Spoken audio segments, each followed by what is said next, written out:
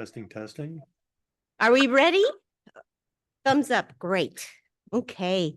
Welcome to all of you on this bright, shiny, beautiful, dry day. Uh, I'd like to call the meeting to order. And would you please join me in the Pledge of Allegiance? I pledge allegiance to the flag of the United States of America and to the republic for which it stands, one nation, under God, indivisible, with liberty and justice for all. Thank you. We do have a quorum. All of the board members are here. Welcome. My report is just to give you a heads up that if for some reason we lose all of our resources, electricity, sound system, Zoom, whatever it is, and we are not able to continue with the meeting, we have a plan to adjourn the meeting to a later date, February 19th. So I'm hoping we don't have to do that, but to let you know that that is the plan at this point. And someone said to me, so you have a generator out there, is that part of your plan? And I said, yeah, that's part of our plan. Okay. Let's do a review. Is there anything that the board members would like to change? Yes, Vice President Thomas. Thank you, President Scott. Just wanted to check in. Haven't taken stock of who's on Zoom and such, but if we have a fair representative of the applicants for the standing committees, we might do them service to bring that earlier in the agenda. Yes, my plan is to do that as soon as we have the presentations. Is that okay with everyone? Okay, great. Anything else? No, okay. Let's go to board member communications then. I just wanted to let the public know that the California Coastal Commission is starting their public process to inform its 2026-2030 strategic plan. And they're asking people to submit their public input on their priorities for the Coastal Commission's strategic plan by Monday, March 31st. And you can submit your input by emailing strategicplancomments@coastalcal.gov. Thank you. Yes, Vice President Thomas. Yeah, thanks, President Scott. And this is, I just wanted to comment as I was going through the California local ethics training a few weeks ago. I just couldn't help but reflect on the irony of some loss of ethics at the national level. I just wanted to, remind the community and put out there, there's no loss of ethics at this level. We are as committed as ever to our community, to be ethical and honest in everything we do, and do what we can here in our lovely community. And I would like to clarify that that what Vice President Thomas just said is his opinion, not the board's opinion. Absolutely. Okay. All right. Anything else from the board members? Yes. Yes. Director Farmer. Do I know you? Still, Yeah.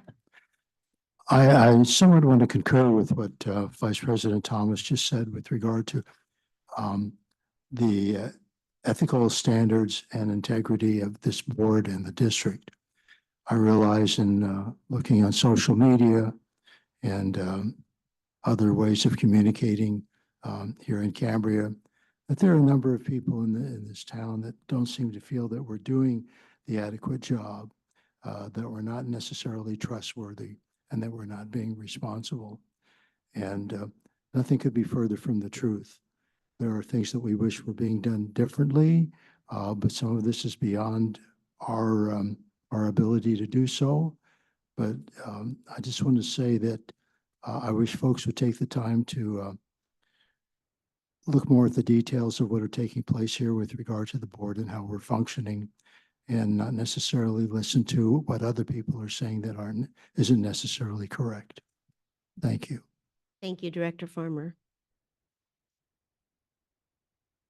Anything else? No? All right. Let's go ahead then to the agenda section on presentations. Oh, let's do acknowledgements first, because I think that's going to be really, really important. So Chief Berkey, are you the person to introduce this subject? Yes, Madam President, thank you. And is this up? Can you? Perfect. So good morning, Madam President, members of the board, members of the staff, and members of the community. So today I have the distinguished honor again to badge 2 of our new members of the CSD Fire Department. And as you know, the swearing in and oath of office is required by all public safety personnel in California under Government Code Section 3102. This oath, as read and signed by the personnel, establishes the minimum standard of commitment required to protect and defend this country, state, and community. So today we'll be swearing in and badging 2 of our newest members of our fire department, Fire Captain Greg McGill and Safer Firefighter Henry Wright.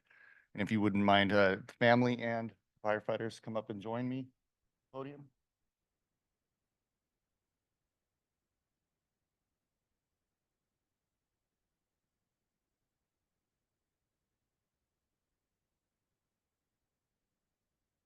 Excellent.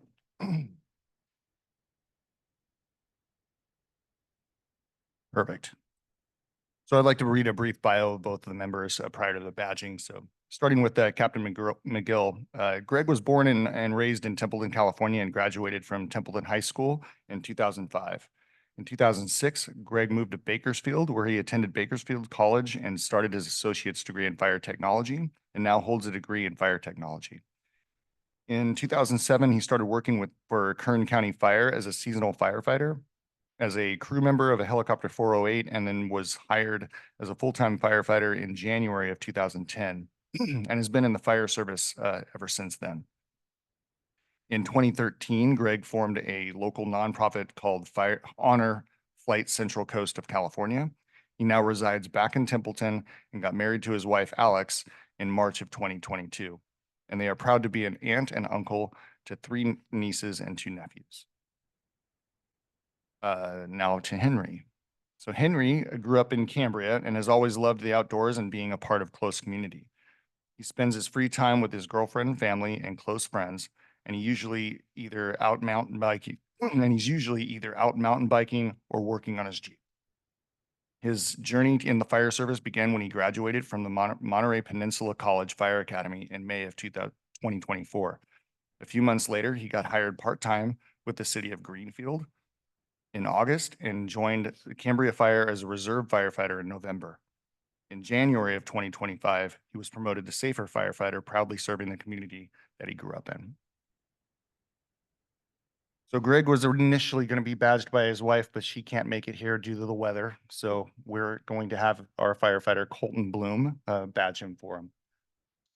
Yeah, I was going to make some sort of, so yeah, sorry, Greg. But Henry is going to be badged by his girlfriend, Kaya. So the honor of being badged in a fire department is a cherished tradition. It is a direct result of the hard work and dedication that these individuals put in to earn the opportunity to be a public servant in our fire department. To all of the members of the Cambria Fire Department, this badge represents the trust this fire department and the community has placed in your hands. Wear it with pride upon your uniform and never do anything on or off duty that will, tarnish the trust this badge carries. This fire department, this board of directors, and this community trust and support you. We are happy to have you as a part of our Cambria CSD team. And you can now place the badge on your firefighters.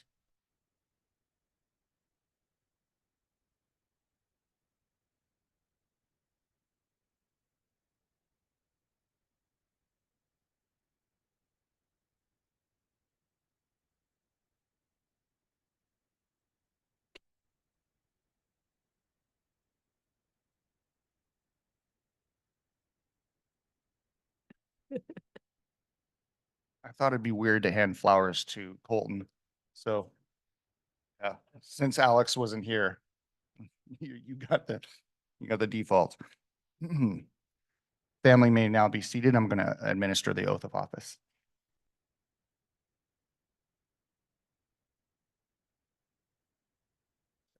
Just a little bit closer. Perfect. Please raise your right hand. I state your name. Do solemnly swear that I will support and defend the Constitution of the United States and the Constitution of the State of California against all enemies, foreign and domestic, that I will bear true faith and allegiance to the Constitution of the United States and the Constitution of the State of California, that I will take this obligation freely without any mental reservation or purpose of evasion, and that I will well and faithfully discharge the duties upon which I am about to enter. Congratulations, both of you.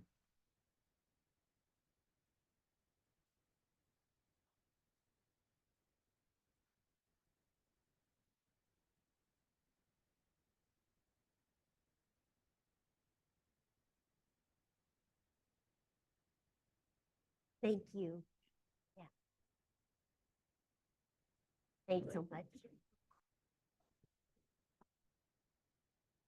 Yeah, he's 12. Looks are deceiving. He's very talented. Thank you. Thank you, Chief Berkey. Thank you. It's so exciting to see the support that that our firefighters have. It's you serve such a huge, important purpose for this community, and we really appreciate all that you do for us. Thank you. Thank you, Chief Berkey. Okay. Let's go then to presentations. And this is first agenda item 4A. And General Manager McElhaney, would you like to introduce this agenda item? Thank you, President Scott. Yep. Agenda item 4A, receive and presentation from Kevin Merck Associates, LLC regarding Cambria Reclamation Facility Adaptive Management Plan, quarterly baseline monitoring, summer and fall of 2024. So working with the board, and there's obviously been a lot of public questions about our biological monitoring at the water reclamation facility. Our biological monitoring focuses on our adaptive management plan for when the plant is running. So the plant has not run, as we know, since 2016, yet as a measure of good faith, the district does this quarterly biological monitoring, even though we're not monitoring activity of the water reclamation facility. So there's been lots of questions about this adaptive management plan and the biological monitoring. The board of directors each individually met with Mr. Merck to kind of go over it one-on-one, and then he's here to present to the public about our AMP and our biological monitoring. Thank you so much. Thank you. Hello. Are you Dr. Merck or are you? No, I'm not. I'm Mr. Merck. Okay. Although Hello, that's the Mr. old Merck. classic where that's my dad. So Yeah. Kevin Merck, Okay. biologist, and my firm has been working with the district for a number of years in different fronts, working on the WRF. And we just finished the quarterly monitoring for the AMP. And as you all have been able to review the report and had great questions. So thank you. And thank you again, staff. Thank you for the summary. And really, we just wanted to be having an open dialogue and to provide our insights, and that overall the creek is doing wonderful. And the AMP monitoring, as McElhaney just said, it is really geared towards when the WRF is in operation. And Can so you tell everybody what the WRF is? it is the Water Reclamation Facility. Okay. So thank you. Yeah. The adaptive management plan is just that. It's a plan that has been penciled out to say, this is what we're going to do and when we're going to do it, and to make sure that running the WRF, the water reclamation facility, does not result in impacts to special status species or special status resources. San Simeon Creek, pools in the lagoon, pools in the channel, and associated steelhead, tidewater goby, and red-legged frog, just to name a few. There's a number of important resources in the system, and the AMP is geared to get out there, especially when, the key is when the plant is running, and to go out and make sure that the pumping of water does not result in too fast to dry down in the creek. It's an intermittent drainage, so it's going to naturally dry down on a seasonal basis. But we just wanted to make sure, and then with this formulation of an adaptive management plan, is that to try to show and track that the dry down is not resulting from operation of the WRF. So in quick summary, any questions that you or the public would have, but overall, a high level analysis was that the creek is looking great. We've got natural cyclical activities going on in the creek with high flows, deposition of material, stripping of material. Over time, this thing stays generally in the same position, but the channel meanders, and that's one of the things that we're out there tracking. So that is really it. And then just to also touch on that, we've been providing some consulting services to the district for the greater WRF project, and where we originally came in to help with an outfall and trying to look at delineation of extending the outfall into the creek and the interrelationship with that and federal agencies too. And our scope has morphed over time, and where we've now picked up helping the district with vegetation management, biological resource consultation with agencies, and of course now this adaptive management plan monitoring. So I'm welcome to have any kind of open discourse or answer questions that you have. So let me know. Thank you, Mr. Merck. Do we have any questions? Yes, Director Farmer. Thank you, President Scott. And yes, Kevin, good morning. Thanks for being here. I just want to clarify a couple of items that some people in the community are concerned about. So when the district entered into a contract with you, and Mr. McElhaney was not here at that time, and the engineer that we had at that time who was involved in the contract is no longer working for the district either. So at that time, the contract was for roughly $85,000. And it was anticipated that you'd be doing like 632 hours of work. So if you could just let us know so far what amount of payment that you've received so far, how many hours have you worked, and what do you anticipate doing further with regard to the district in addition to the WRF and the ESHA area? Thank you. Yes, we were originally brought in to look at federal agency consultation and how we might get the U.S. Fish and Wildlife Service involved with the oversight of the water reclamation facility, and at that time being called the SWF. And the scope at that time was to delineate the area of the outfall and where it would extend from its current location near the confluence of Van Gordon Creek and San Simeon Creek, and to actually get it into the creek itself so that the outfall would be directly feeding it. Currently, water goes and percolates and then moves subsurface through the ground into the creek. So we were looking at how we can get agency consultation for incidental take coverage. And now incidental take is a term in the Endangered Species Act for species like red-legged frog and tidewater goby. So if a project is going to impact them, you need to have this permit. You need to be authorized to do that.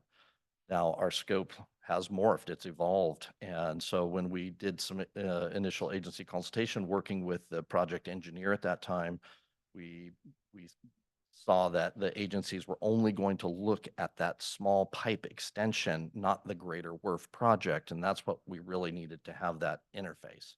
So, our scope kind of hit the pause button as some additional agency consultation, additional work took place with the district and their engineering team. And Then over time, we have just picked up and been asked to provide vegetation management oversight, pre-activity surveys for that on a regular basis, and then the adaptive management plan monitoring.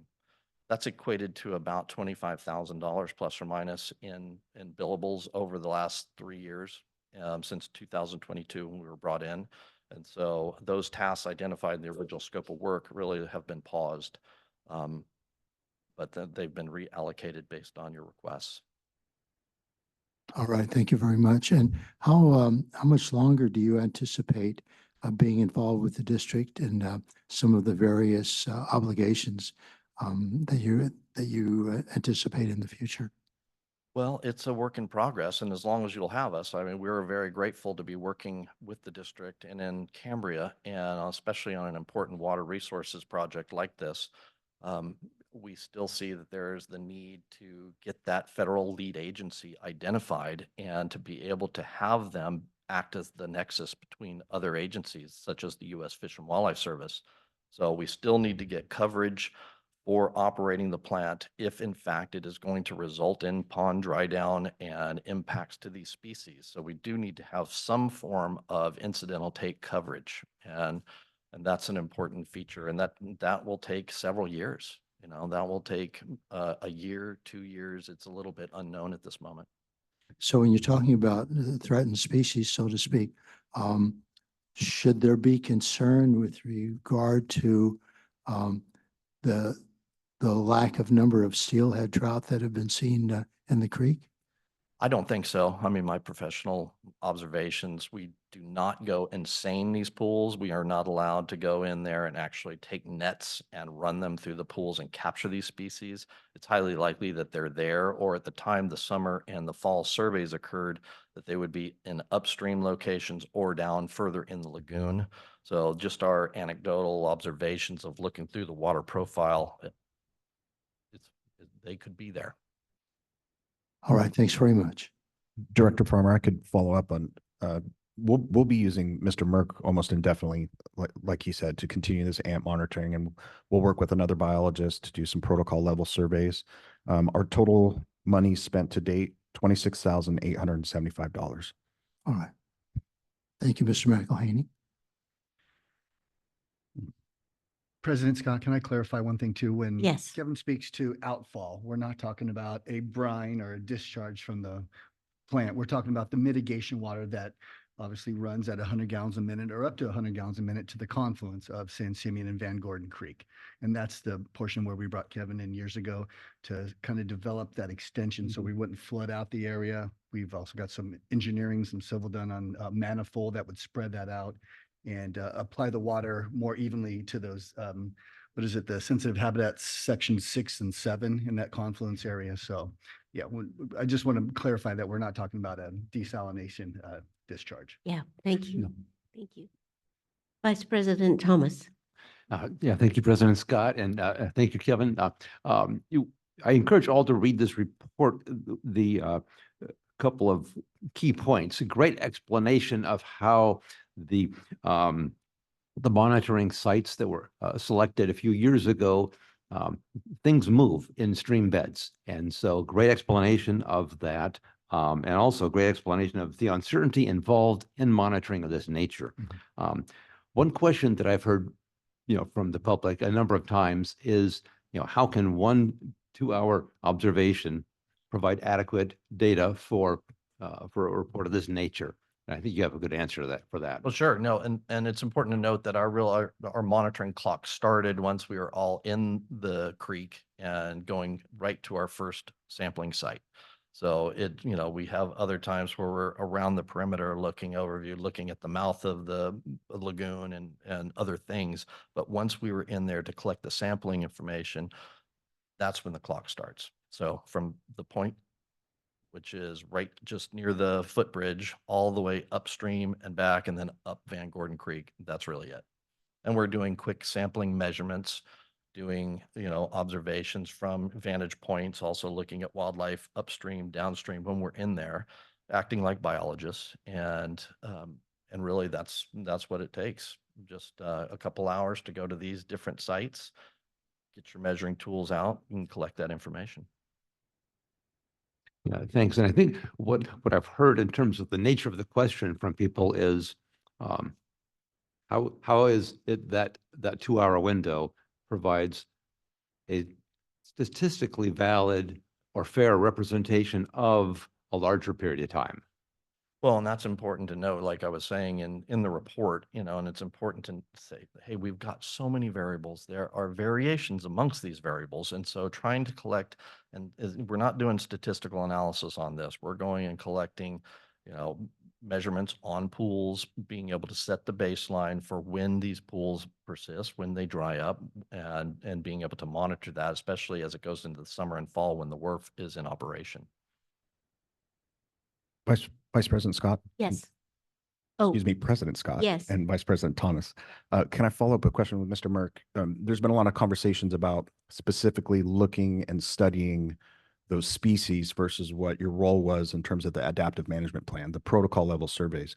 Could you give a quick description of the difference between what your role is with our AMP monitoring and what you're focusing on with your biological studies versus what some of the public wants in terms of specifically the red-legged frog or specifically the steelhead? Yes, the adaptive management plan monitoring is specifically set to assess habitat. And so to look at aquatic sites, to measure them, to make sure that we have, when we go back, we're calling these the baseline. So we've got multiple years of baseline. So when the WRF gets operational, the key will be to go to these sampling points and see, are they persisting? Do we have pond dry down? We've got all these little pools in the stream corridor. They do change on an annual basis, but the key is when the WRF is in operation, is that affecting these pools? And it's really a habitat and an aquatic sampling method rather than a species identification or the protocol level surveys. So protocol level surveys to determine presence absence. We know these species are there, but you have to go out on a specific number of days, nights, same way with sampling for tidewater goby or steelhead. You would have to seine, like I was saying, where we'd actually have nets and going through these pools to make collections. And that's not what we're doing. We're going out to do a high level. It's almost, and in part of the adaptive management plan, a reference to CRAM, this rapid assessment method, has been made. And that's really kind of what it's geared towards. We're not completely doing CRAM, which was tailored towards regulatory agencies being able to go out and rapidly assess whether a mitigation area is functioning as proposed. But for this site to be able to go walk the stream, do quick measurements, take your photo plates and be able to log that into the file and set the baseline so that when the WRF is operational, you can go out at a tighter frequency and really see what's happening with the drawdown and the persistence of these pools.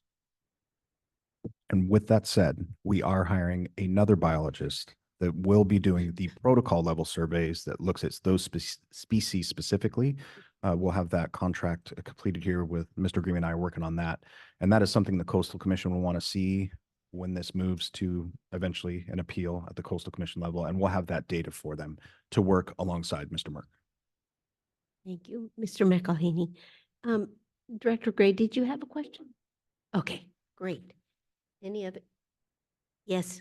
I think everyone else already asked all the questions I would have asked, but I want to thank Mr. Merck for the excellent report that he did, and I was thankful for the opportunity to actually visit with him out at the water reclamation facility with our ad hoc committee, and also to speak with him on the phone. But basically what he's doing is creating a baseline for the background of what happens when we run the water reclamation facility. So I can see that his work is going to continue for quite a long time because we don't know when we're going to be able to run the water reclamation facility.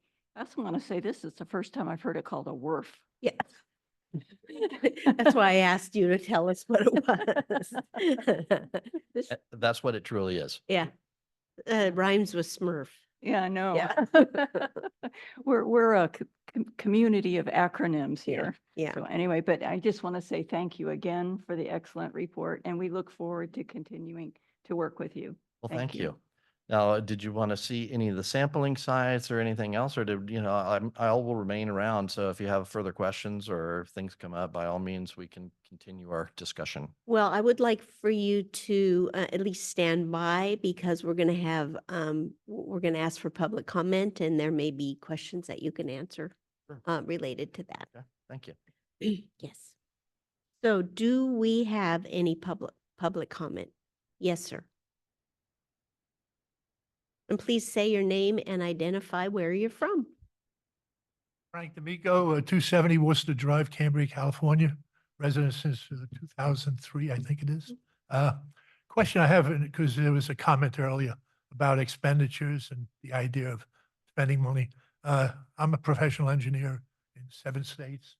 I respect fully what he's doing. I understand what has to happen to get our reclamation plant going.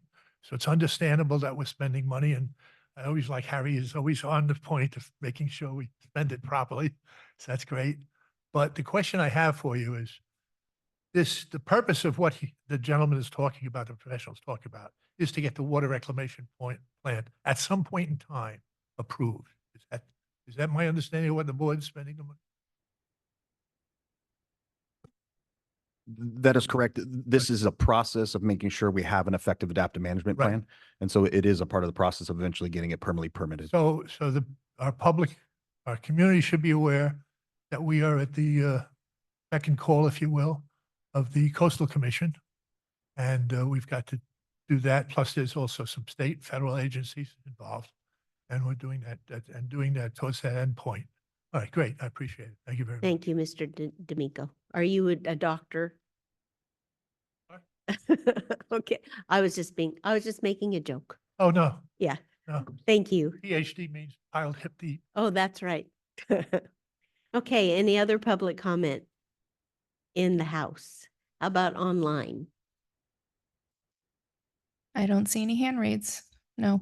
Okay.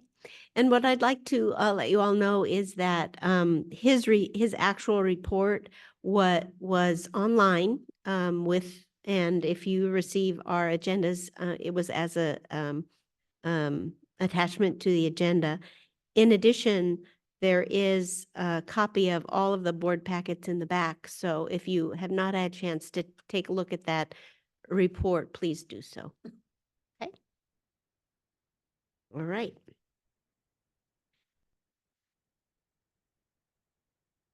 And we're ready to go on to agenda item 4B.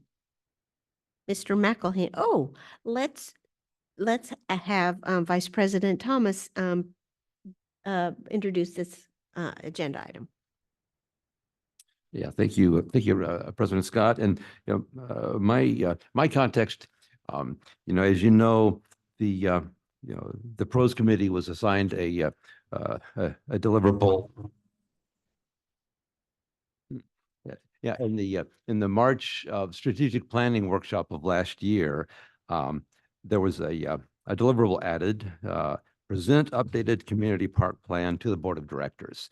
So after considerable work, the ad hoc committee of Shannon Sutherland and Jeff Wilson are bringing that to us. This is an opportunity for Q&A, roll up our sleeves, have some discussion, understand this is a conceptual plan.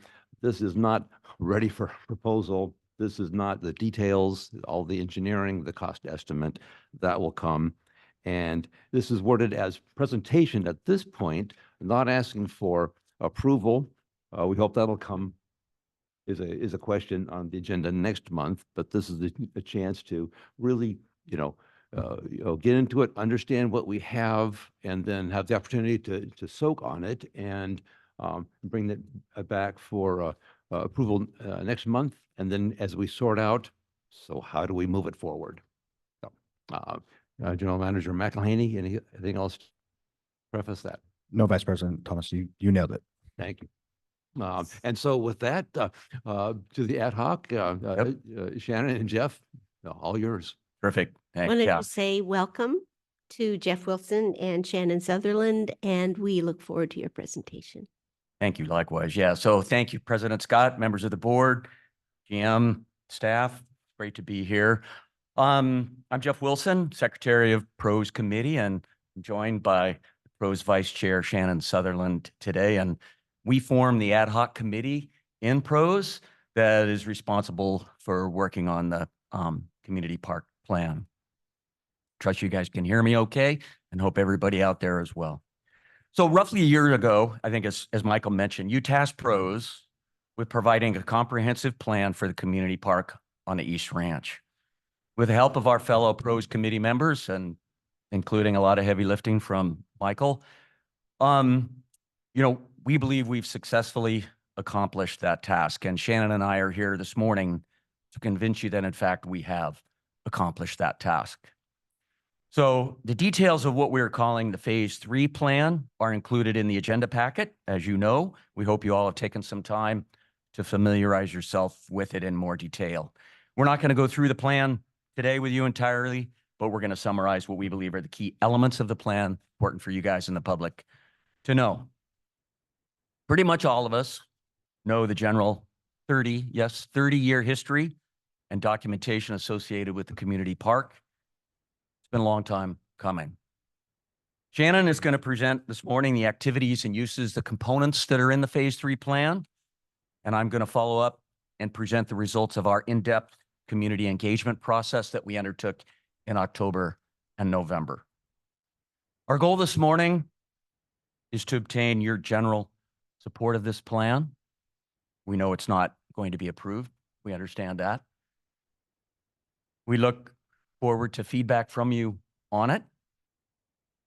And we most importantly want to position the plan for formal board approval in concept and what the next steps will need to be at the March board meeting, as Michael referenced. So thank you again for the opportunity this morning, and look forward to our discussion. So Shannon, over to you. Haley, next slide, Haley. So as Jeff and Michael have already stated, this is an overview, a very high-level concept of the recreational components that will be included on the piece of property. So on the map here, you'll see that it's a little bit small, but we have a playground up on the top side here. We have a volleyball court in kind of the middle of the field. We have a multi-purpose playing field. We have a gazeboed picnic area that's kind of designed in the middle of the whole park. We have disc golf course, a group picnic area, which contains horseshoes and cornhole, a loop trail, and of course the restroom, which we just included for visibility on the map. Next slide. So we developed a viability matrix so that we could run each one of these components through a series of tests to see if these components were actually viable projects that we should include. Some of the components, the viability matrix components included the conservation easement, whether or not it was in alignment, the ranch management plan, the environmental impact, looking to see whether or not the project was either minimal or substantial. Was the project listed or consistent with the spirit of the coastal development permit? What are the water requirements? We considered the location, level of use, level of community enthusiasm, and of course also cost, funding sources, and maintenance. So not included in today are cost, funding sources, and maintenance. Although I will say that funding sources are not, we are not going after the CCSD for any funding sources. It'll all be private donations and grants. And maintenance, we've worked really hard with David Aguirre and the facilities department to make sure that each one of these components is as minimal maintenance as possible, and how would we deal with the maintenance. So we have kind of a high level overview of how we would handle maintenance for each one of these components. So next slide. The first component is the playground, which would take up approximately, can we do the next slides and better visuals? 800 square feet, basically in the same area it's always been on any of the plans. The design idea behind this playground is that it's a little different from the other play structures in town. No metal components. It would all be natural, either natural components, natural materials, or resin pores that look like natural materials. So it would be climbing structures and pass-throughs and elevated fun things for the kids to climb on.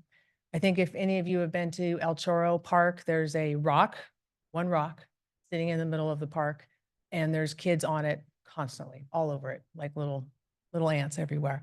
So the idea is to kind of design that after the rock at El Chorro.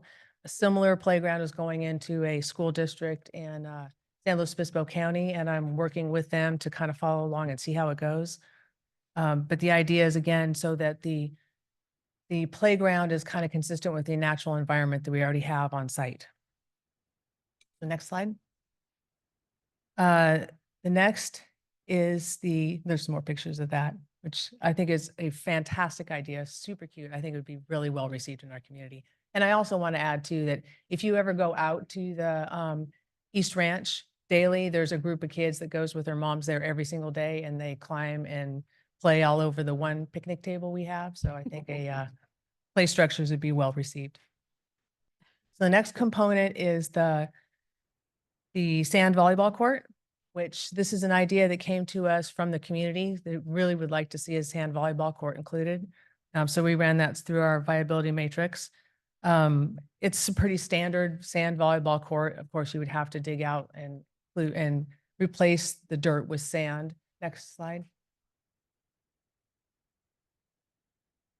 So there's standard components included in the design of the sand volleyball court. It would be located closer to in between the dog park and the playing field, so kind of out in the middle of the property. Next component, next slide.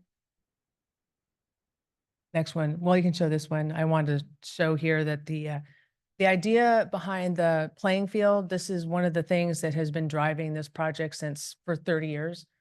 We started this when my son was born, I think in 1994. And now I'm hoping that at least his grandchildren will get to play on it. The idea with this is to downscale the entire project as far as the playing fields are concerned. And instead of turf, water turf, is to do a natural grass seeded playing field. And I kind of use that in quotations. It would only differ from the rest of the environment on the East Ranch in that it will be mowed more consistently and graded probably yearly to keep down any of the ground squirrel holes that have been dug up, and seeded with a mixture of drought tolerant grasses and ground cover. And when we're working with David Aguirre on how we would maintain this, the majority of the money that we'd have to provide for this particular project would go towards the equipment he needs to maintain this field. So next. You can see it will be seasonally either dry or wet. We will not be watering it with any outside water. So, yearly or seasonally, it may not be available if it's too muddy or too dry. The next component is the gazebo picnic area. That is just designed to be a little picnic area in the middle of the park so that you can see all the activities that are going on and enjoy the beautiful views from a 365-degree view. No huge plans here other than we'd like to do a shade structure, picnic tables and benches, and some sort of nice ground cover or some sort of DG or some sort of thing so that you can walk on it easily. Next component, I think you guys, I have worn this subject out. This came to us from the community, fully funded, maintenance fully funded. We have build plans. We have everything we need to go to do this. But a 9-hole disc golf course that winds along the southern edge of the community park. It actually is kind of tucked into the trees. I don't think if you had been standing at the dog park, you would even know it was there. It consists of tee boxes and baskets that you aim to, and basically just the same thing as golf scoring, the lowest score wins. This is a very, very popular project. The school is very excited about this. They teach this in one of their PE curriculums. There are people who actually travel to certain areas with their disc golf course or looking for disc golf courses. So it's like for tourism, it's a really good idea. And I think you guys must remember the presentation I did last year because I'll be doing it again, hopefully soon. The next is the group picnic area. This would be located next to on the south side of the park, kind of next to the dog park, next to the parking lot. It's designed to be something that's easily accessible to families and people who would like to enjoy the environment and have picnics. That south side of the property is a very beautiful little area tucked up against into the trees. It would also include a cornhole and horseshoe pit. Eventually, we'd like to do some sort of covered structure, at least partially, so that you have some shade. And just again, benches and picnic tables. There's no plans for any kind of barbecue pit or anything like that. We're keep fire out of the equation entirely right now. That I suppose could change, but right now there's no plans for that. And then the last component, join this. Last component is the loop trail, which currently exists. We have created that just because we wanted it, so the path is there. Half of the loop trail is actually on the sewer line. So as far as putting wood chips down for the Vector truck to actually access the sewer line, that's something that we are currently working with David to accomplish right now, and then extending the loop on around before you hit the island of trees and along the south side and then back around to the dog park. So you have one nice loop, is something that we will be working on. It's easily accomplished, and there's already a group of people that are willing to do all the work so that David doesn't have to do it, although David is very excited about the project as well. So those are the components that make up the East Ranch Community Park, which I would like to also just throw out there that we would like to put out to the community to rename. It has been consistently called the East Ranch Community Park in all the documentation for the CCSD. No one calls it that. Everyone calls it Rodeo Grounds. And so we will reach out to the community eventually and hopefully rename it to something that's more appropriate for the community. Any questions? I just have a question. How long is the loop trail? How many? You know what? As soon as I started to present, I wondered. I have not measured it, but I Okay. can measure it. Okay. So, yeah, and that's something that in signage that would be nice to provide because it's a fitness loop. Right. It'd be nice to know what you have there. Right. Okay. Thank you so much. Are you, is your, Jeff is going to present the engagement session that we Oh, did. with the okay. Community, so. I'll Okay. let Yeah, him this finish. is, yeah, thanks. Yeah, this is really an important part of our process and what we've undertaken. So I want to spend just a couple of minutes reviewing with you guys the very in-depth and broad community engagement process. So we recognized early on that community feedback and support would be essential to anything that we put forward to you and of course with the community. So for the months of October and November, as I mentioned last year, we undertook a process of that in-depth community engagement that resulted in both quantitative and qualitative feedback and results. So first, I want to summarize the process that we undertook, and then I'll go through the results that we obtained from the process. So the process included two primary prongs of engagement. The first was Friday Farmers Market in October and November. Shannon and I were out there most every Friday during that month showing attendees, both residents as well as visitors, what the map of the plan that Shannon showed you and the activities and uses. And again, we were there most every Friday throughout those 2 months, having really good conversations with people. The second prong was formal presentations of the plan to a broad range of organizations in the community. And I personally did 8 of these. So these included Friends of Fiscalini Ranch Preserve, Green Space, Rotary Club, Cambria Dog Park Group, Cambria Youth Athletic Association, Cambria Historical Society, Cambria Community Scholarship Foundation, the San Luis Obispo County Parks and Recreation Commission, NCAC, Cambria Tourism Board, Cambria Community Council, the American Legion, the Lions Club, Coast Unified School District, Odd Fellows, and Cambria School PTA. I think we dug pretty deep. So overall, we spent considerable time between those two prongs in presentations and discussions with hundreds, literally hundreds of people throughout this process. We felt we conducted a really thorough process of community engagement and feedback. So what did we find? The results. I'd like to start with the quantitative part. So as part of the process, Shannon, to her major credit, set up with Ms. Dodson an online feedback form that was in both English and in Spanish on the CCSD website that anybody could access either via a link or a QR code that we had. So the feedback on the form included basic information about the individual, but most importantly, asked them to simply rate each of the components, the activities and uses that Shannon went through, as either a great idea, a good idea, or a bad idea, as well as any comments that they had or ideas they had about each specific component or about the park plan overall. So through the 2-month process, we captured data on that form from about 100 people. So the data is summarized. You can see it, but I want to summarize it here for each of the activities. So the play zone, 79.5% of those 100 rated it as great, 8.7% rated as good. So the total positive, the combination of those two, great and good, was 88.2% for the play zone. The sand volleyball court, 69% great, 12.6% good, total positive, 81.6%. The playing field, 89.3% great, 12% good, total positive, 92.2%. Disc golf, 65% great, 13.6% good, total positive, 78.6%. The group picnic area, including horseshoes and cornhole, 78.6% great idea, 8.7% good, total positive, 87.3%.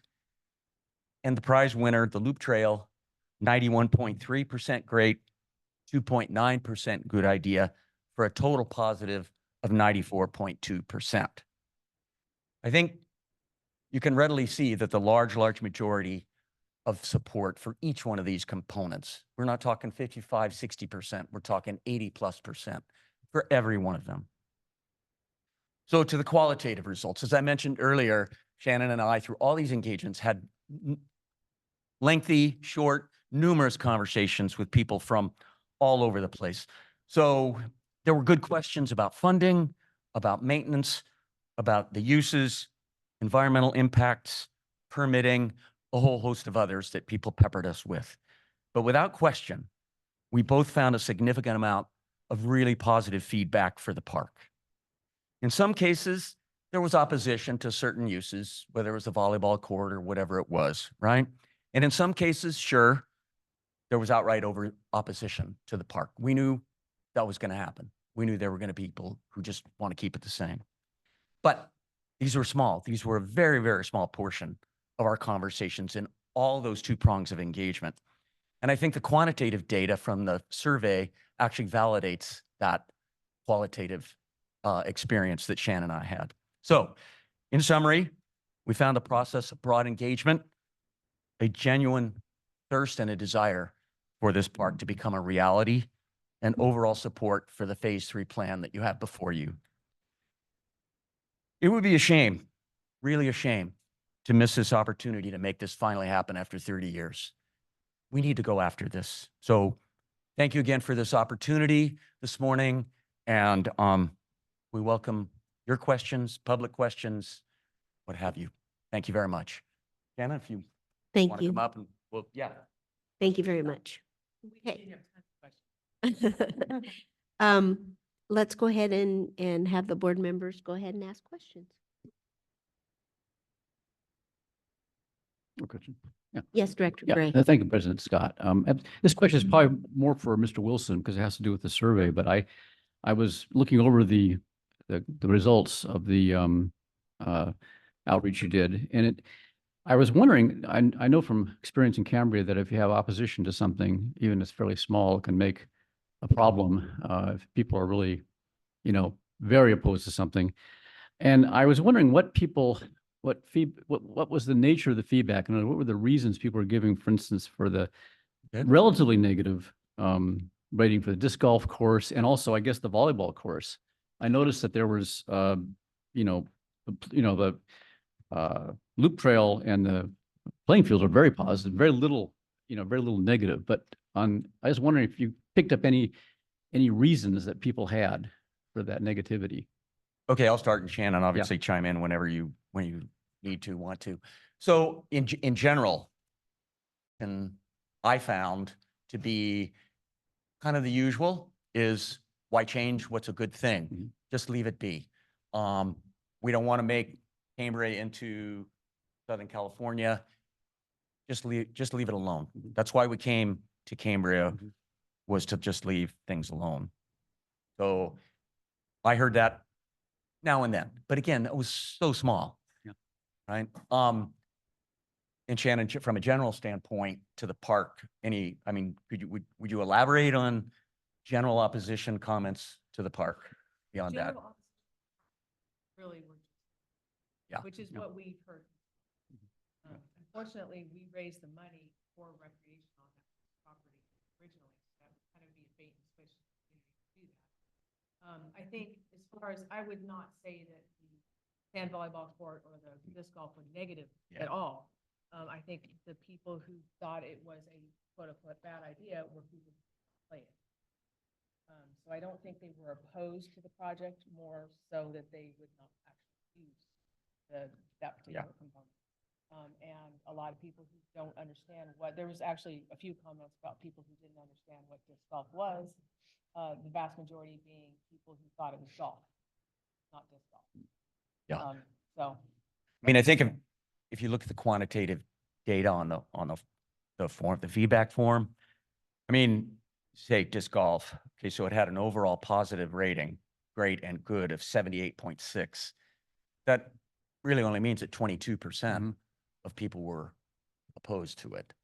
So, and on the volleyball court, same thing, 81.6%, great or good.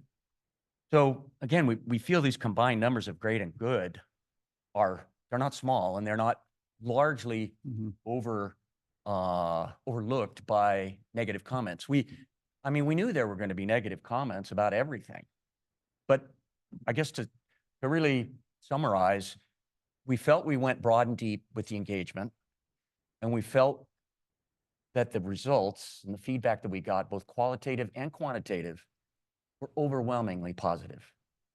We're not going to get 100% on everything, right? So, Mr. Gray, I would definitely add that when we sat out at Farmers Market, which now I've done for basically 2 years, I started with the disc golf project.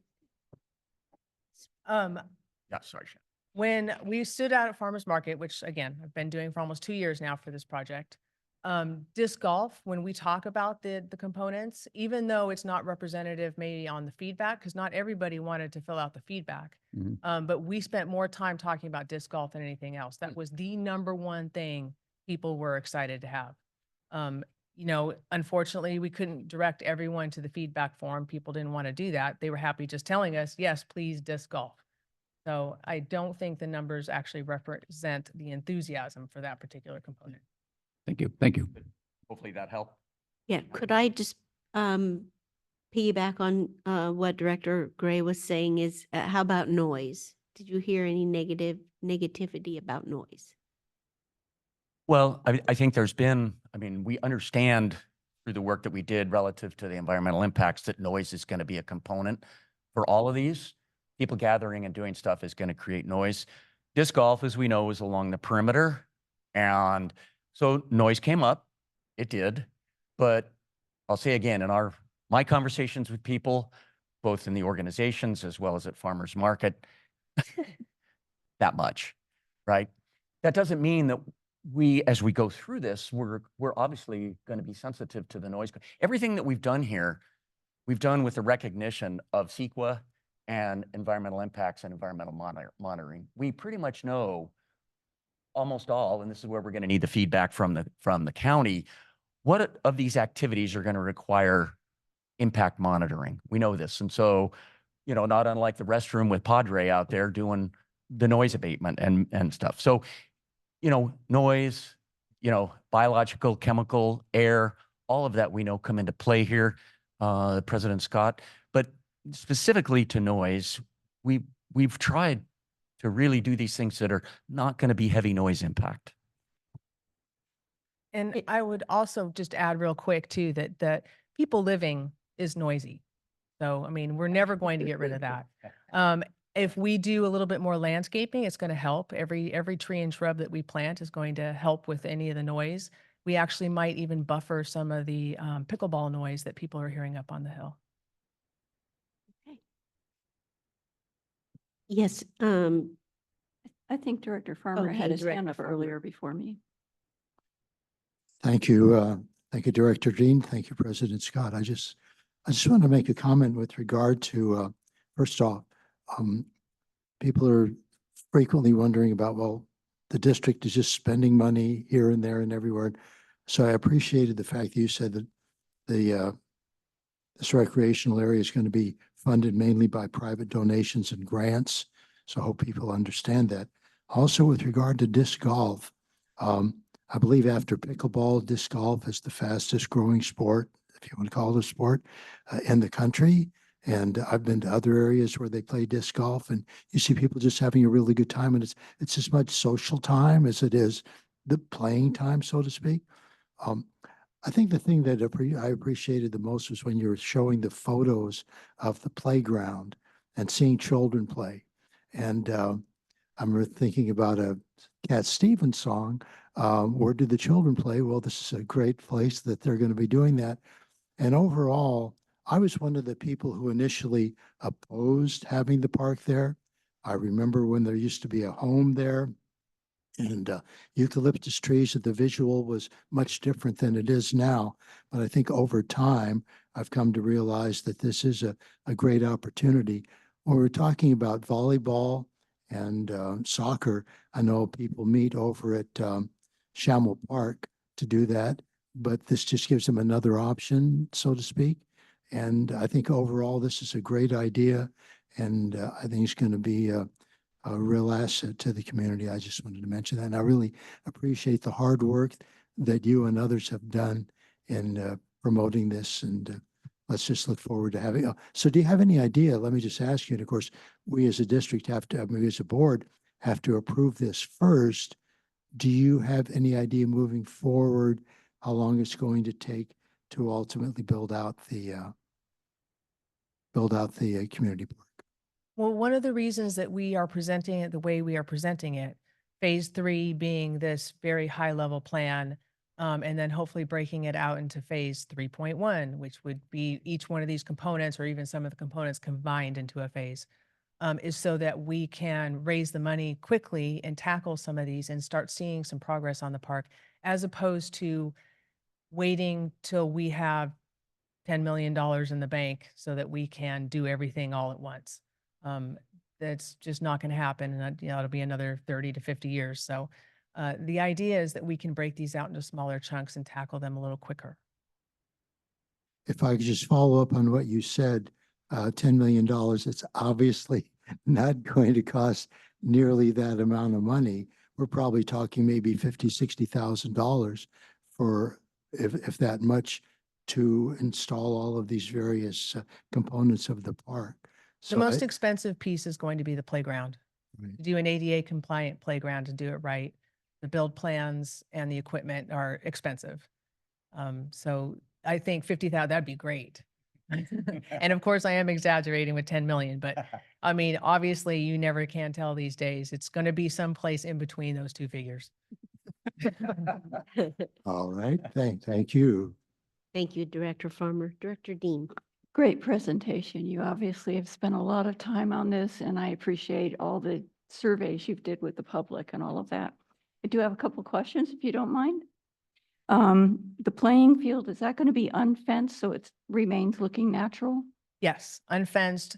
The idea possibly is to do like a border of shrubs and trees, not like a thick border, but some sort of border to stop errant balls or, frisbees or whatever is flying around, and define it a little bit so that you keep kind of the natural higher grasses in one area and this will be mowed low. Okay, and then you have quite a few things on the side by the parking lot and the dog park.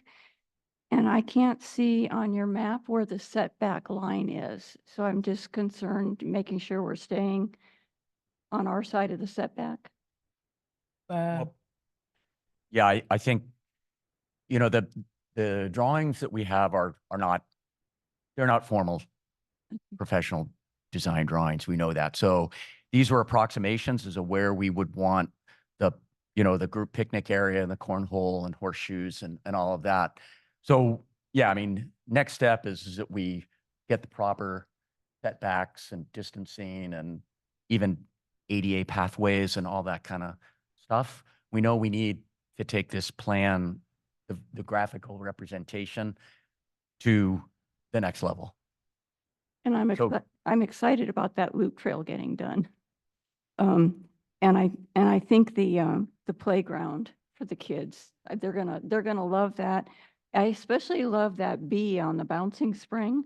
I do too. I'd like to see more of those in there. I do too. Um, One of but- the things I did forget to add on the playground too, when I was speaking about it, of course, is there going to be plenty of picnic tables and benches for supervision. Although even if we were not able to raise money for benches and picnic tables around there, I sit down at Shamel at the half, broken play structure there on the ground.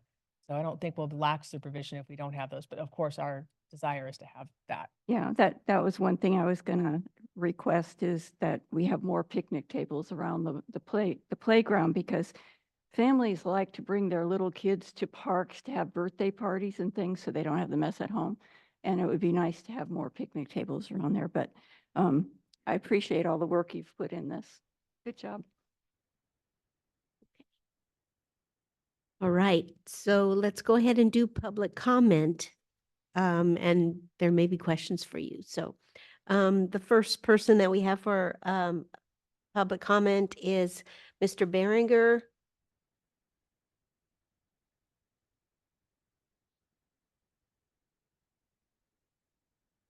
Thank you very much. And by the way, I was on pros for a decade probably. And Jeff and Shannon have done such a job. I really appreciate it. And also thank you, Michael. But if I'm a little disappointed at the moment, it seems like we're pushing things off a little bit. Well, the whole year we're to not rush, do something right and get ready for brick and mortar. So I noticed when I was out there, there's a plaque on the wall here. It says that in 1949, the Vets Hall was sponsored and erected by the Lions Club. Interesting. And I just happened to notice that. The idea is the Lions Club has committed to have a signature project. And right now, the gazebo picnic area is something that I think we could start right now. All you need is a photo and do it. And this says, oh, it's cost to build approximately $20,000. That commitment is there. So and if we can get it done by Mother's Day, that would be perfect. And if not, 4th of July, we can build this. And it's no government's involved. You don't have to get bids. We get one bid, we do it, and we'll finish it. So that's the commitment that we can make. And it's a signature project that the Lions can have. We don't need a plaque, but we like it. Gazebo picnic area, done deal. Mother's Day. Thank you, Mr. Behringer.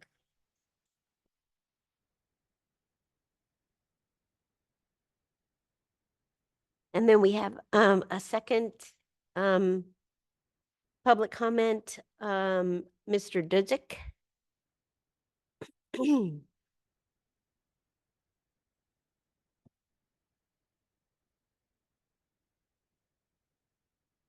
Turned up. Thank you, Madam President, and board, staff, and community.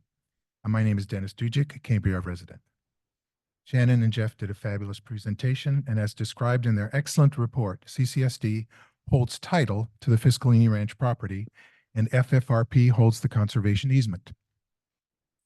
Even though the park's northern APM boundaries include Santa Rosa Creek, the effective community park boundary will be some distance south of the Southern Creek bank.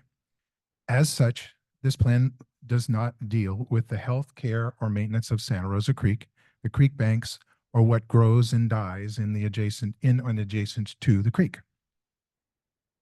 But the facts are indisputable that this community park will be affected by future floods of that creek. Our Cambria community continues to live in fear of Santa Rosa Creek flooding that in 2023 stranded residents in Park Hill, flooded downtown, caused the evacuation of residents, destruction of the FFRP restoration nursery, and other facilities. including water facilities, gas pump, even CCSD facilities were severely damaged.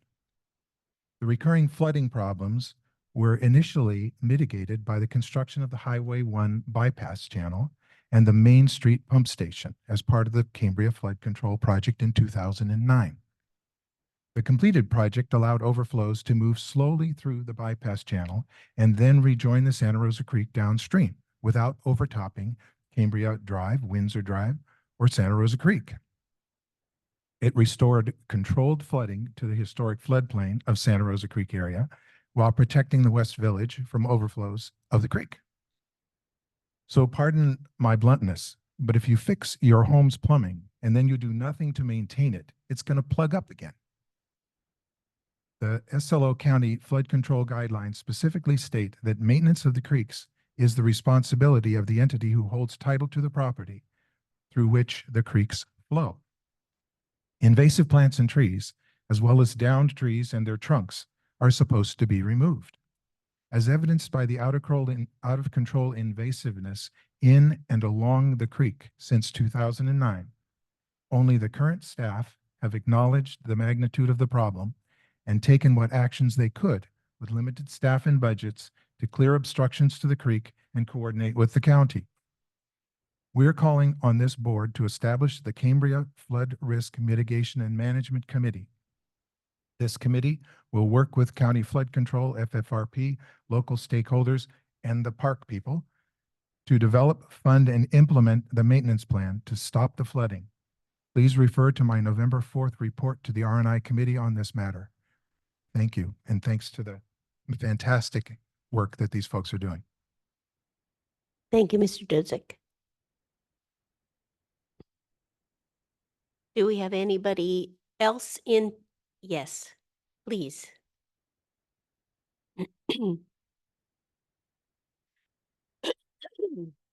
Alice Wysocki, I live on Sky Street. I was not prepared to speak on this, but our association owns the 13 acres of deeded open space that adjoins Can you your pull property. the microphone closer? Yeah, there Do you I have go. to start over? Please. I live on Sky Street, which is up on the hill above the park. And while I appreciate you're saying that you did a deep engagement with the community, nobody talked to us. We own the 13 acres that adjoin the Fiscalini Ranch. It's deeded open space. Maybe you could have called us? Make sure you speak into the. It would be super great if there was some communication with our board. That's it. Okay, thank you.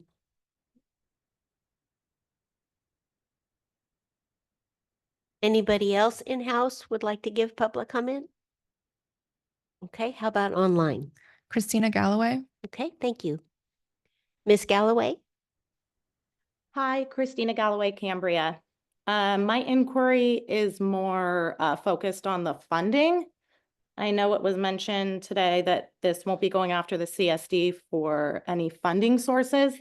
I heard Harry say funded mainly by donations and grants. So could somebody be more specific about the funding? I know that that's not fully in the scope for today, but it seems like kind of a big deal.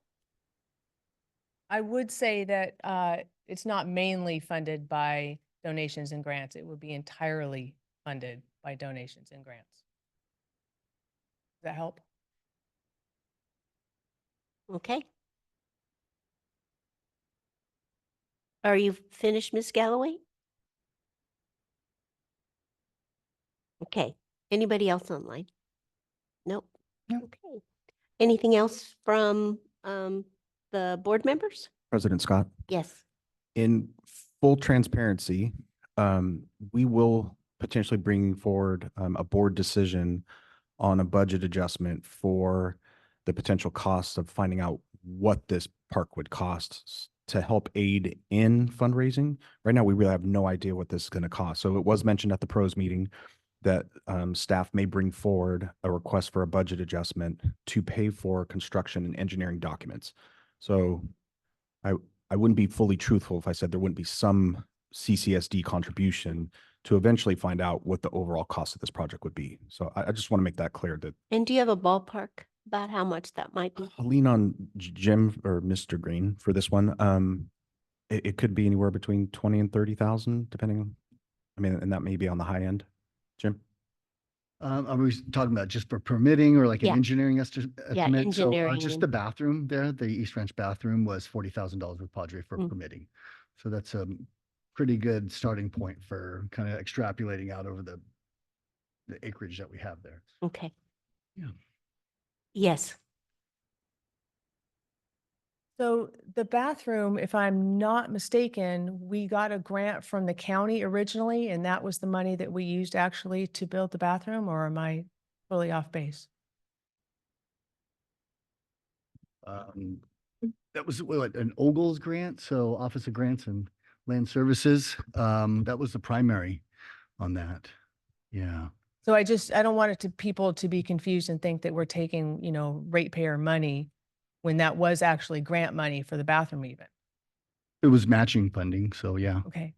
So there's still CCSD There's money. still CCD, Yeah. but But there will be, as I mentioned, if we bring forward for a budget adjustment, and that's board approved, so I'm not saying that's a staff decision, but in order to find out what this park potentially could cost, and I think that would aid the pros committee in their fundraising efforts, grant seeking and things of that nature, that those costs would initially come from the CCSD, but at a lower cost, but it would give us something to shoot for fundraising. So I just didn't want to have stated today that there's no money's coming from the CCSD. And then in a month from now, I'm coming to you saying, can I have some money from the CCSD Yeah. And to fund that? and that is would be a board decision, and the board could decide not to do that.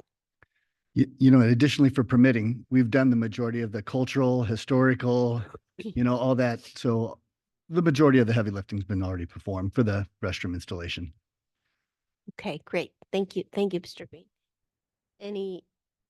Yes, I Director. just wanted Jean. to thank Mr. Berenger for his offer of sponsoring the gazebo picnic area on behalf of the Lions Club. Yeah, I here. think that was very generous. Thank you.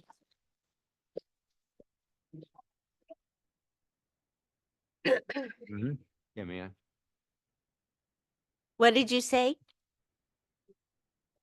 Yeah. Yeah. Yeah. Yeah, you.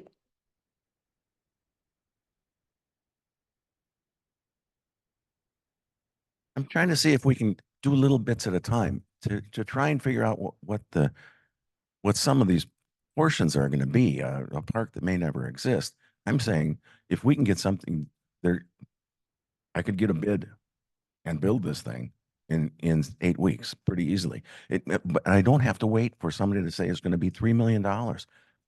That's 20 years out. I think these guys have done a fantastic job of coming up with something concrete enough where you can they know where the disco is going to be. They know you don't need a permit for it. They know that the permitting for this gazebo is minor because it's all somebody does is check the box that yes, it is environmentally very limited and there's no requirements for water use. And a construction permit is required, but it's only addressing the relevant environmental impacts. And at the county, I've seen it happen before. They say, yes, it's fine. Check the box. Would the question, I guess the question is, so does what you're proposing include permitting and that kind of thing? Sure.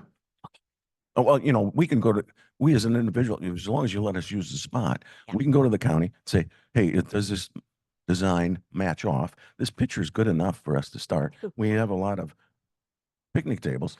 And if it's not enough picnic tables, we'll add them later. But let's get something done this year for sure. By Mother's Day. Oh, and we'll complete it by Mother's Day. If you approve it,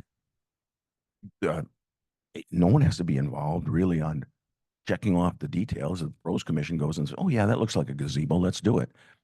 And maybe there's a funding source for the estimate. I think I mentioned that to you.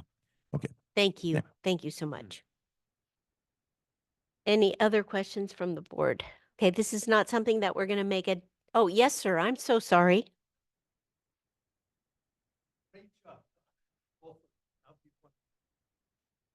Hopefully it contributed. The question I have for you is legal, oh, you're legal, okay. No, we have legal, Oh, legal's on there? Zoom. Yes. Okay, good. My question is that, not question, my understanding, and I think she pointed it out, CCSD owns the property. Right. Title of the property. Nothing should get built, permitted or done unless you have your own engineers okay it. Because you're having somebody else construct something on public lands that has a liability. And again, I don't know what the lawyer would say, but before somebody just says, hey, good, somebody come up with $3 million, they just can't go out and build stuff. They have to get permits. And at some point in time, the county's going to say, is CCSD approving this as going forward? Yeah. Right? I Yep. think.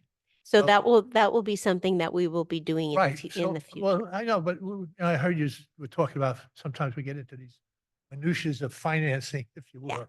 But the point is, and they should have the money, maybe they reimburse, but the point is that there will be expenditures. There has to be expenditures because you have to do your own due diligence. Yes. Yeah, that's all Thank I'm you. saying. So, and which So- is mine. I mean, I can't Yeah. imagine, forget the numbers. So my question You get would an engineer be, to look at it and okay it and say to you, this looks good, fine, let them do what they wanted, what they've permitted for. thank you, Mr. D'Amico. Thank you. So I just want to ask if our legal counsel, Mr. Carmel, has anything he would like to address in what was just being said? No, it's very accurate. It's going to be a district project. It may be funded by the Lions Club, but it's not going to be a Lions Club project. And in terms of evaluating it and its impacts, that's also going to be a district and county process. So I hope that clarifies it a little, but generally, Mr. D'Amico is correct. Okay, thank you very much. All right. Nothing else. All right, let's go ahead then and go to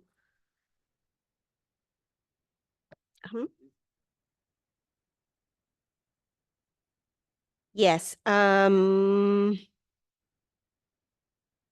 Yeah, let's go ahead and do public comment, and then please let us know who is online.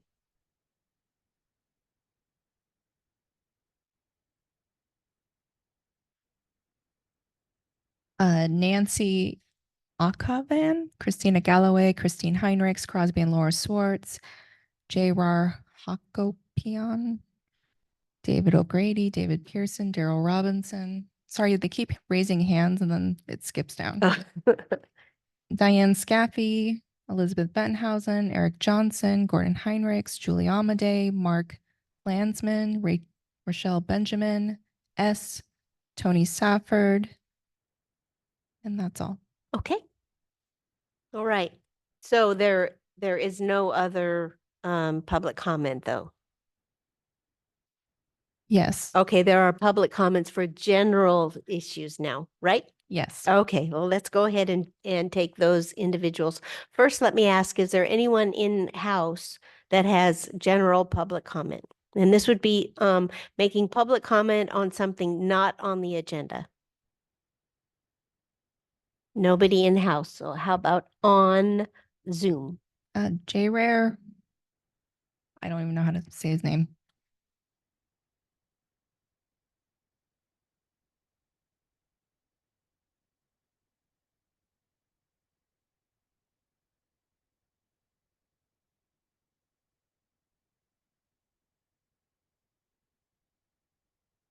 Hello, hi. Can you hear me? Mr. Hakopian. Can you hear me? Yes, we can. Thank you. Just tell us All who right. you are and that whether or not you are someone who lives in Cambria. Of course. Thank you for the opportunity. This is Uriah Hakopian. I own a parcel of land in Cambria. I live in La Crescenta, California. And I have a comment about the 2024 fire fuel hazard reduction. I want to thank you, all of the board members, for their services and everything that you do. I applaud the CCSD's mission statement that the code of conduct, about the code of conduct, and what Mr. Vice President said earlier in the start of the meeting.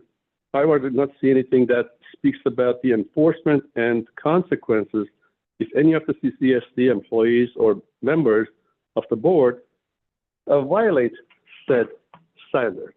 So that is something we may need to discuss in the later future, but more specifically, we have seen a number of very questionable conducts by the CCSD regarding the 2024 Fire Fuel Hazard Reduction Program and the enforcement of such. It appears that there was an issue with one of the landscaping contractors that caused delays in brush clearing on some of the properties. It seems as Mr. McElhaney, I hope I pronounced it right, had realized the potential problem and acted to ensure the properties were cleared of all brush and fire hazards. Unfortunately, Mr. McElhaney's course of action was geared towards maximizing the potential income rather than help the landowners to remedy the situation. These included the exorbitant admin fees, $100 late fee, which is unheard of. It is noteworthy that all late fees for water and sewer bills are waived, yet the landowners are penalized for something that could have been easily and collectively, with the involvement of the board of directors, corrected.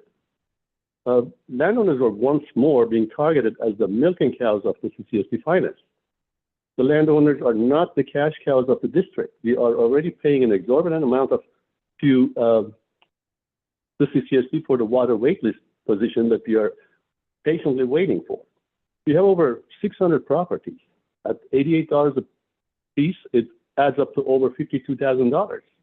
Please tell us, how are these funds being used and how are these benefiting the landowners of Cambria?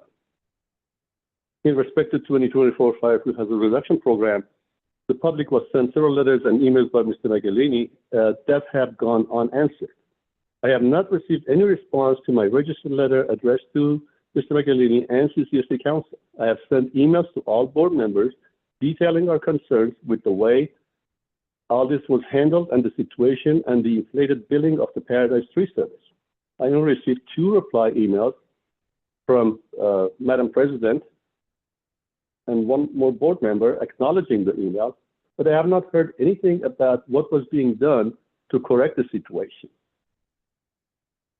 Mr. McElhaney has sent a generic email just listing all the letters that he had sent or the district had sent to landowners with no specific answers to our questions and concerns. I have personally not received any information I requested to validate the bill. These include requests of photos with date stamps and APN numbers showing the work being performed, dump receipts, alleged amount of shrubbery generated for each property, types of equipment and detail of work performed, number of parcels cleared, and the whole as a whole, and the time frame this work was completed, and many other details. All of these requests have been ignored. Thank you. Yes. Thank you, Mr. Hakopian. Your 3 minutes is up.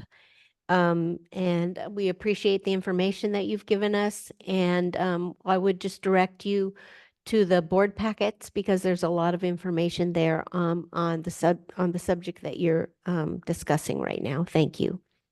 Anyone else? No. Okay. No other public comment? Nope. Oh, all wait, right. hold on. Late hand. Okay. David O'Grady. Oh, okay. Mr. O'Grady? Can you hear me all right? Yes. Okay.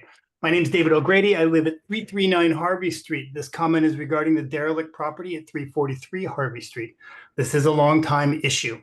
I've included a long comment to include in the board minutes. My hope is that you've taken the time to review and to the extent that you can are willing to discuss further. I've included additional information on nuisance properties generally and local government's authority and ability to act on these issues. To be clear, there is a pathway to action on this issue. You simply need to take it. This has been a well-known issue by this board for over 10 years. I would like to make a broader comment on the role of government on this issue. I'm deeply concerned that the board's tact on this has become one of defaulting to jurisdictional authority. First and foremost, I believe you have several pathways to mitigate based on your jurisdictional authority. I have given you both compelling reasons to act while also outlining your legal authority to act. I would encourage you to revisit both nuisance property laws and receivership laws. I would also encourage you to revisit other scenarios where local governments have been able to act. I sent that to you prior to the meeting today. Secondarily, I'm deeply concerned that the president of this board is even utilizing the term jurisdictional authority. To be clear, this is the type of dialogue utilized by attorneys and risk-averse bureaucrats looking to protect their pensions. I will take this opportunity to remind you that elected officials that utilize this tact are in fact being ironic to the very nature of the role of being elected officials. I have met with many of you on your campaign journeys. I've voted for you. I've contributed to your campaigns. I've put your signs in my yard. Until recently, I've never once heard any of you utilize this term. To be clear, elected officials that limit their ability to act by speaking in these terms are missing the point of what it means to be an elected official. Let the bureaucrats and civil servants worry about these things. I will remind you that the role of an elected official is to lead on issues like this, not to be bogged down in a risk-averse point of view. Being a leader requires creativity. It requires advocating for the constituency that elected you, and most importantly, it requires courage. To date, what I have seen are elected officials that have run from this issue have shown no creativity, and needless to say, I have not seen any courage. My hope is that all of you take a moment and reflect on why you chose this role and why you made your initial commitment to this community. I've been coming to Cambria my entire life. I've lived here full time for 13 years. I've watched this board and this leadership turn over several times during that time. I've watched this community become cynical about this agency's ability to lead. My rhetorical question to you is, do you think I can pull anyone from the community that would express satisfaction with the way the board has handled this issue? Again, that's rhetorical because you know the answer. Deborah has already let the cat out of the bag by indicating that the board has given up on this issue based on your narrow view of jurisdictional authority. I have spoken with two different attorneys on this, and both say that this issue meets every definition of a nuisance property. Both have also indicated that I should exhaust every possible outlet at the local government level, as it is more effective for them to mitigate and certainly most cost effective for me. Just because Thank you, something Mr. is hard to do O'Grady. is not. Thank you. Thank you, Mr. O'Grady. Your 3 minutes is up. We do have your written statement, and I appreciate that. And so at this point, I'd like to know, is there anyone else who would like to make public comment? Yes, Crosby and Laura Swartz. Okay. Crosby and Laura Schwartz. Yes, good morning, board and everybody. This is Laura Swartz, resident of Cambria. Just a very quick question. When you hire an out-of-town weed whacker company, how do they know where their property lines are? So many of these lots, their initial surveys markers are probably gone. So how is it determined what lot they're weed whacking on? Thank you. Thank you, Laura. Thank you, Ms. Schwartz. Any other? No. Okay. So is that a question that you even have an answer to, Mr. McElhaney? Thank you, President Scott. Uh-huh. We do have some software currently through Diamond Maps that has the property lines represented on the software. Mrs. Schwartz is correct. It's difficult because a lot of our properties, specific our open lots, don't have property stakes and they're not outlined clearly. So it is difficult, but for the most part, we've done a fairly good job, and that contractor has access. He actually has a login to Diamond Maps. You'll see an agenda item with Esri that is a new program that we're looking to go to make this a little more efficient. It doesn't rely so heavily on cellular. And as we know, cellular up in the Lodge Hill area and things of that nature, it can be difficult. It has been proven to be difficult on our current operating system. But there have been a couple issues where we've had to correct that. But for the most part, I'd say we've done a pretty good job in delineation between parcels. Thank you, Mr. McElhaney. Okay. So no other people online? No. Okay, thank you very much. So what we would really like to do is to go ahead and do the agenda item that whereby we are looking at filling vacant seats on the standing committees. But I do want to ask, is the sheriff here? Unfortunately, he's not present. Scott. Okay, so it won't hurt his feelings if we don't do him right away. No, okay. ma'am. All right, thank you. So let's go ahead and do then agenda item 8D. This is the discussion and consideration to fill vacant seats on the standing committees.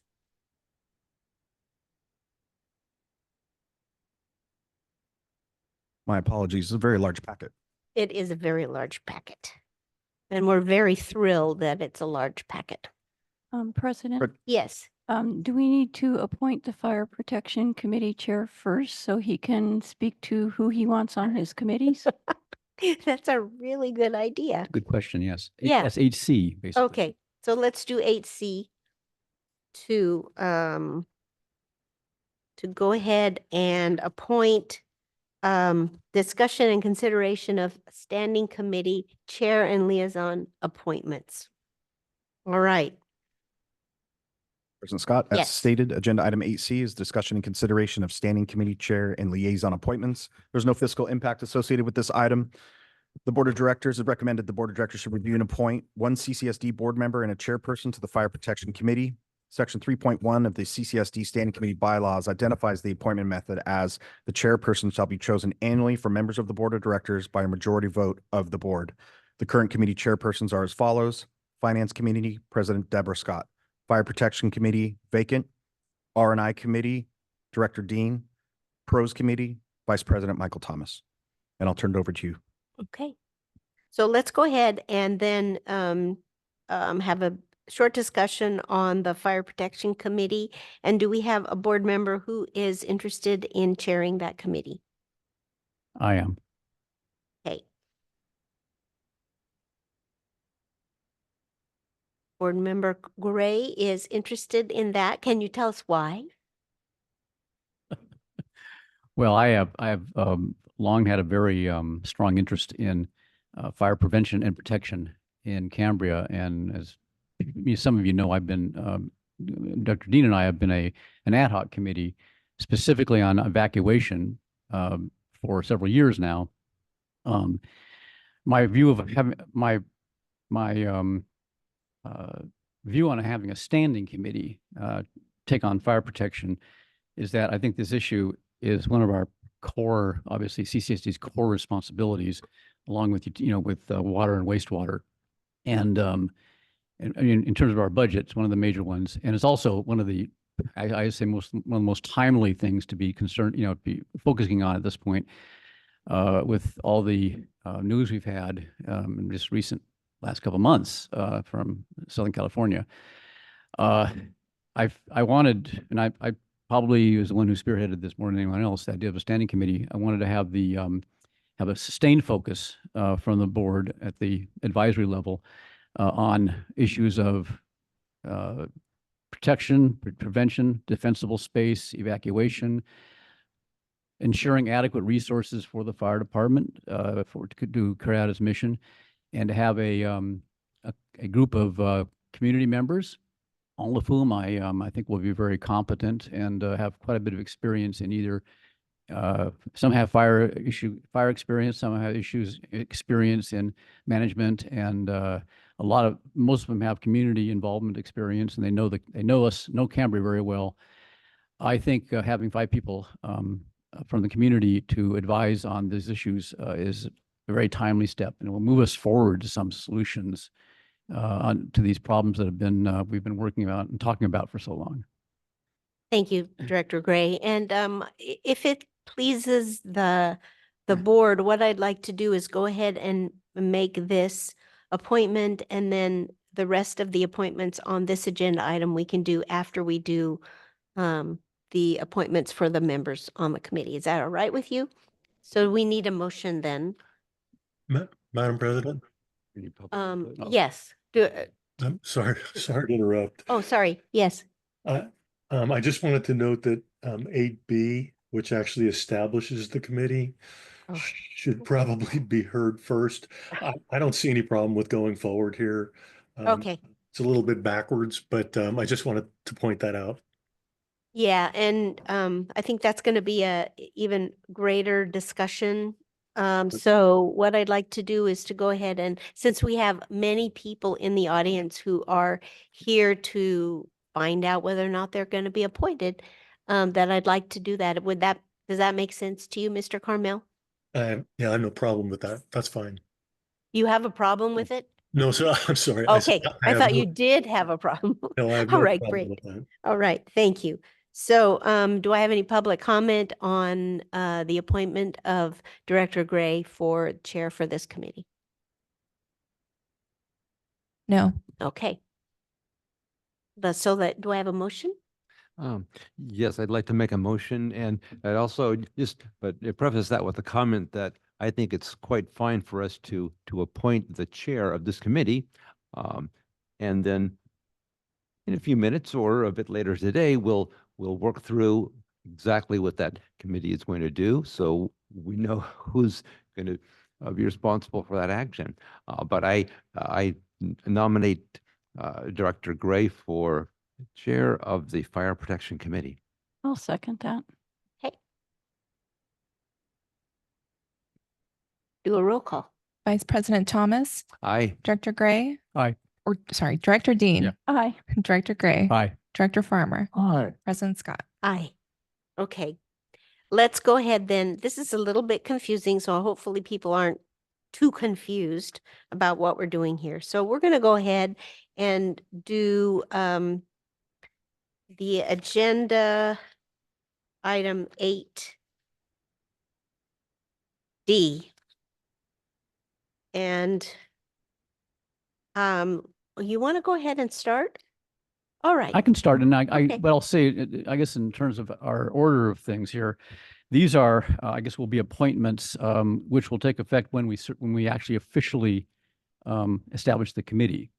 So remember my recommendations, of course, they're recommendations the board has to approve, but I wanted to, I can give you the recommendations now. Okay. If people I'll give the recommendations first. If anybody wants to speak, I know that maybe a couple of people here, then we'll have public comment on that. Okay. Yes. And I do have a question. So should we do each of the committees and then vote on all of them at the same time? Or should we, Mr. Carmel, what do you think? I think it's always easier to deal with them separately, just in case Mhm. there's some dissonance. Okay, Okay, great. Okay. Thank you. Okay. Excuse me, I don't mean to interrupt. Excuse me, Director Gray and President Scott. My concern here, and perhaps I'm wrong, this agenda item initially obviously was further down on the agenda, and we've moved it forward. I'm concerned that maybe obviously there are some people here in the audience that are applying for various positions on one committee or the other. But I'm wondering that maybe some people saw, well, it's further on in the agenda. I'll come down when we're going to discuss it. And we're doing it earlier than folks might have anticipated. And maybe some folks that would be here otherwise aren't. That's just a thought I have. And I think that very well could be the case. Although I think several of the committee chairs at this point have let people know that we would be doing this, try to do this before noon today. All right, thank you. You're welcome. Yeah. And I know at least a couple of applicants to the fire committee are online Yes. on Zoom watching us. So, Yeah. Okay, again, so confirming, let's- you know, so let's I do was- I these. was asked, and I said Yeah. between 11 and 12, probably. Yeah. So let's do these separately then. okay, fire first. Yes, fire first. Okay, I just to preface, received actually technically 8 applications in all. 2 applications were from 2 husband and wife at one address, at one household, and I think I suggested that, you know, to keep us as representative as possible, we'd only have one member from a household. The 2 of them conferred, and one of them voluntarily dropped out. So you'll see that one of the persons who was person that remained is going to be on my list. And so of these are the 5 recommendations I have, and I'll give you a very brief description of each. First is Ronald DeLuca, who you can see from his application has a long history in Cambria and also experience with fire, and you know, on several fronts actually, because he was with CAL FIRE as a Station 10, the old Station 10 as a reserve firefighter. He's worked for state parks. He's, you know, lives on up there in Air Force housing. I think somebody might know him, and he's interested very much in, all the applicants were very interested in defensible space and forest management. I think he'd be very good for the, you know, focus of the committee. David Pearson, I think who needs no introduction. He's currently the coordinator with, of the Fire Safe Focus Group, which this committee will be, considering a very important partner in our work. And of course, he has extensive background and experience in at the CCSD board and and at the Fire Safe Focus Group for several years. Tony Safford, who is another very important member of the Fire Safe Focus Group, who has been working for several years on, especially on getting getting the community activated for fire protection and fire response. And he's also would be a very valuable member of that aspect of the committee. Arthur Chapman, who is a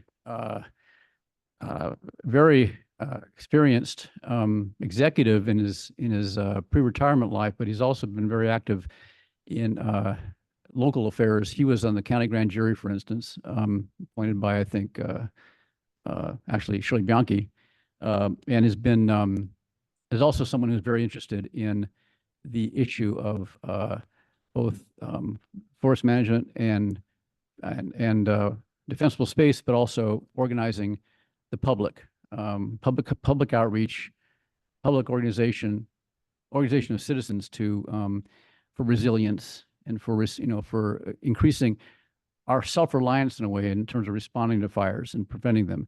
And finally, I'm going to I don't know if he's here, Gordon Heinrichs, who we all know him. We all know Gordon, and he's also a veteran of the standing committee world. He's also has background in CERT, the emergency response team activities, great deal of volunteering. He's also been over the last few years sort of a proponent of evacuation training and drilling and things that we are interested in looking at. And I had a conversation with him yesterday, and I think he'd be a great fit for the board. And it's not to cast aspersions on the other two applicants. They both are good backgrounds, and they're very capable people. I think these five will be the best for the committee going forward, however. Okay. And who was the first person? Oh, Ronald DeLuca. Ron DeLuca. Okay. So are any of those people either in house today or online, and would they like to speak? Tony, maybe. I don't see any hands raised. Okay. Okay. And do we have any public comment on these recommendations? No? Do you want to go ahead and make a motion then? President Scott, there was a late hand. Oh, sorry. David O'Grady. Okay. Go ahead, Mr. O'Grady. What's the distinction between this committee and the current board? Will they have any additional authority to mitigate change? I mean, I just spent 3 minutes telling you about a significant fire issue within the community. I've been telling you this for years. Will this committee be able to come in and actually do something about this, or is it all just about running to the beach when the fire comes? Thank you, Mr. O'Grady. Do you want to be specific? Well, yeah, yeah, just very short. All the committees are advisory to the board. In other words, they advise the board. They do not have any power independent of the board. And we are going to be, fire committee, like the other committees, basically does work that the board essentially asks them to do. They come back with recommendations. They also recommend, actions the board's taking that are relevant to, say, fire ordinances and so forth. They go through this committee. But yeah, the committee has no separate power to do anything apart from the board. And that may be more clear later on when we're talking about the role of the committee. Thank you. Anybody else online? No. Okay, thank you. So let's go ahead and make a motion then for this committee. Yeah, I recommend, I move that the following people be appointed to the Fire Protection Standing Committee: Ronald DeLuca, David Pearson, Tony Safford, Arthur Chapman, and Gordon Heinrichs. Do I have a second? I'll second. Okay. Let's go ahead and have a vote. Director Gray, Aye. Director Dean, Aye. Director Farmer, Aye. Vice President Thomas, Aye. President Scott. Aye.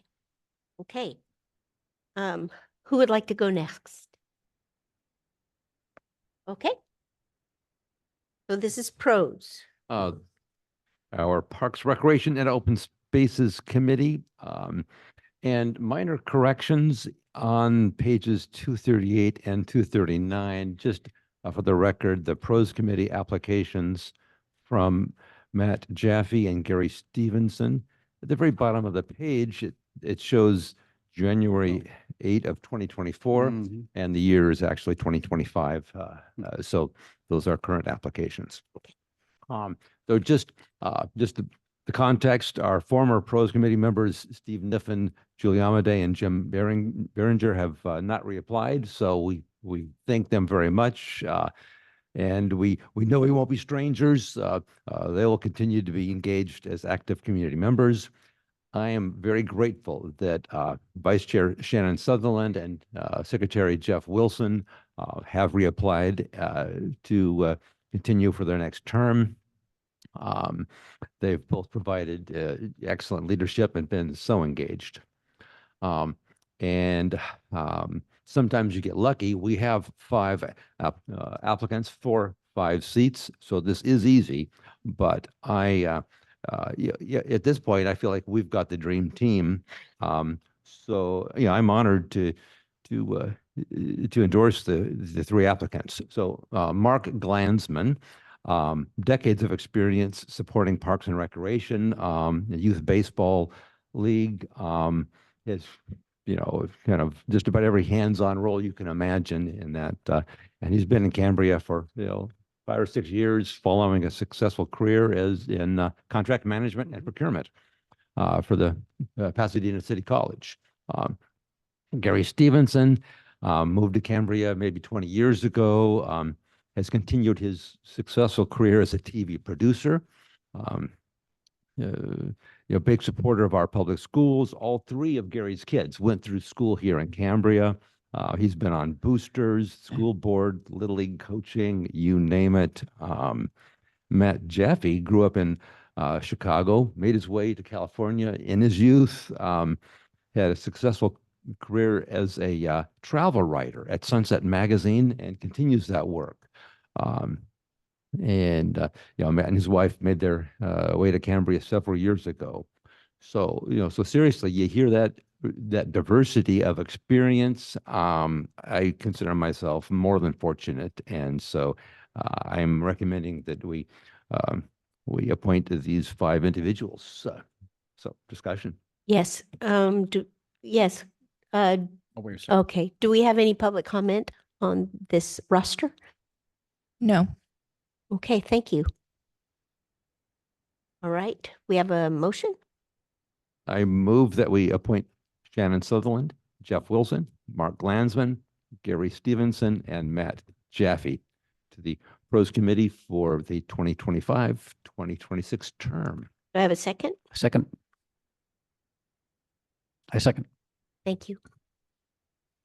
Vice President Thomas. Aye. Director Gray, Aye. Director Dean, Aye. Director Farmer, Aye. President Scott. Aye. Director Dean. Yes. I have 6 applications for 2 vacant seats on the R&I committee. 3 of my R&I committee members have reapplied. We have Mark Meeks, who has experience in facilities management and project management and infrastructure. I have James Webb, who has experience in environmental issues and is very familiar with our creeks and streams and waterways and our endangered species. We have Stephen Sieber, who is a commercial electrician who's had experience with electrical issues with water and wastewater plants. So I have a good variety of experience of the members that wish to remain. I have 2 more applicants. I have 3 more applicants, but I would like to make recommendations of 2 of them. One of my recommendations is Jim Grimald, who is a geophysicist. He has experience in obviously geology, and has had experience in looking for underground utility lines and all of those types of things. And I think he's here. So when I do my next recommendation, maybe both of those people can come up and speak. My other recommendation would be Don Howell. Don Howell was one of the original members of the Resources of Infrastructure Committee. He's been a board president and vice president. He's been on the policy committee for quite a long time. He has really good knowledge of protocol and, and as being on the policy committee of what the policies are of the district. He is very well versed in Robert's rules and the Rosenberg Rules of Order. And I think having him on our committee would be very valuable. He's also a very thoughtful person who likes to look at all sides of everything. And I think that would be very helpful. And I think having 5 members that each have different areas of expertise rather than everyone knowing everything about everything gives us a lot better conversation and representation of the community. So if I can ask if the 2 new people would like to speak. Okay. Is Mr. Grimwald still here? No, looks like I think he Okay. left. Oh, But I know that Mr. Howell Mr. is Howell's here. Yes.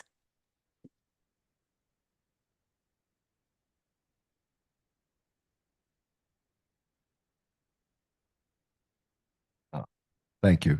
I wasn't really, I was more prepared for questions, but not necessarily putting myself forward. But I would appreciate the opportunity to, I had such a good time on the board and I find the district and the operation of the district so interesting, and that I really appreciate the opportunity to continue with a certain level of involvement. So I really appreciate the appointment. Did you have any questions for me or anything? No? Thank you. Thank you. And I would like to thank the 2 members who are not going to be continuing. Derek Williams was a hydrogeologist and had a lot of really good information and input to share. And Mr. Dujic, with his background in a lot of areas, has had a lot of valuable information as well. And I hope the 2 of them will continue to attend the meetings and contribute as members of the community. So my recommendations for the R&I committee are Mark Meeks, James Webb, Stephen Sieber, Don Howell, and Jim Grimald. Okay. Is there any public comment? No. Nope. Okay. And nobody online and nobody here? All right. Thank you. So do I have a motion? May I make the motion? You may. I move that we appoint James Webb, Mark Meeks, Stephen Sieber, Don Howell, and Jim Grimald as the appointees for the R&I committee for 2025-2026. I'd like to second that. Right. Ms. Dodson? Director Dean, Aye. Director Farmer, Aye. Director Gray, Aye. Vice President Thomas, Aye. President Scott. Aye. Okay, so then the final committee that we have is Finance, and that is my committee. And I'm not quite as prepared, so let me just say that we had 7 applicants. And we had 8 applicants and 1 applicant withdrew his application. So we did have, it's right here.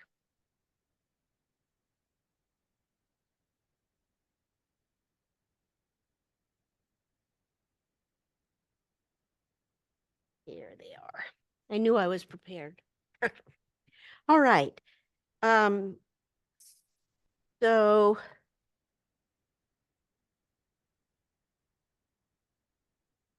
we have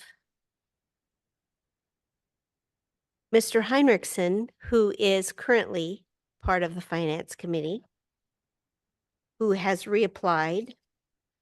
we have Scott McCann, who is currently part of the Finance Committee, who has applied. So they already know about finance and they know how that committee works. But we do have several new applicants. And one of my goals was to get some new blood into the committee. And so the first applicant that I have is Steve Rao. Steve Rao is an attorney here who lives here in town. I think that would be really helpful for this committee to have someone with a legal background. So I am going to be recommending Mr. Rao as a new member. We also have Karen Chrisman, who is a current member of the Finance Committee, and she has reapplied to be recommended again. And she has been, from what I hear, she's been a really active person on that committee. And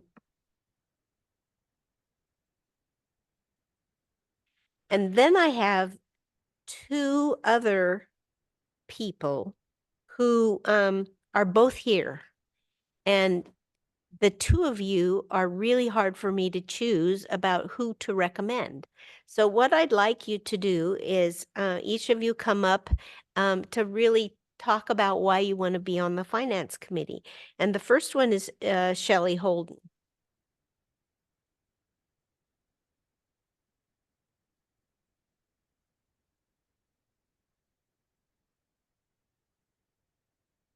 And could you tell us why you think that this would be a really good fit for you? Okay. Hi, I'm Shelley.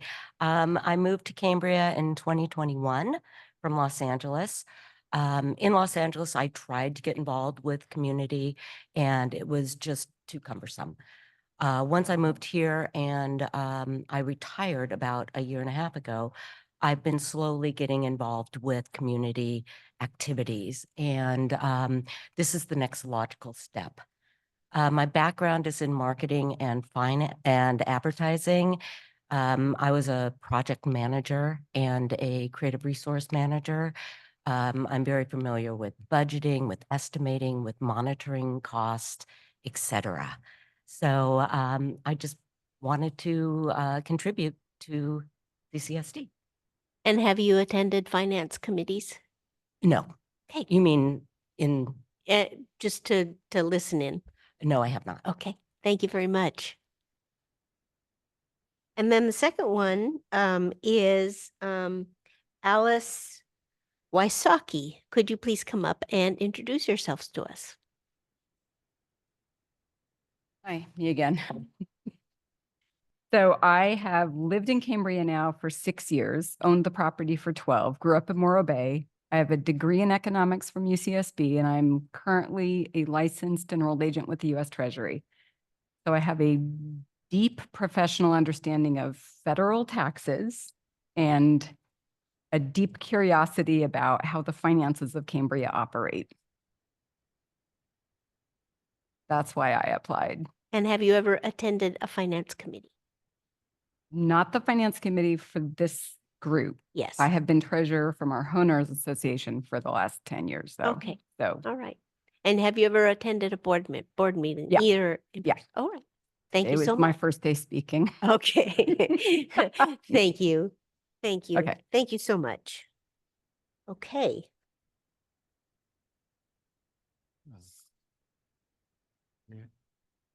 Oh, President Scott, could I ask you a question or two? you sure may. With regard to Mr. Rao, I made a list of all the people that applied. I don't see his application in here. Am I missing something? Well, he was a previous application. So one of those that we kept because he was previously not appointed. So his application has been with us for over a year. Yes, and you have a copy in front of you. Yeah, the And- copy is in front of you. It was the amended All right. It was with the amended agenda. My apologies for that. But also I'd like to ask you about Cheryl McDowell, Yes. who's currently on the Finance Committee and did turn in an application. So you've decided not to allow her to continue, is that it?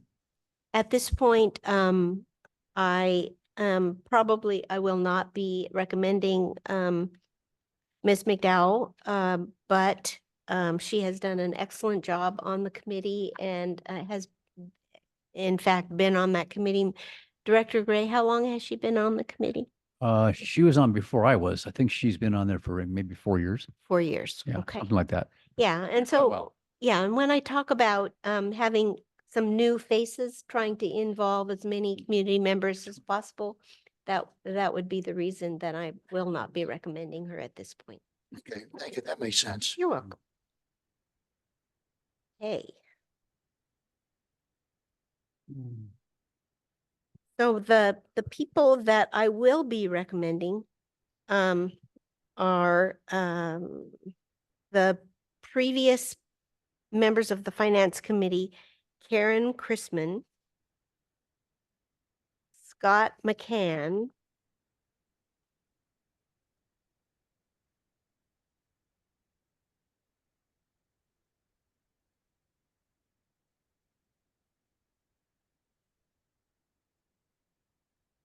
Keith Henriksen, and then two new people, Steve Rao. And I'm going to go ahead and I'll tell you why I'm going to do this, because it's so hard to choose between the two ladies who have just introduced themselves. Since Ms. Wasaki's application came in before the other application, I'm going to go ahead and recommend that Alice Wasaki be appointed to this committee.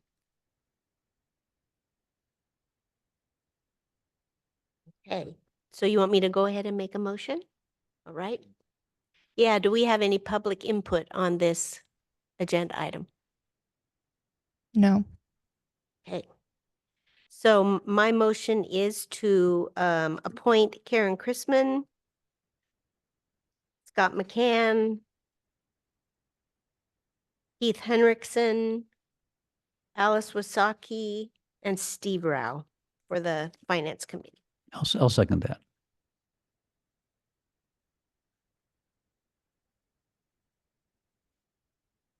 President Scott? Aye. Director Gray? Aye. Director Dean? Aye. Director Farmer? Aye. Vice President Thomas? Aye. Okay, thank you very much. Now, I have a question for the board members. Do you want to go ahead and go back and do the remainder of 8C, which is the other appointments? Yeah, I think we could do that pretty quickly. Okay. Yeah. I had a quick clarification for the record too. I wanted to state. I made a mistake in describing Arthur Chapman's background with the county. He was with the Civil Service Commission, not the grand jury. Equally important job, though. All right. So agenda item 8C then is the discussion and consideration of standing committee chair and liaison appointments. And since we've already appointed the chairs of the committee, let's go then to the liaison appointments. And what we have at this point is the current liaisons for Cambria Fire Safe Focus Group being Director Gray, Cambria Forest Committee, Director Farmer, Friends of Fiscalini Ranch Preserve, Director Farmer, North Coast Advisory Council, Vice President Thomas, and California Coastal Commission, Director Dean. Could We have, I just had a point to ask about. We didn't actually vote to basically appoint the 3 people listed here as current committee members. I think you have to do that, don't you? Yeah, it says that you the January. and Karen Dean and Michael Thomas. We just Yeah, we did. just appointed me, didn't we? Yeah, we did that. We did. Yeah. Okay. Yeah. Oh, last month. Okay. Yeah. Good. Yeah. So And we also appointed those liaisons at the last committee, Remember I that. mean, at the last board meeting. So now we have additional liaison appointments that have been suggested by the different members of the board. The first one is the Cambria Tourism Board. The second one is LAFCO, San Luis Obispo Local Agency Formation Commission, Water Resources Advisory Committee, and the Central Coast Regional Water Quality Control Board. Now, is this the total list, or are there any other suggestions as far as liaisons are concerned? Nope. Okay, so what I'd like is I would like for you to let us know which one of those appointments you are interested in. So the first one being the Cambria Tourism Board. I'll be honest with you, excuse me, President Scott. As strange as this may sound, I take care of the planter boxes around town, and I see a lot of tourists. I talk to a lot of tourists, and I probably have a different perspective on tourism as opposed to the Cambria Tourism Board. But I wouldn't mind being the liaison to them if I didn't see anyone else pushing their button. So I thought I'd offer my services in that regard. Is there anyone else who, oh, yes, Vice President Thomas.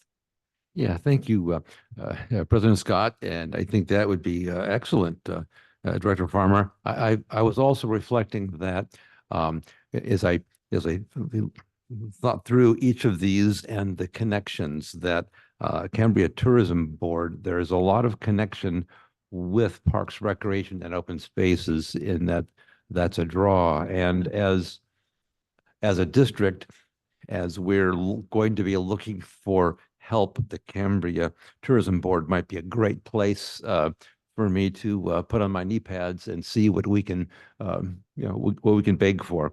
So, and also the other aspect is, in terms of a real important interface, is water conservation, because Cambria Tourism Board impacts how the hotels and restaurants function and interface. So those are, to me, I was thinking the two biggest interfaces with the district. But definitely in terms of the Parks, Recreation, Open Space, yeah, I intended to volunteer for that.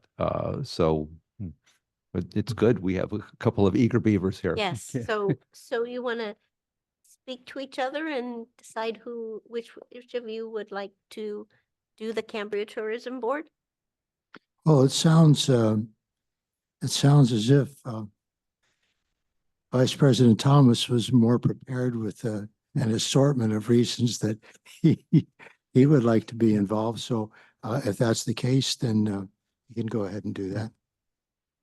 I mean, it's something I would enjoy doing, but I'm willing to allow Mr. Thomas, Vice President Thomas, to do this. Yeah.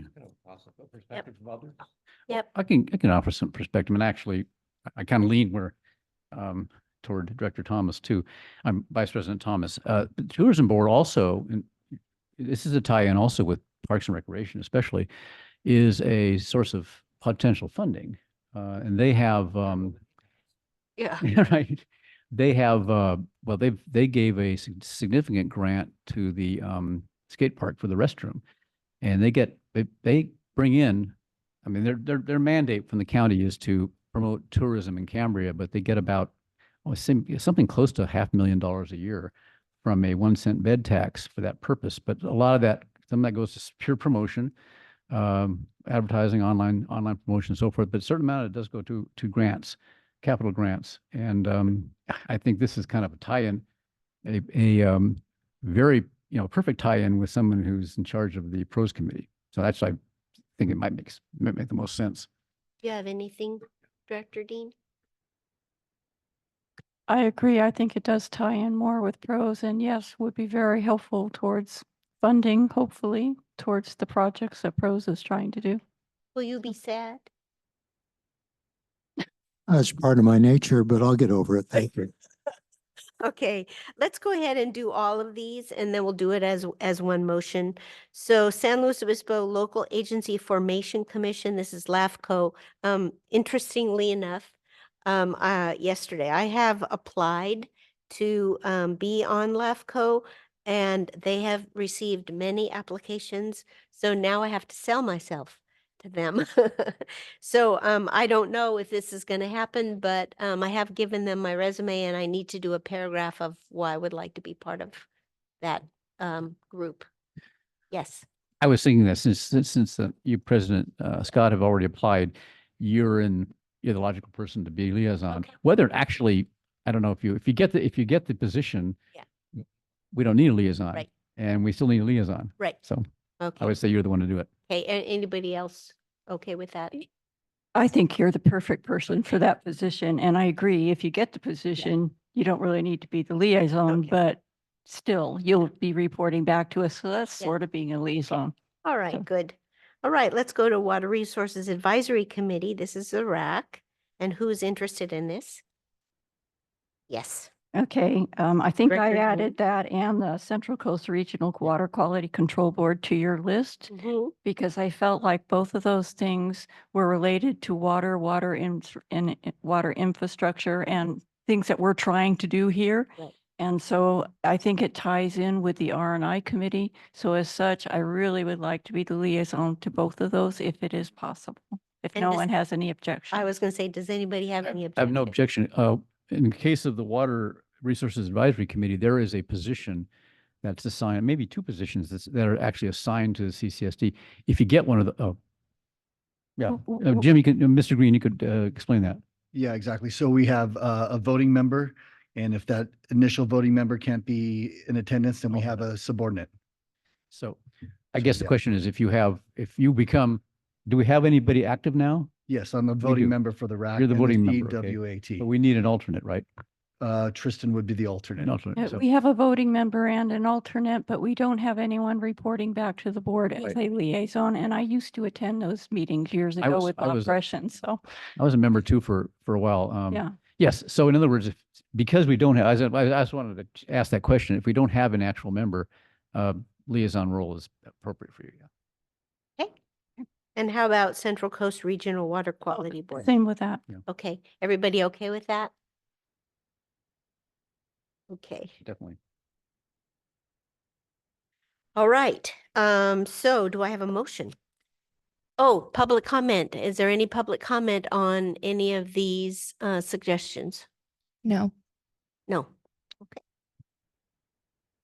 I make a motion. I move that following people be appointed to the liaison appointments. Cambria Tourism Board, Vice President Thomas, San Luis Obispo Local Agency Formation Commission, President Scott, Water Resources Advisory Committee, Director Dean, and Central Coast Regional Water Quality Control Board, Director Dean. I'll go ahead and second that. Thank you. So let's go ahead and vote. Director Gray, Aye. Director Dean. Aye. Sorry, I keep messing up my motions. Director Farmer, It's all right. Aye. Director Dean, Aye. Vice President Thomas. Aye. President Scott. Aye. And I do want to say something. I love Director Farmer's reports. When you make your reports, your liaison reports, they're just exceptional. So I want to just say that out loud. So, excuse me, Director Dean wanted to say something. I would agree with President Scott. When I read Director Farmer's liaisons report, it's like I'm sitting there at the meeting. Yeah. They're very thorough. They're very descriptive. I think he could be a novelist I here, know. but he does a very good job. So are you just trying to humor me because I didn't get appointed to any other liaison situations? No, I was going to say that before. Oh, you were. Okay. And then when we got to the end, I thought, well, I hope you don't think I'm just being nice to you, because it really is. The bottom line is those reports are really wonderful. I'm reluctant to talk about myself here for a moment, but I do want to say this, that anybody that can read what's happening here realizes that, well, number one, Director Farmer is not the chair of any of the committees. And he just got like totally dissed on any additional liaisons. But I do have to remember that I'm the only person on this board that actually is still working, still employed. Yeah. And so maybe that's a difference, whereas you folks are all retired, you have a little bit more free time. So I'm just going to acknowledge that. Thank you. Well, and you also did ask to not be a chair of one of the committees, so. Remember that? Just one of the committees, is that what you're saying? Yeah. Well, that's a distinct possibility. All right. Well, thank you very much. Okay. So my question to the board at this point is, do you want to break for lunch? Okay.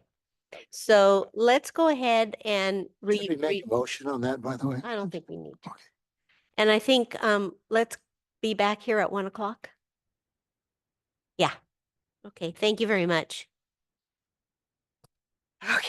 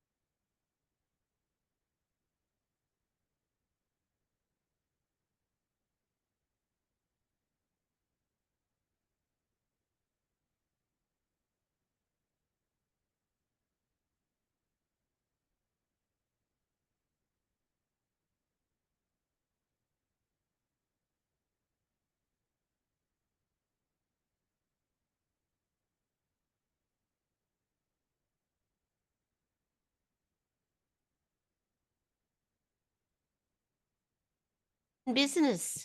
Are you guys ready for us? Okay. Great, thank you. Is Mr. Carmel there with us? Did he have lunch? Oh, okay. I am All here. right.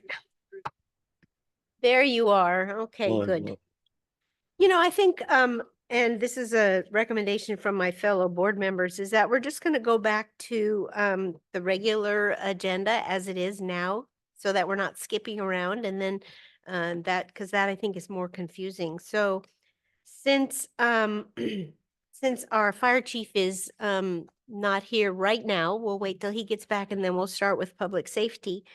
So let's go ahead and do the consent agenda. Is there anything that anyone wants to pull off the consent agenda? No? Okay. So are there things you want to speak to on the consent agenda without pulling it off? Just on the minutes, I had a brief, I have to I have to find it here. Brief question, actually. Where is it? I wrote it down. Here, yeah, it's on page 95 of the agenda. Okay. This is on the 7H, the discussion and consideration to approve the CCSD outdoor lighting policy number 2230. There was quite a bit of material here recording of the discussion of changes that were suggested by both Vice President Thomas and me. I don't know, did we, it doesn't specify that we actually adopted those changes to the text in the motion. And I don't know if that's needs to be, and how many, what should those change? I think most of the changes were adopted, but but they're not, it's not noted in the description of the motion that they Right. were. And they were adopted and the changes were made, but maybe we just need to put that there.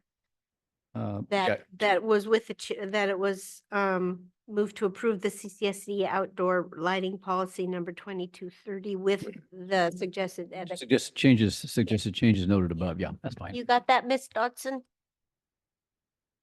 Yes. That's all I had. Okay. Anything else? Yes, Director Farmer. Yes, just a very minor change. This is on page 97 on the minutes from the special meeting that we had regarding the rate increase for the trash. This is down here under public comments on agenda items. Lori Valens, her name is spelled Vallens.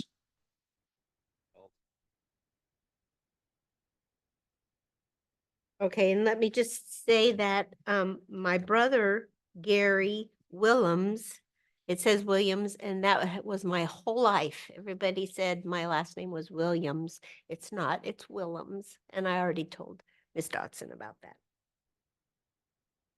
And can you just confirm the spelling one more time? Willems. Thank you. Dutch, yeah. Anything else on the consent agenda? Great. Okay, so do I, is there any public comment about the consent agenda? No. Nope. Okay. Do I have a motion? Yes, I move that the board approve items on the consent agenda 7A through 7. I'll go ahead and second that. Director Gray? Aye. Director Farmer? Aye. Director Dean? Aye. Vice President Thomas? Aye. President Scott? Aye. Okay, so let's go then to regular business.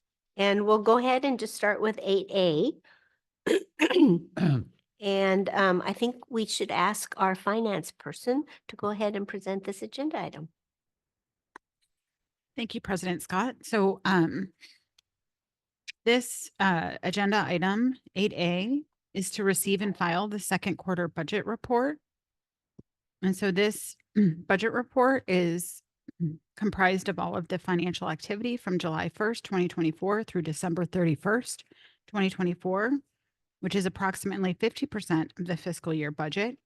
This was reviewed and discussed at the Finance Committee on January 13th of 2025 and was recommended to be passed on to the board with a 5-0 vote. Detailed here, there's no variations. There was no budget adjustments for this quarter. Everything, there's nothing, no standout sort of expenditures. And then you can see the budget report attached. And I think at this point, I'll just take any questions that anyone may have. Yes, Director Gray, you have Sorry. a question? Oh, no. Anybody else? Yes, Vice President Thomas. Thank you, President Scott. Yeah, a few questions and first, kudos to the last Finance Committee meeting, listening to the committee going through the question list of questions they had. I learned a lot. One thing that came up, but I just wanted to ask further on page 128, in the general fund, sick/vacation pay for the fire department, holiday for the fire department, and in each of the groups. I mean, and for the benefit of those listening, right? Like, why is there no budget in there? A great explanation I heard is that the budget is in the first line, salary and wages, and then when sick or holiday pay happens, then it is reported here. But I'm curious why we have sick and vacation pay on one line combined, whereas we have holiday pay on a separate line. Why not three lines or just one line? I'm just curious about that. You know what? I'm not really sure how the chart of accounts was set up. So I don't have the history on that. And when they converted to Tyler, I'm sure they just took what was in Mom's and converted, but I'd have to go look and see if there's any documentation on why those two are combined. They certainly wouldn't have to be, but we'd create a new account and have to change things. But Thanks. Right. Yeah, history, right? Yeah, why is a frying pan in the back drawer? It's been there the whole time. I get it. Pages 139 to 142 on F&R. I get confused because the F&R, pages 134 through 137, it looks like it's done, and then there's 3 or 4 more pages. And I don't see those equivalent, like extra pages in the other departments. So I was curious what those were.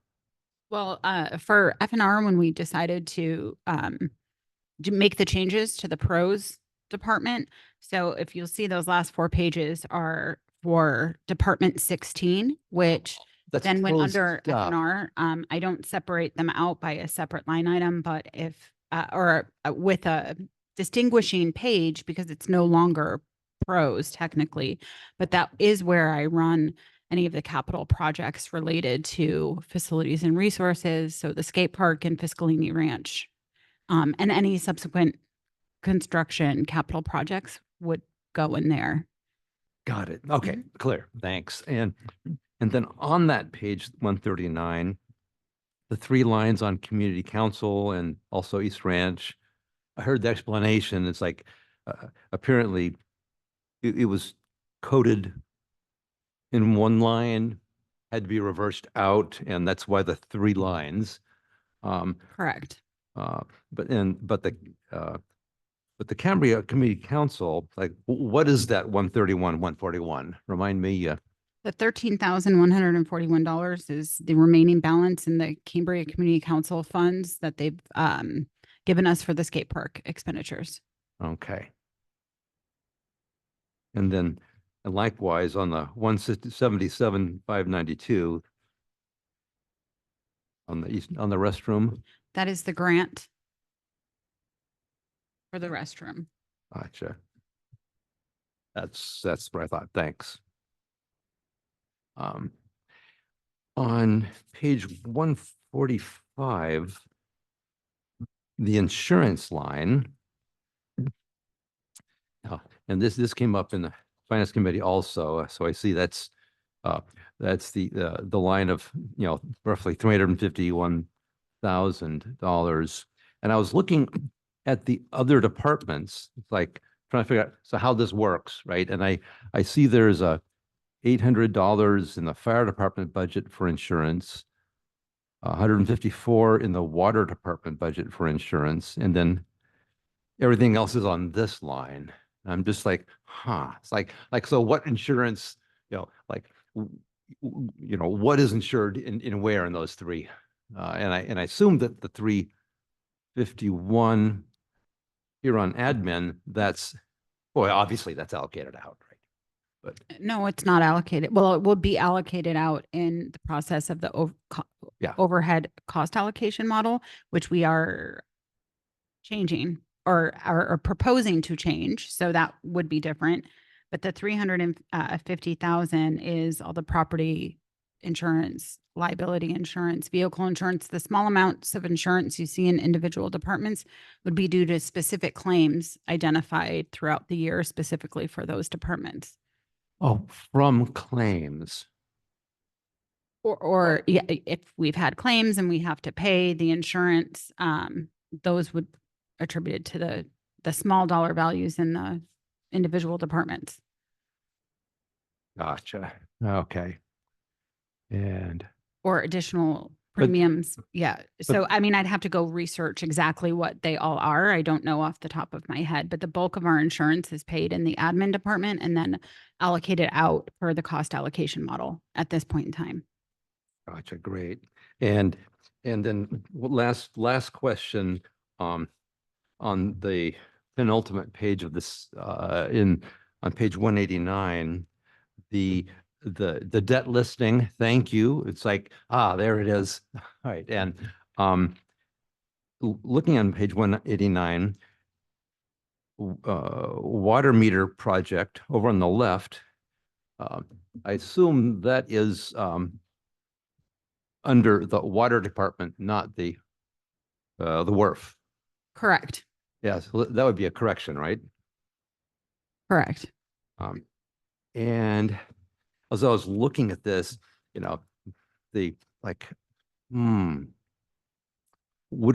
it be nice to have the original amount financed and the interest rate? So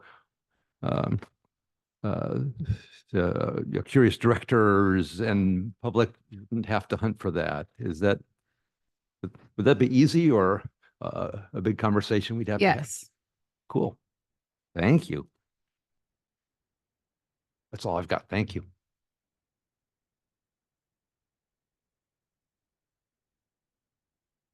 Yes. Director Farmer. Thank you, President Scott. So, couple of items. First off, on page 164. And this is under, this is regarding the WRF. So it says here, original total budget, $1,329,000. And then if I, go down to expense total, pardon me, where it says expense total. So the number that I just mentioned, actually it's $1,139,000, but then it says current total budget, $1,852,000 for the WRF for this year. That's a considerable amount of monies that it appears we're spending on the WRF, even more than I can recall in recent years. Can you give us an idea as to why that is?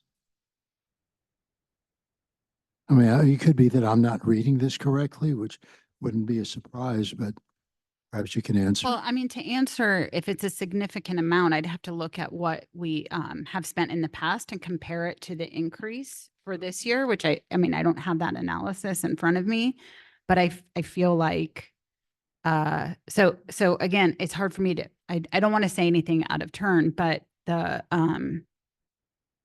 to see how much it increased, I'd have to do an analysis of how much it's increased from year to year to say that this is more significant than what we've spent in years past. So if I can make a request that perhaps at next month's meeting, you might have a bit more detail on this? As far as the comparison of what we're spending this year compared to other years, is that specifically the question that you're asking? Well, okay, thank you. That would be one. And then what exactly are the expenses that have this number so high? Okay. And would those not be listed in the expenditure report in terms of under the WRF? well, then I'll go ahead and take a look at those. I just didn't see them right here. And then, so also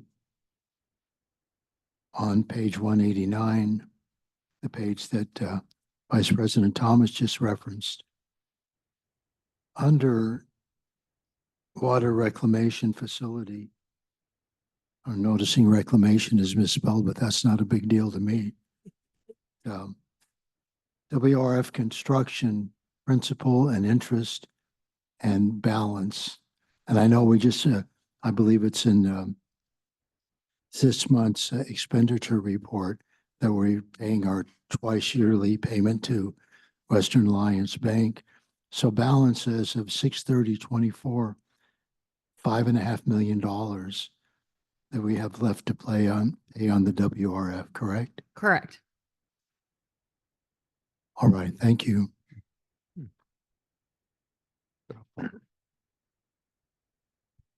Yes, Director Gray. Yeah, thank you. Thank you, President Scott. I wanted to follow up on the question that Director Farmer had on the that line item under, it's actually specific under services and supplies for the WRF, where the budget was increased. Spending doesn't seem to have increased. I guess maybe 733. 733. The budget was increased. Yeah, the budget was increased by a large amount. I wonder. So that, And that's I think we're homing in on. I bet that's the meters, the loan. No. It'd be this would be the, yeah. Okay. it's that, sorry, I'm just looking at it. So what happens is we approve the original budget. So our original budget for supplies and services was $266,000. And then it jumps to 979. And that's because at some point, this was before my time, the board said they wanted to hold a certain amount of operating funds and reserves. So we budget that as we earmark it. So, and currently in there, it was 2 months of reserve for operations is how it's titled. And you can see that on page 163. And so that's currently budgeted at 713,000, which if it was needed would come out of reserves. Yes. So, and this is just the way that the district has budgeted their funds in years past. So it's a little bit misleading in the way that, you know, unless we dipped into that 713,000 of operating reserves, we're not going to go into this deficit that's shown here of 523,000. So, I mean, we could look at it through the finance committee of maybe different ways to represent it. And I would need to go through the history of, you know, the choices that were made or by the board. Yeah, that's very good. Yeah, it's a good answer, because I think this is part of the confusion for how we accounted for the reserves in that budget. It's always been a little bit confusing, because it comes out as an expense. Correct. And it's not an expense, actually, it's just money being set aside. So that sounds like this is the same. Correct. Same case. Yeah. Yes. Thank you.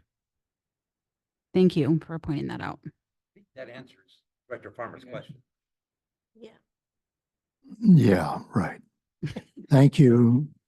And I can still do a cost comparison for you, Director Farmer, over the years, but I will remove that amount from my analysis since it's never been spent.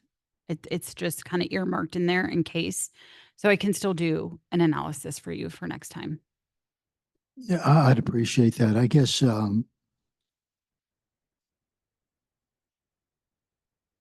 it's just alarming, the ongoing cost of this facility that isn't operating. That's all. Thank you. And I'll follow up with that, Director Farmer, and I'll say anecdotally and Ms. Fritz can correct me if I'm wrong, in the strategic plan, staff was directed to get this facility permitted, and you've seen the ball move, even though incrementally forward on this. We have had significant amount of expenditures over the last year moving that ball forward. So contracts with SWICA, Merck Biological, in-stream flow studies, those permitting.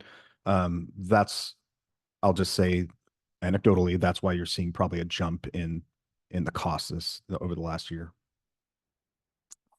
Thank you, General Manager McElhaney. I appreciate what you're saying to give some clarification on this. It's just, I think the ongoing frustration that I'm feeling is how a lot of other people in the community are feeling. So if I seem a little off base or whatever, my apologies, but just how I'm feeling. Thanks.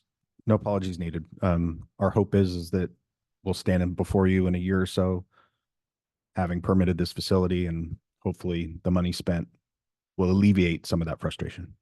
Maybe.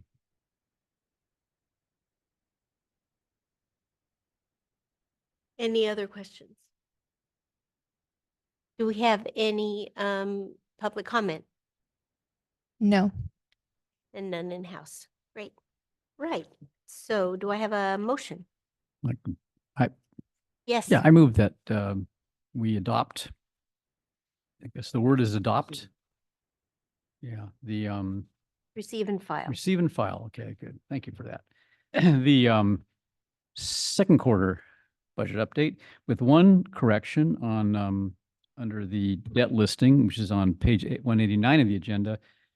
In the second line, change water reclamation facility to water.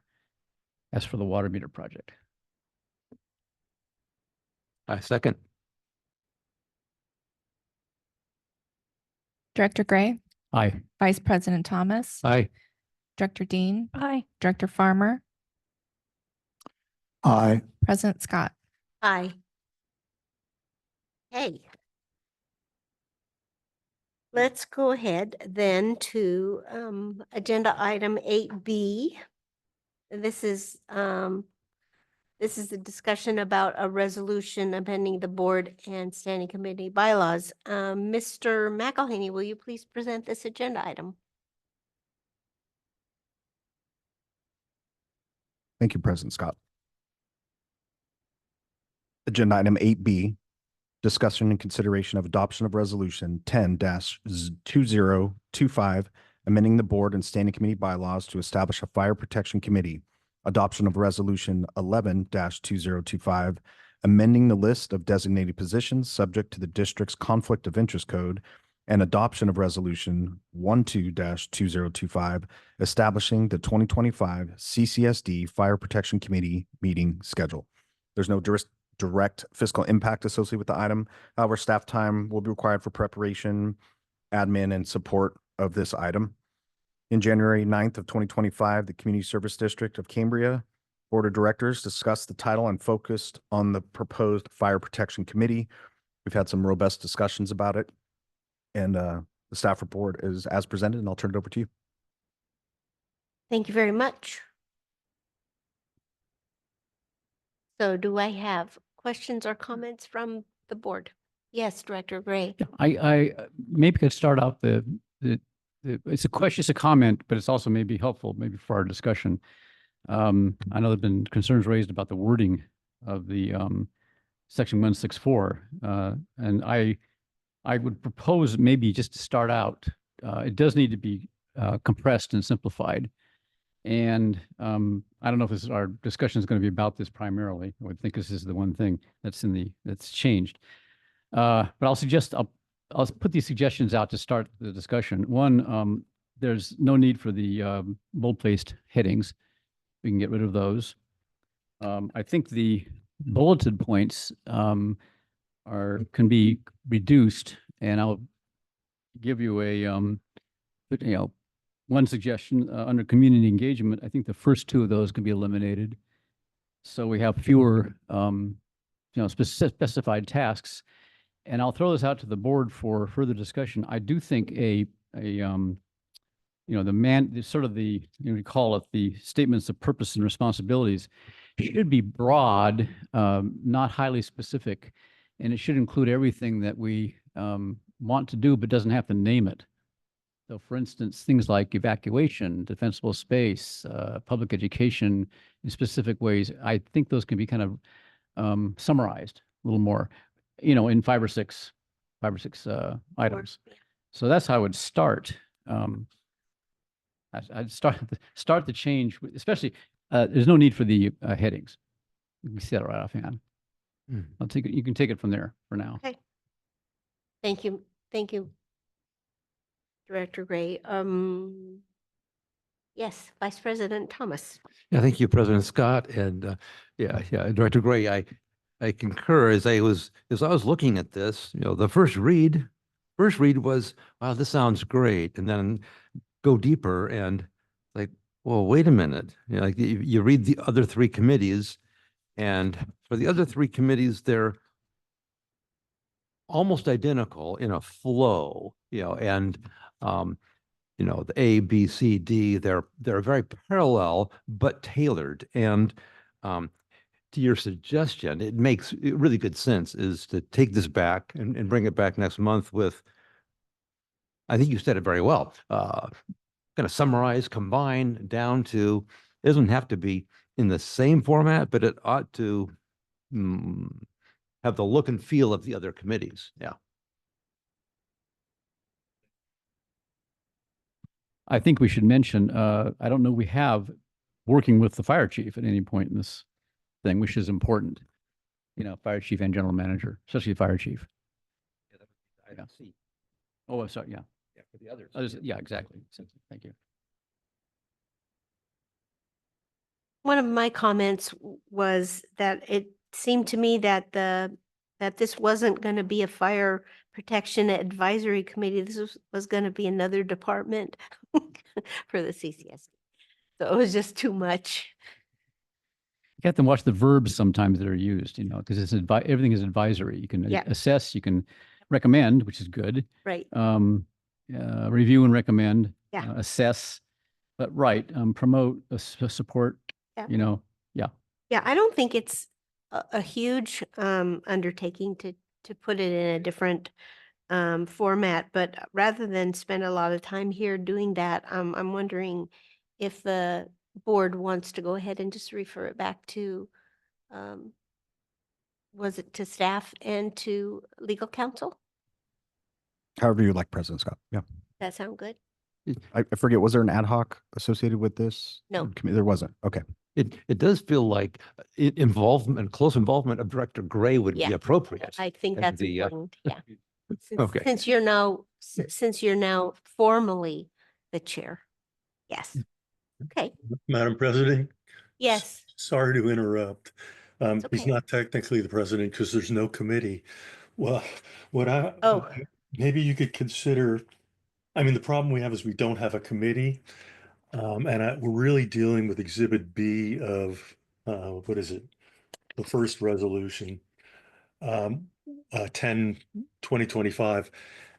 Maybe you could consider adopting that resolution, specifically deleting Exhibit B, which are the changes to the standing committee bylaws that you're talking about, 164. Okay. That way you would have a standing committee because that is done in the board bylaws and all it says is the fire protection committee.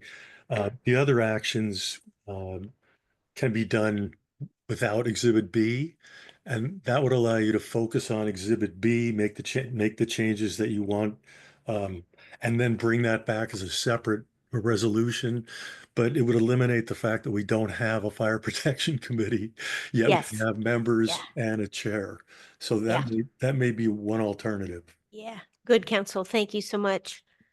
So what he's saying is just use the discussion and consideration of adoption of Resolution 10-2025, amending the board bylaws. Right? Right. And delete Section 2, which is amending the standing committee bylaws. Right. Okay. All right. Okay. Do I have, let's see. Is there any public comment on this? No. Okay. Do I have a motion? Oh, okay. Yeah, we've I'm well prepared for this one. I move that we adopt resolution 10/2025, amending the board bylaws to establish a fire protection committee. I guess adoption of resolution 11/2025, amending the list of designated positions subject to the district's conflict of interest code. And adoption of resolution 12/2025, establishing this 2025 CCSD Fire Protection Committee meeting schedule. Yeah. So only thing I left out was the amending the standing committee bylaws to amending the standing committee bylaws. Right. Yeah. Does that pass muster? Does that work? It does, specifically deleting section 2 of resolution 10/2025. Okay. And I can add that to the motion, and specifically deleting section 2 of the resolution 2010/2025. Okay, great. I'll second that. Do it, okay. Director Dean is seconded. All right. Director Gray? Aye. Director Dean? Aye. Director Farmer? Aye. Vice President Thomas? Aye. President Scott? Aye. Great. Okay. Yeah, so let's go then to agenda item 8. Oh, is the chief here? Okay. You have to get yourself out here so I can see that you're here. So let's go ahead and allow him to give his report under public safety. This is agenda item 6B. This is the fire chief's report. Thank you, Chief Berkey. I apologize. Hiding in the back there for most of the meeting. Good afternoon again, everyone. So this is the fire chief's report for January of 2025. We had a total of 90 incidents, 2 false alarms, 25 public service assists, 0 hazardous conditions, and then 62 medical emergencies. The one fire mentioned there was the Palisades fire that we sent our water tender to. As we continue down, you can see there we have the totals there for January 24, 78. So we're a little bit ahead in January this year. And then moving on to the training. As usual, we're kind of focusing on command and control of the residential and commercial structure fires. Being this time of year, we like to focus on the respiratory illnesses and transmittable diseases. That's not only for the care of the patients, but also protecting our crews and our responders from those types of illnesses and what kind of PPE they should be wearing. Also, the swiftwater rescue, as we've been kind of watching all day today, the rain's coming through, so we definitely want to train on that quite a bit. And then the ocean rescue training was conducted as well. Down to the public education interaction, we really focused on, as expected, a lot of questions and answers for, how our area is going to compare to like the LA fires. And that was something we definitely handled quite a bit of concern coming into our department. And then also still to this day, we're still dealing with the weed abatement and hazard mitigation type questions.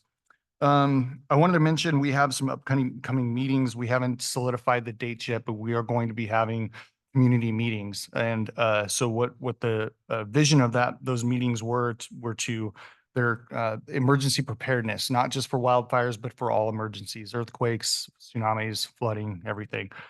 So we're trying to focus on dates in March to hopefully get some of the smaller, not the community as a whole, but separate the communities kind of per area. So if we have, Lodge Hill West or Pine Knolls, we can kind of do it a little bit more intimately with those areas. A lot of the information is going to be the same, but we just wanted to have people come down and have a little bit more, give them a kind of a more intimate opportunity to speak to their concerns for their specific areas. And so we're really trying to get that going in March. Dates will be announced for that. So it'll probably be a week long. We're going to have, again, the vision is to have all of the entities in our county hosting at those meetings with including Red Cross, CHP, state parks, CAL FIRE, et cetera, us as well, obviously. Chief, So, can I follow up on that, Chief? Say that again. Can I follow up on that? Absolutely. More specifically, the chief is going to be breaking this out into neighborhoods. So it's not, we're going to have several meetings with specific neighborhoods at the Vets Hall so we can get those neighborhoods to work together. So depending on where the fire is, we're looking at those neighborhoods coming together, identifying folks that are going to need that extra help, emergency preparedness, but focusing on a neighborhood centric piece of it rather than some of the things that we've done in the past, which have been more global for the community. Now we're targeting specific neighborhoods, and some neighborhoods are more risk for evacuation issues and things like that, or may have a higher population of those that aren't able to drive and things like that. So Chief's been working really hard on this. We're going to continue to work on it and hopefully set some dates in March to meet with that first neighborhood here at the Vets Hall. Absolutely. Everything he said was correct. And so it really is an empowerment opportunity for the community we want to be able to get this information. The information's out there already. It's been out there for a long time, but we really want to be able to bring this to the people on a more intimate level and have them have the opportunity to express some concerns again on that smaller level to it, and then hopefully we can just reach more people that way. So that's the vision, that's the purpose of those meetings, and we're excited to host those here in our community. Lastly, the public service that we performed on this report, we had 6 business inspections, 11 defensible space and residential inspections, and then 13 smoke detector changes. That's the end of my report. I'm open to any questions. Questions? I have a question. So we all know about our aged fire trucks. And when there is a 911 call, a fire truck actually goes with the ambulance. So my thought was, why take this big old truck to that 911 call? But tell me why y'all do that. Let's see, for the lack of, that's basically how we've been doing it for a long time. That's not a great answer. That's not a good answer. Yeah, it's not a good answer at all. So, but what we do is typically if you have the fire service performs many different tasks, not just medical aids. They also do fire, rescue, all of, as you guys know. And so we don't want to separate those per se, because if we're out on a medical aid and then they have to respond to that fire immediately, it would cause quite a delay. Now, there are systems that separate that if they have the personnel to do that. So the larger agencies like LA County, they will send a squad along with the ambulance. So it's a much smaller vehicle. And then those paramedics will transport with the ambulance. But we just don't have the resources and the personnel, the staffing to do that, to separate that. It would take quite a bit of people to do that. Okay. And so again, not the best answer, but yeah, that is kind of it's cost savings. And at the same time, because of the staffing and the personnel. It does look a little odd. I understand. I've done it myself, jumping in the fire engine and driving to these medical aids in this big beast of a vehicle. It does kind of seem a little bit obnoxious, but it is necessary if you think of the response times and where the personnel is located. Okay. A prime example of that, President Scott, would be during fire season. If, for instance, we have this new Type 5 that's arriving that is as close as we're going to get to what we would call a squad. Because we don't have any other apparatus besides some utilities that we could send people to a medical aid in. If we I say popped, that's just our term. If we popped a vegetation fire, that crew would then have to drive back to the fire station, get in the fire engine, get in their wildland gear, and then get in the engine, then respond to the wildland fire. If we paid attention to Palisades, or if we were in peak fire season, that small fire could then spread to 5 acres, 10 acres very quickly. And even that small delay in going back to the fire station to swap out apparatus could be costly. So it's typically standard with most agencies that the engine goes. San Luis City, this was a big topic because they have a truck, a ladder truck that was going to medical aids. And that was a prime conversation with the city of San Luis Obispo, is why is there a truck going to a fall victim? And their answer was, if a structure fire broke in downtown and you had to go battle multi-story structure and that engine wasn't available because it wasn't staffed because they were in a squad, property life at risk. So there are some trade-offs with that. Thank you. And to clarify, yeah, there are better ways to do it for sure. But again, it does take staffing, and Paso Robles has done it off and on. And because of their staffing, they've kind of had to reduce those services sometimes, but they do respond with a squad to support some of those medical aids in Paso. But again, it just depends on the staffing and the model that we have. Yeah, that was just a question that I'd heard from some people around town. Absolutely. Yeah. Yeah. Thank you for bringing that up. Sure. Yes. Vice President Thomas. Yeah, thank you, President Scott. And I have a couple other questions, but yeah, follow up to that. Some of the logic there didn't hold water for me. The rationale was primarily because the question, like, why do we roll a fire truck when there's an EMS call, essentially? And it sounded like the answer is, if the fire department is going to go to the EMS site, they better have their equipment. But that didn't, to me, that didn't answer the question, why do they roll in the first place if the healthcare district is already rolling? And maybe that's future discussion, because you might want to think through that. I can answer that. Absolutely. So the healthcare districts and most ambulance services, unless they are, if we employed our own with the CCSD, then we would have them within our boundaries. The CCHD responds to a much larger area, including the entire county of San Luis Obispo. Of course. So those ambulances can be delayed. They can be pulled into the system, and that happens every day. They get pulled all the way down into Tempomo sometimes, or over into Paso Robles. And so if those ambulances aren't there, then that's where the fire department comes in. We are more or less located within our community, responding within our district boundaries. And we do have, and that's where we have the EMTs, as you guys are aware, we have the EMTs and paramedics on our fire engines. And so they are there to provide that medical aid until that ambulance can get there and provide that transport. Gotcha. Much deeper logic. Yeah, I hear you. Thank you. And I'll add additional information to that. Several of these medical aids require multiple personnel on scene, given the emergency, stroke-like symptoms, cardiac arrest, MIs. That's going to require multiple personnel, and the ambulance just shows up with two. So they can get over their head pretty quickly. And so it's pretty much an automatic response that the engine goes every single time with their personnel to not get behind that power curve if that personnel is needed.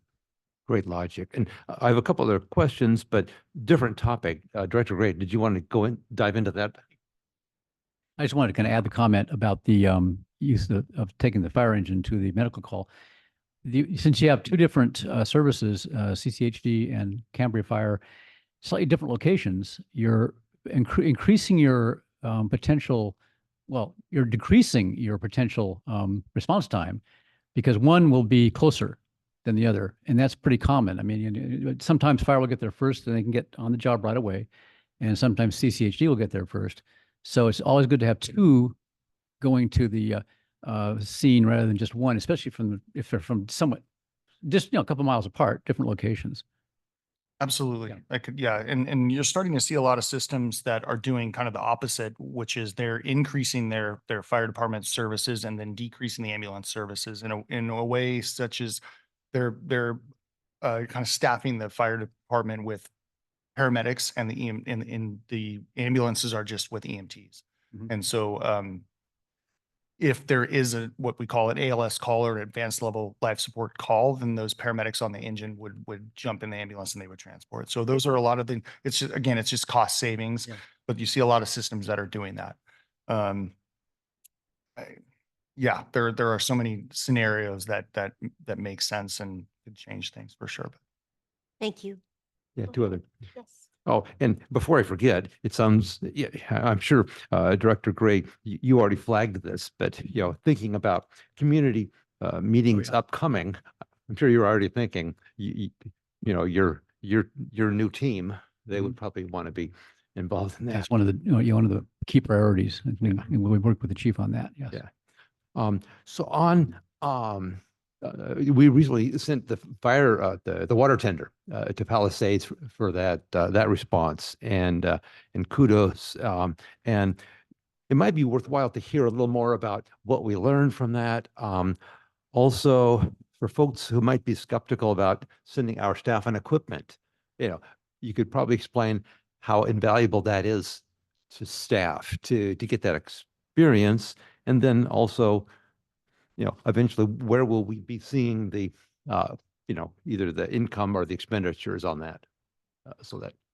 Absolutely. So the sending the water tender or any one of our apparatus out to anywhere in the state of California or the nation for that matter it's kind of a part of a larger mutual aid system or auto aid system.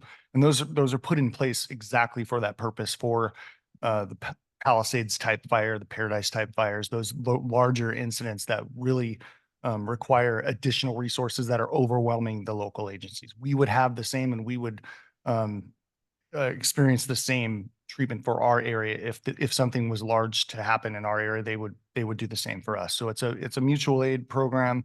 And to say that the experience for the crews to go down, and it's invaluable. It's absolutely invaluable for them to go down and not only just experience and to help and to do what we were meant to do, and the reason why we signed up for this job, but also just to see how the systems are working and the other areas are working, and we can come together in unison and work, like I said, between, multiple agencies throughout the nation. And so it's really, really invaluable to see them do that and to have them experience that. So as far as the funding, the funding initially, the CCSD is going to front all of the cost of that, going down to the overtime to cover the station, overtime to cover the employees to go down, as well as the use and the kind of all of the excess basically any additional I'm trying to think of the right word, but all of the cost is initially covered by the CCSD. And then we're going to get reimbursement from the federal government, state, and we're going to get all of that back essentially, and also make more. So we have a program in place that we input all of our information. It's into the mutual aid response system. And we should be getting, I don't know exactly the timing for this. It usually does take a while, as most state and federal things do, but we should be seeing that we will be making money off that for sure. Definitely an increase in our so it ultimately isn't going to cost us the district anything at the end of the day, and we're actually gonna see a benefit from it. That's a real win for us. And then the other question I had, there have been so many questions recently about in concerns from the public about the testing program for fire hydrants. And yeah, we understand that the water department has operational responsibility for testing of the fire hydrants. We also know that the fire department is the prime customer of the water department in, if and when those fire hydrants need to be used. What sort of, as the key operator of that function, what sort of quality assurance, quality control does the fire department engage in as oversight? I'm just looking for what information will we provide to the public so they can rest assured that that water meter, that fire hydrant right down the street, the water will flow if and when the time comes. So you're absolutely correct. Most of that will fall on the water department. So they're the ones that are going out and testing the flow of the hydrants. And typically they're going to inspect what they call a dead end hydrant. So if it's at the end of the street, it's the last hydrant at and so every hydrant up to that point theoretically should be working. If the very last hydrant on that street works, then all of the ones leading up to it should be functioning appropriately. The fire department, we work very closely with them. We've been in contact and discussions with them recently, just how to increase that just awareness. And for us, it's more about just regular maintenance to make sure that when we do approach a fire hydrant, that it's, sometimes there can be overgrown plants that are close to it and making it difficult to access the hydrant. Or sometimes if those aren't exercised, the valves aren't exercised well enough, or there's caps on there that can be sometimes rusted shut if they're not exercised. So what we're doing and what we have been doing has been as the crews go out and train, or if they're out in the public just driving around, they'll see those hydrants and they'll exercise them in that fashion. We are creating a program now to be able to kind of monitor that a little bit closely, or I shouldn't say monitor, document it a little bit better. So we do have a record of the hydrants that we've actually touched and we've gone through. But again, it's kind of we're working with the water department to kind of work on that together. So we're not kind of overstepping or doing additional work that's unnecessary. Yeah. And I can follow up on that, Vice President Scott. Mr. Green and I have been working again with the fire chief. So there's two different phases to it. You know, as you mentioned, the flow testing and things like that. And as a district whose water conservation is a big issue, we have to be careful about our flow testing. And Mr. Green will speak to water quality issues if we overflow test. And then we're working with the chief through Diamond Maps, which also monitors all our parcels, hydrants. I mean, we can go on and on about the capabilities of Diamond Maps, but there's sections in there for when the hydrants have been touched, valves exercised. We're creating other metrics in there. So working with the fire chief, their primary focus will be making sure that the valve caps and the stems and the yolks and everything are exercised. We'll work with Jim as far as when these hydrants need to be flow tested, monitor how often they're flow tested to avoid any water quality issues. And I'll let Mr. Green speak to that, but we do have a process in-house in which we're working through. Right. And, you know, in trying to think through how, you know, I would answer someone from the public of, you know, how do I know? Is there a way, because this is all very reassuring and it sounds like a great process. But, you know, if we were to point to any one fire hydrant, you know, how, you know, is there a way that the public can know? Like, oh yeah, you know, this one is, here's the status, here's when it was tested, that sort of thing. We don't have anything publicly on that. And I know Mr. Green has some very strong opinions about our water infrastructure and having locations attached to that. Obviously we know the fire hydrants are sitting right there, but we try not to publicize some of our infrastructure and their locations. But we can work on some sort of a bi-monthly report, perhaps, Mr. Green. Haley has also put on the website a link to if you have a concern for your hydrant. Personally, I'd like to address those on a one-by-one individual basis rather than broadcast where our domestic water sources are and, you know, our hydrants. So we do have that available on the website that you can inquire. And over about 7 years now that I've been here, we've established a hydrant maintenance flushing the valve before that program. So we've touched every single hydrant in the community probably at least twice as of right now. It's not as robust and as aggressive as it needs to be. And we know there's some areas for opportunity. The dropping off of every hand on deck for 2 weeks manually reading meters will obviously displace that and create some room for our physical activity out in the community. But I would suggest or advocate for individuals that have concerns about their hydrant, obviously close to their house or on the corner, just reach out to that website so that way you can put it on our radar and then we can address those individuals respectfully. Okay, so on a case-by-case basis, you know, I'm just reflecting, you know, maybe a further discussion, but in the utilities report, you know, this great table of jetting activity, and, you know, someone who lives on Cary Avenue, all right, great. On January 14th, Cary Avenue was jetted. I mean, that's, I think what I'm hearing is someone asking for something similar to that, and it's may not be location by location, but like area, region, I don't know. But it's a little bit concerned about, well, if you want to know, you have to ask us about a specific one. I don't know.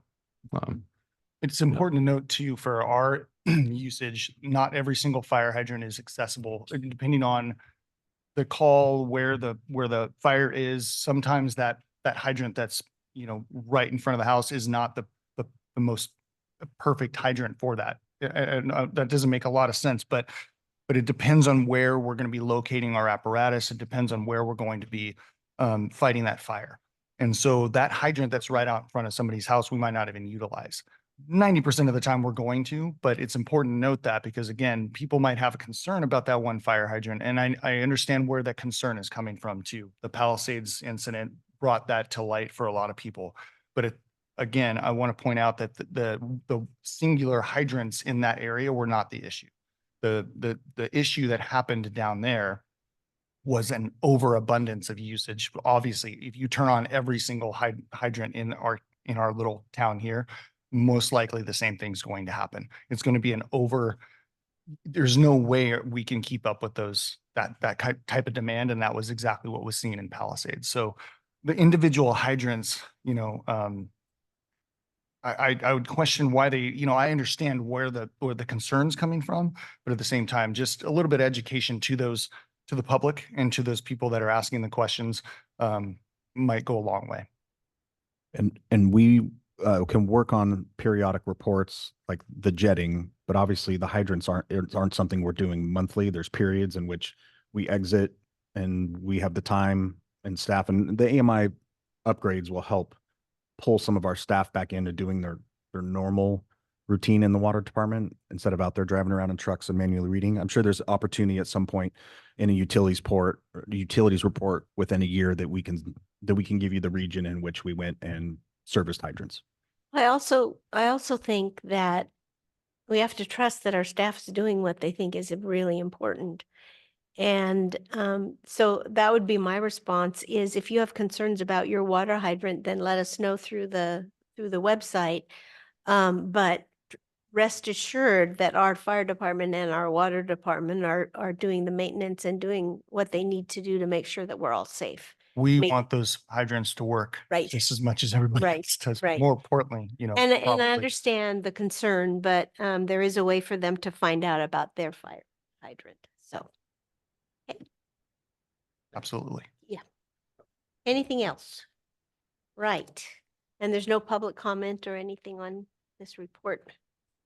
Yes, we have J.R. I can't pronounce the last name. Hakopian. Right? Right. Okay. Mr. Hakopian, are you on line there? Yes, thank you, Madam President. I have a Yes. question for Chief Burke. In Sure. respect to property inspections for fire fuel hazard compliance, is the fire department actually performing those inspections? Yes, that's correct. Okay. Thank you. Right. Any other public comment? No. Okay, thank you. And nobody in-house. Right. Great. Thank you so much. Yeah. Thank you for a great report Yeah, and good great. answers to the questions. Yes. So, are you doing the sheriff's report, sir? I am not, Vice President Scott. I don't think you would want that. Okay. So are there any questions about the sheriff's report that is in your board packet? No? Any public comment on the sheriff's report? No. Okay, thank you. Good. Then let's go then to agenda item 8E. This is the discussion and consideration about our new ordinance. Mr. McElhaney. Thank you, President Scott. Yes, you need to remember, I got promoted. I know. My apologies. I may be demoted if I keep doing this. Agenda item 8E, discussion consideration of an introduction of ordinance 01-2025, adding chapter 6.05 to the Cambria Community Service District Municipal Code regarding weed abatement standards. And that has been amended as of February 11th, 2025 in consultation with District Council, the fire chief, myself. This is an introduction of weed abatement standards. It won't have an immediate fiscal impact, but it will be a significant amount of staff time. And I want to preface, I want to pay special attention to that because we have had several discussions about weed abatement, not only on our undeveloped parcels, but our developed parcels.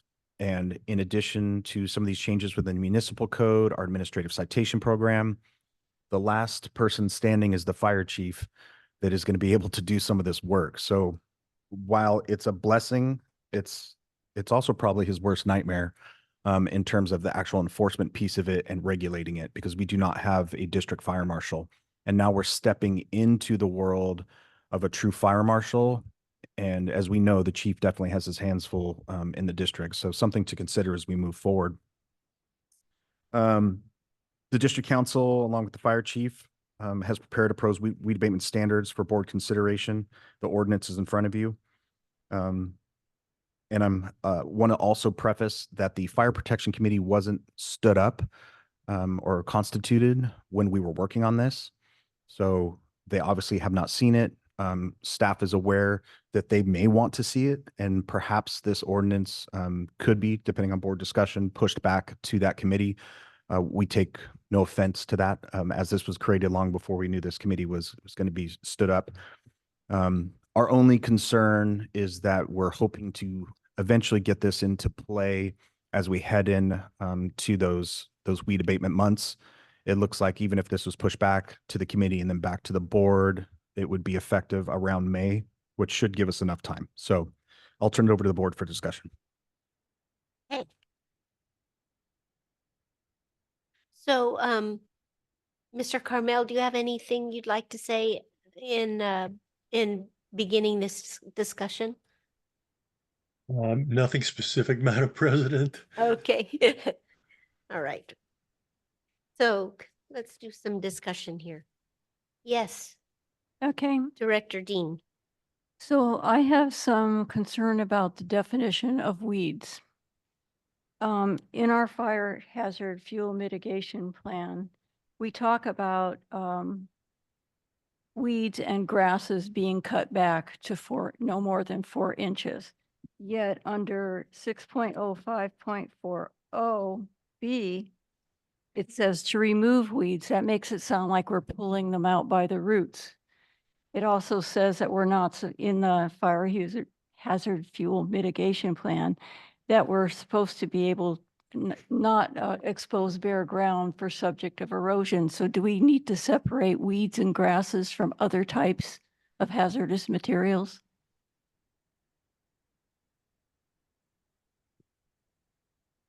Yeah. Okay, I don't know if there's a question for, yeah. She's coming up here. So just to clarify, we're talking about 60540B. Yeah. Yeah. Yeah, I mean, we can definitely adopt that to say 4 inches if that would clarify that. Now, can you tell me your question again? I apologize. Okay, so 6.05020 defines weeds as any vegetation considered combustible, hazardous, or unsightly, and including but not limited to grasses, bushes, shrubs, and trees, whether living or dead. But in our fire hazard fuel mitigation plan, it talks about weeds and tall grasses being cut back to 4 inches. We've kind of lumped everything together under this definition of weeds to include more than just the grasses. So I was asking if what we needed was a separate subcategory under 605 or 4040 to separate the weeds and grasses, those types, cutting them back to the 4 inches separate from the shrubs and the other types of hazardous materials. Because we don't want everybody tearing out all of the grasses and stuff and causing erosion problems. Right. Yeah, absolutely. And that's definitely something we can adjust for sure. That'd be absolutely acceptable. And the purpose of this is not to moonscape the entire area of Cambria. So when we wrote this, we were just trying to include a lot of the areas that General Manager McElhaney mentioned, which is some of the areas, the larger parcels, some parcels that had been, what we run into quite a bit are the parcels that have been merged with improved lots. And so once they get merged, and then they only just kind of have to do the defensible space and so if they have 2 or 3 lots attached to it, those 2 or 3 lots just are allowed to kind of run wild. And so that's what we're trying to kind of mitigate here. But yeah, absolutely. Some of the little fine tuning of this that absolutely makes sense. And we can adopt that for sure. Yeah. Anything else, Director Dean? Let me find it here. Okay, so we've always said that down trees 12 inches in diameter that are 12 inches in diameter or over can stay on the lot. But we drive around and we see skinny trees falling down on the lots and lots of branches and things like that. And in the past, they've stayed there. So this is going to address all that. Correct. Okay. And it also addressed, so to be very clear too, The 12 inches in diameter are for the trunk of the tree. Mhm. And so anything that's attached to that, if the tree falls, those need to be removed. The limbs need to be removed. Yeah. That's good. Because I get concerned when I drive by and I see all these piles of branches and things on lots that have been weed eated. Right. Thank you. Okay. Director Farmer. Thank you, President Scott. So getting back to 6.05.020, weeds shall mean any vegetation that is considered combustible, hazardous, or unsightly, including but not limited to grasses, shrubs, bushes, shrubs, and trees. So in other words, weeds also encompasses trees. I realize that what I'm about to say is going to seem kind of counterproductive to what we're trying to do here, but nature exists for a reason. And understory is an important part of how nature exists to thrive amongst itself. And so I'm a bit troubled that, and I remember we had a previous fire chief whose idea was remove all understory except for trees. But here we have this definition that trees are included with weeds. I guess I just feel uncomfortable with this all-encompassing definition that seems, I wish I could think of the word, but as I said, there's a reason that nature exists as it does. And we've kind of, how could we say it? We're living here among nature, and yet we need to be kind of respectful for what exists, and not see everything as a threat. That's kind of my take on it. I understand people's fears and anxieties, but I feel like there's got to be, I hesitate to say, a happy medium somewhere. Does what I'm saying make any sense here?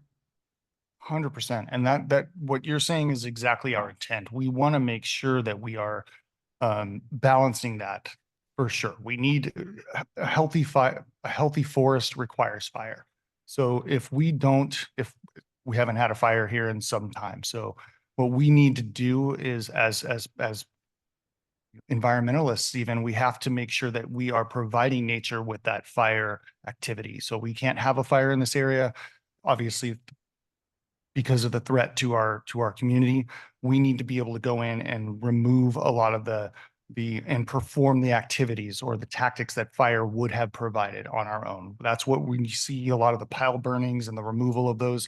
That's what we're trying to do, is emulate a lot of that, the actions that fire would have provided.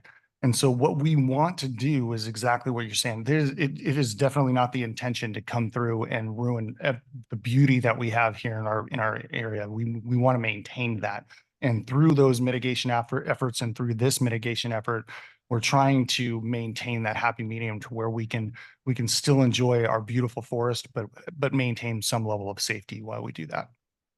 All right, so let me ask you this. Can I continue? Yes, you may. All right, so with regard to trying to replicate what nature does when a fire exists, is there, and I know this is also something that can be troubling to various residents in the community, but is there a way, number one, to incorporate controlled burns as trying to, how could we say it, do what nature would do itself?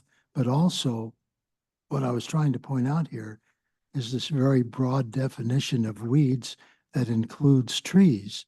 It seems like this definition is, it needs to be fine-tuned, or it needs to be restated. Director Farmer, if I might, depending on which section you're looking at, if we were to jump to section 6.05.40, and everybody can let me know if this helps with some clarity. Letter A, maintain around structures a fire break made by removing and clearing away for a distance if of not less than 30 feet on each side thereof, or to the property line, whichever is nearer, all weeds. And we're talking about the definition of weeds. This subsection does not apply to a single specimen of trees, ornamental shrubbery, or similar plants that are used as ground cover if they do not form a means of rapidly transmitting fire from the native growth to any building or structure. And correct me if I'm wrong, that might give some structure to what would need to be removed versus not removed and left in place. Am I correct, Chief? Correct. Absolutely. And I do think that this is really subjective, and that might get us into trouble. It could be, but it also gives the chief leeway to maybe leave some of those trees and brushes. But again, we could take this to the Fire Protection Committee and reevaluate it, Director Gray. Yeah. I was going to say, as this discussion proceeds, if we are going to take it to the Fire Protection Committee, I think best thing to do now is sort of identify the areas that need work. I think the definition problem is pretty pervasive because some of the things that are supposed to be done to weeds under 60540 are remove rather than mow. Well, you remove dead shrubs and dead trees, but you wouldn't remove weeds. That's what Director Dean was saying. A lot of things like that. I think we're going to have to come up with a definition which is maybe covers kind of two broad categories. One is kind of the herbaceous plants like grasses and stuff that gets cut back, and then the other one is woody plants, trees, shrubs, and so forth. They're different categories, and they're treated differently too. So this is something rather than if it goes to the fire committee, which I think it should, we can take a deeper dive into that issue, a definitional issue, which I think is the key thing here that we've gotten so far.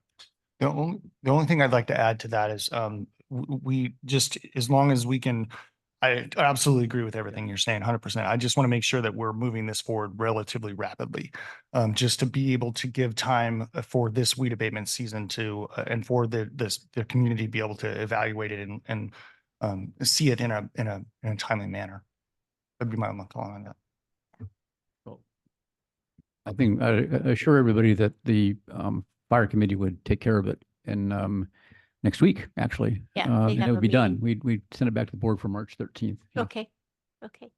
Yes, Vice President Thomas. Thank you, President Scott. And I concur completely with referring this back to the Fire Protection Committee. Director Gray, I believe you asked for any other general. General. So a couple of general comments. When we look at, if you just take the weed abatement notice that goes out, and you compare all of those very specific and clear and rather operational descriptions, and look at those and see which of those are adequately addressed here. And to me, almost none of them were clearly addressed. So I would run that check. Also, top of page 262, to maintain any tree adjacent to, nice, but it's subjective, vague, in my opinion. Just below there, under G, the lines C, D, and E, I think the intent is that land kept in a predominantly natural state. I gather the intent is that those would be designated somehow by some agency, but as written, I would look at that and say, yeah, that applies to my lot. Yeah. Absolutely. Yeah. And then below where it says abatement requirements will be in effect for waterways where flood control, that the three sentences under there, paragraphs under there, don't fit. It doesn't flow. So those are my main comments, and so yeah, I was also going to encourage another look. So do we need a motion, or is that Well, just good not to yet. go? Not, Yeah, public comment. yeah, so we need to do, does it, anybody else? No? Okay, so let's have public comment on this.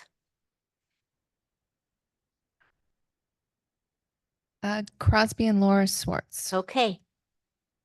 Mr. and Mrs. Schwartz, please. Good afternoon, President. Good afternoon. Members of the board. The board has done an excellent job of covering most of my comments here, but let me just blast through them. The first problem with the draft ordinance is the definition of trees as weeds in paragraph 605.020 definitions. As a result, the requirement to remove and clear away all weeds means to remove and clear away all trees. Is that the district's intent? Also, the dimensions of the required vegetation removal are excessive. The requirement in 605.40 to remove trees 50 feet from each property line would require the removal of all trees in areas such as Lodge Hill with 50-foot wide property lines, even when there are no buildings or structures nearby. Vegetation removal around waterways and wetlands, as mentioned in 605.40G, will likely require approvals and permits. The wording of the last several requirements in paragraph 605.40G is not clear. For example, G.3 states, in the event that any lands adjacent to land as described above are improved in such a way they are subject to this ordinance.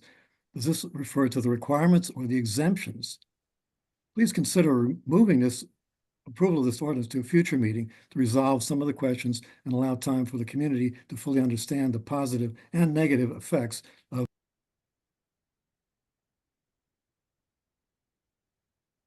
Yes. Are you stopped talking? Were you done? Oh, did you get cut off? If not, if you did, please raise your hand again so that Ms. Dotson can. No, I was through speaking. Okay. Thank you. Okay, great. Hey, Director Farmer. I don't know why I'm just flashing this. Thank you, President Scott, but if we were to apply the idea of mowing weeds 50 feet away from, trying to find the exact spot where this is. I know it says from the edge of improved roadways and each property line. If I were to go over to Park Hill where the houses are really close to one another, there may not be any trees left on Park Hills. I know it's a slight exaggeration, but if I were to read this exactly as it's stated, anyway, thank you. Thank you. Okay, any other public comment? Yes, Christine Heinrichs. Okay, Ms. Heinrichs. Yes, thank you. Just to follow up on the understory issue and the issue of weeds, the Cambria Forest Committee's latest edition of the invasive weed handbook will be out as we speak. It's completed, and I would be happy to donate copies of it to the members of the Fire Protection Committee to assist them in understanding what is a native plant, what is a non-native plant, what is an invasive plant, what is a flammable plant. So I'd just like to make that offer. Thank you so much. Any other public comment? No. Okay. Yes, sir. Mr. Dudzik.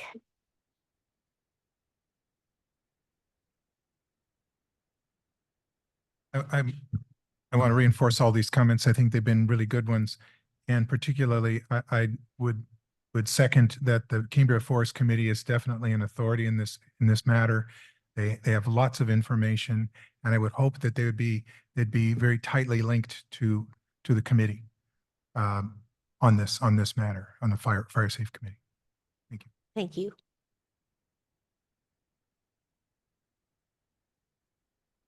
Anything else? No. Okay, thank you. So do I have a motion? Do we need a motion to continue the item? Yeah, let's go ahead and refer it and Refer, formally. I move that we refer item 880, which is discussion consideration of introduction of ordinance 012025, adding chapter 6.05 to the Cambria Community Services District Municipal Code regarding weed abatement standards.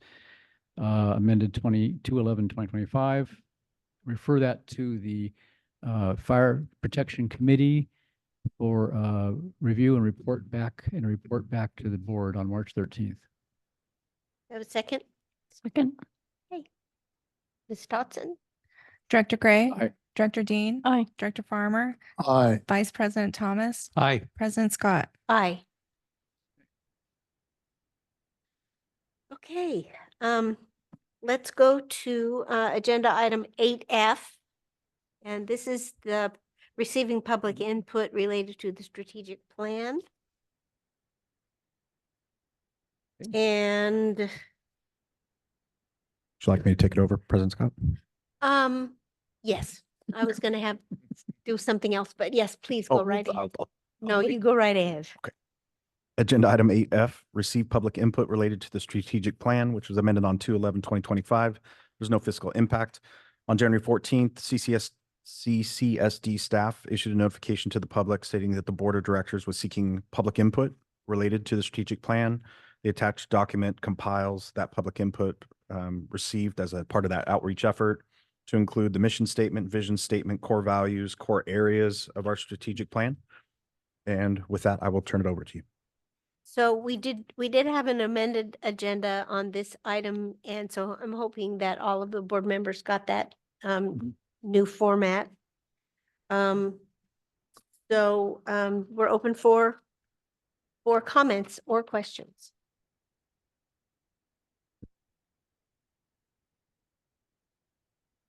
Nope. Is today the last opportunity for the public to give input on the strategic plan?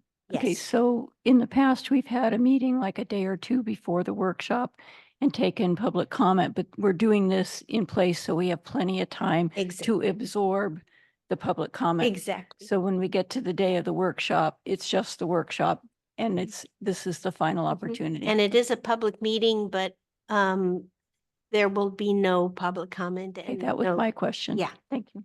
Yeah. Okay. Vice President Thomas. Yeah, thank you, President Scott, and thank you to Director Dean. And looking back 2 years ago, the board had the process where on, I believe it was Monday, we took public input. On Tuesday, we had the strategic plan workshop, not enough soak time. Following that, Directors Dean and I, perhaps you were Vice President at the time, as an ad hoc revised, offered a revised process. So last year, public input was at a meeting just like this one, the regularly scheduled board meeting prior to the strategic planning workshop. So what we're doing now mirrors what we did last year, right? And it gives us enough time for board members to take this home and really digest. So if there, in fact, anybody else, Because anybody we else. want to hear public input, so Exactly. we can soak on it That's as right. we formulate our opinion. Well, and staff too, for them to get that information and anybody else who's going to be attending.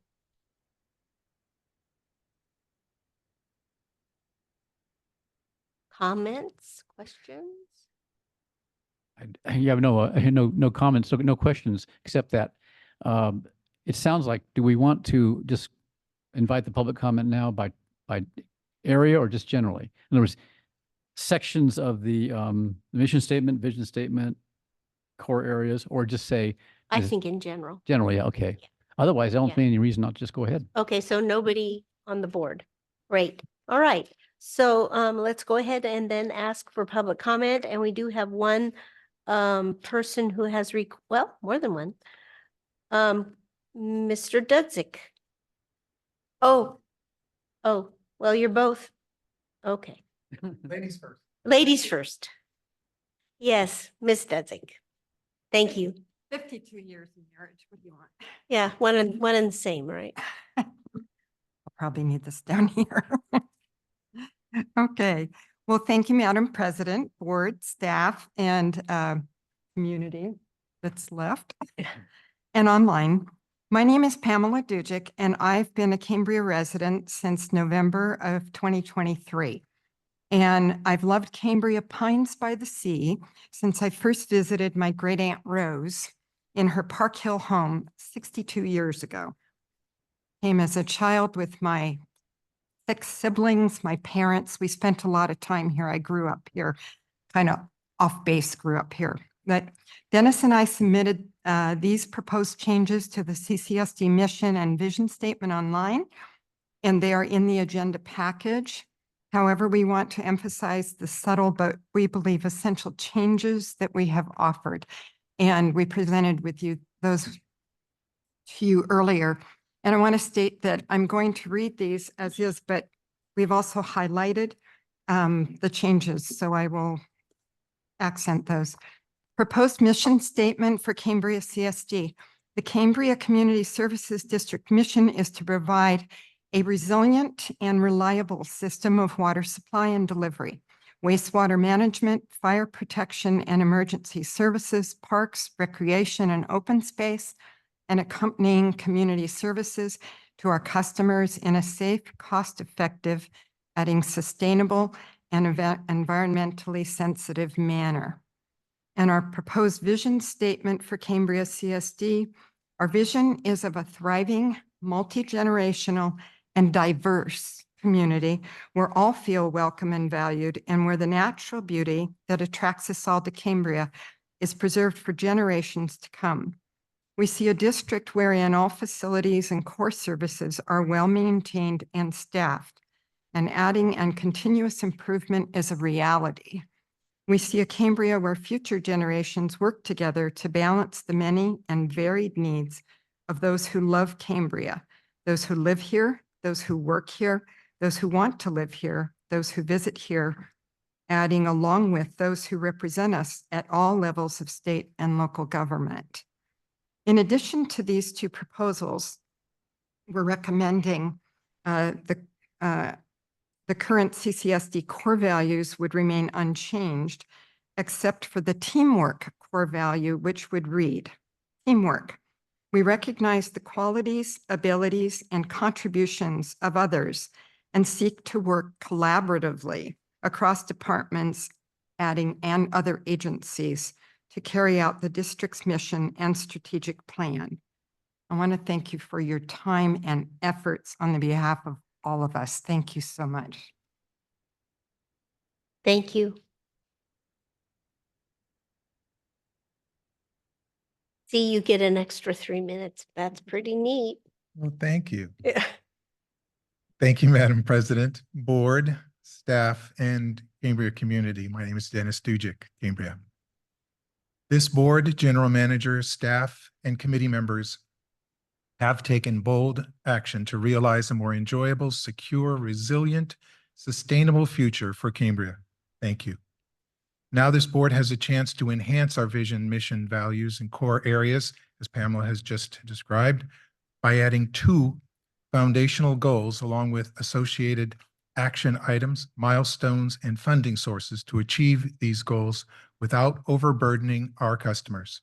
First, secure the WRF CDP and build a portfolio of new water resources along with the needed infrastructure, repairs, and upgrades. We will utilize more than just our own rates and fees to fund this future. The folks who love Cambria and who own a piece of infill property here with a water position are willing to work with the district to secure the necessary funding. Now is the time for this board to take the olive branch, begin the conversations, and develop a comprehensive plan that will set the stage to bring the funds, friends, neighbors this community needs to achieve our vision. Second, protect our citizens from fire and flood while preserving our sensitive environment. This board can support the district staff and our entire community by formalizing the new core area of flood risk mitigation and management. As the landowner and responsible agency, CCSD is responsible for eliminating the woody debris and invasive trees and plants that are contributing to the flooding hazard on the Fiscalini Ranch. Even though the CCSD owns the land, we are not going to carry the burden of these efforts alone. San Luis Obispo County Flood Control and Water Conservation District has the program in place and the roadmap for dealing with flood risk, mitigation management, and will guide us and assist in funding the effort. Once this core area is adopted, the next step is to work with the FFRP, contact other local stakeholders, and form the Cambria Flood Risk Maintenance and Management Committee. The details of this roadmap are presented on pages 22 through 25 of my November 4th, 2024 roadmap on this matter to the R&I committee. You also have copies with there, but it's in the minutes of that meeting. The associated proposed core area and strategic goal revisions were presented online, and they're repeated with the changes highlighted below. So you all have that page with the highlighted areas in it. And with that, I want to thank you very much. Thank you.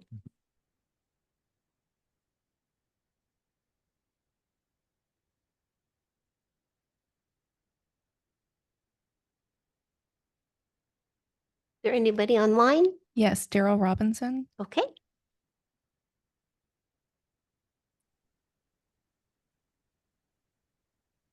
Yes, Good Mr. afternoon. Robinson? Yes. good Hello. afternoon. Yes, I'm Daryl Robinson, and I am president of United Lot Owners of Cambria. Thank you, President Scott, board members, and staff for holding this hearing today.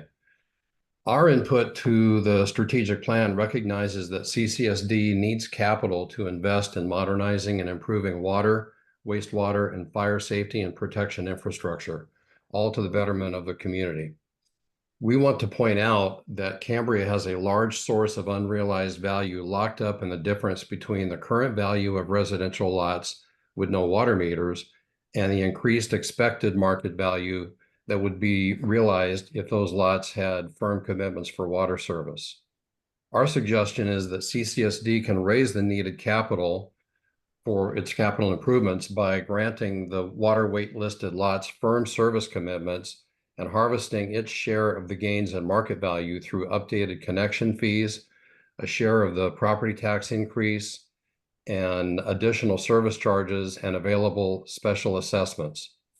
CCSD can choose a pay-as-you-go program or one in combination with a modest borrowing program to accelerate delivery of the improvements. Either could be funded by the connection fees and incremental tax and assessment increases.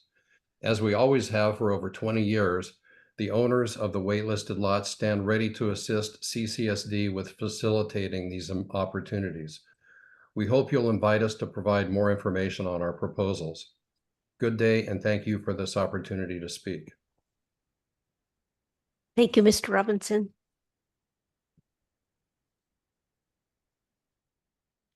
Any more online? No. Okay. Anybody else in house? Right. Board members. Thoughts? Questions? Okay. Yeah, I don't think we need to even, we just received it. Thank you so much. Thank you to everyone. Very well thought out statements, and we really appreciate the input. And not only that, but we really appreciate the input that we've gotten in writing too, so that's going to be really helpful during our strategic planning workshop. Right. Excuse me, President Scott, I just want to mention for folks that might be listening or watching the meeting at a future date, it's important for them to know that if they go, and maybe they are referencing the agenda packet, it's probably important for them to go to 8F so they can see how many statements we have received, what the input has been from members of the community on one side or the other. So just thought I'd mention that. Thank you so much. Thank you so much. Okay. So let's go to agenda item 8G. And this is preparation for our strategic planning workshop. Mr. McElhaney? Thank you, Madam President. 8G, discussion and consideration of the agenda and preparations for the March 3rd Strategic Planning Workshop special meeting. There's no fiscal impact. The Board of Directors held a meeting on February 13th, 2025 to solicit, as we are doing today, public input related to the strategic plan, and we'll hold this special meeting on March 3rd as a day-long board workshop, which the community will be able to participate and observe in Zoom. I should not say participate, should be able to observe via Zoom. That'll start at 10 a.m. with Mr. Dick Clark, who will be our facilitator. And then we will be assessing the current state of the district and going over all of those things that we solicited the public input on. And that will happen here at the Vets Hall, and it will be in this room? Yes, ma'am. Okay. And with that, I'll turn over the board for discussion. Okay, Director Gray and I were an ad hoc in planning of this, so do you have anything that you'd like to add, Director Gray? Not now, no. I Okay. think it's pretty complete. Okay. The one thing that I did want to say is that we did consider, and we're still considering, that we may need 2 days. We don't know that we'll need 2 days for that workshop. And we have shown the agenda to Dick Clark, who is our facilitator, and he didn't think we would need an extra day. But in case we do, we'll make that decision on at near the end of March 3rd, and we have the opportunity at that point to adjourn the meeting and to return back on the 4th. Just so you all know that. And Mr. Dick Clark is available for the second day if needed? Yes. Thank you. Yes. Okay. Any public comment on this? No. All right. And so let's consider the agenda here, and I think we need a vote then. Do I have a motion? No. Yeah. I just asked for it. Okay. Yeah. Quiet. Yeah. Quiet out there. You're not paying attention. I can make a motion. Okay. Pretty simple, I think. I move that we adopt the agenda in preparations for the March 3rd, 2025 Strategic Planning Workshop Special Meeting. Second the motion. Okay. Director Dean, second the motion. Let's go ahead and have a vote. Director Gray. Aye. Director Dean. Aye. Director Farmer. Aye. Vice President Thomas. Aye. President Scott. Aye. Okay, so do we need a break? 5 minutes? No? Yes, yes. Okay, let's do 5 minutes. We'll be back at 2:41. Okay.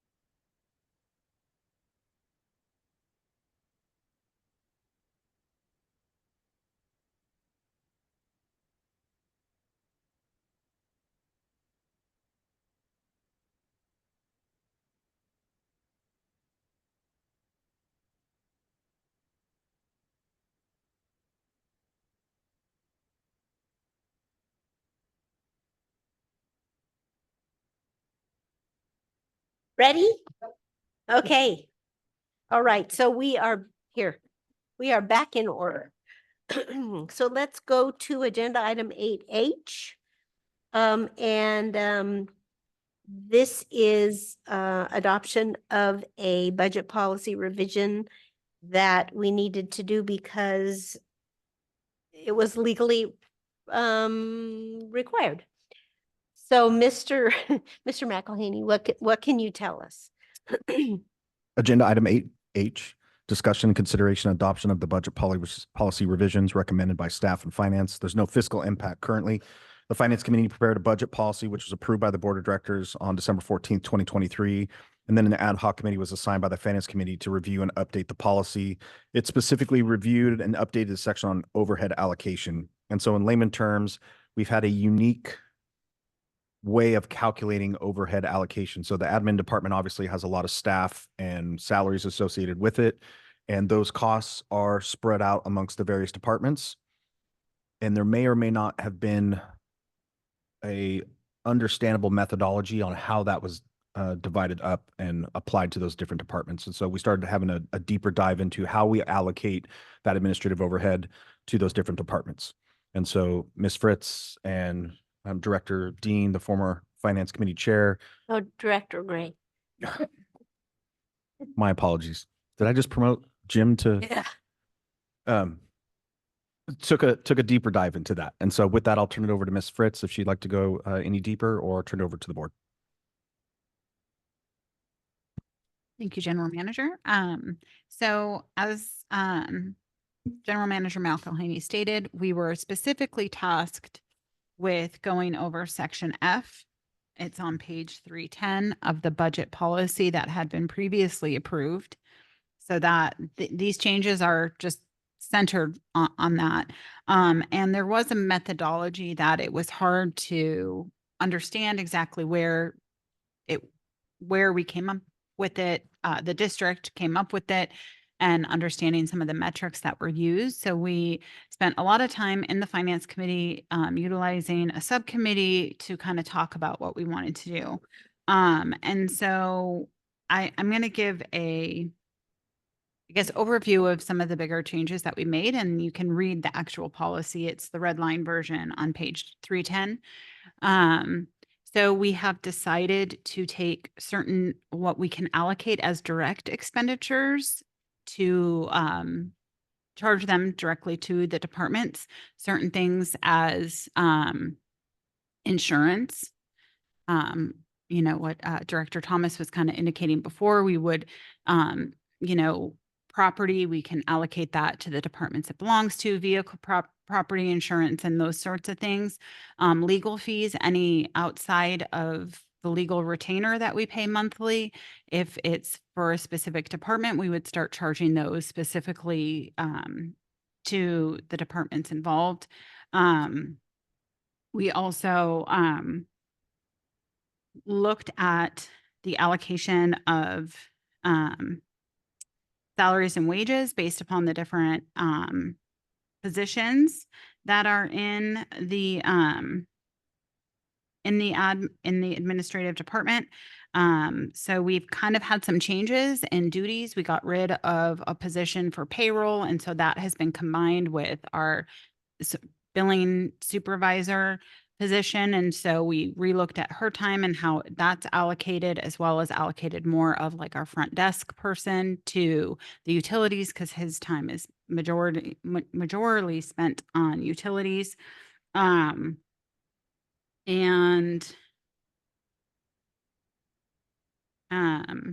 Yes, and I think those are the big changes that we came up with. My table of numbers is not in here. I'm sorry. That we do have an example of how it would look. But I am available for any questions.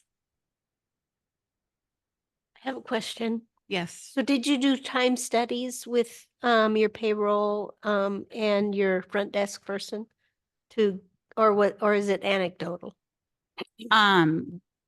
We did time studies to the best of our ability. I don't know if we did like an official, month-long time study, but yes. Okay, thank you. And for the central, so my position, confidential admin and general manager, we did our best guess because it changes just based upon what's going on where that time is allocated. So we allocate it equally between the departments. Okay, great. Yes, sir. Yes, And I, that- Apologize. And so this is a little more anecdotal background, but when we took a look at some of the resources from admin that are dedicated to the different departments, and as Ms. Fritz said, those things can wane given the situations that we're in and the things that are going on in the district. But for instance, Mr. Scott, who's at the front desk for admin, we know that 98% of his job is utilities based, dealing with all the billing and things of that nature. Mrs. Torres, same thing. 80% is a lot of the utilities billing, water, and then some payroll.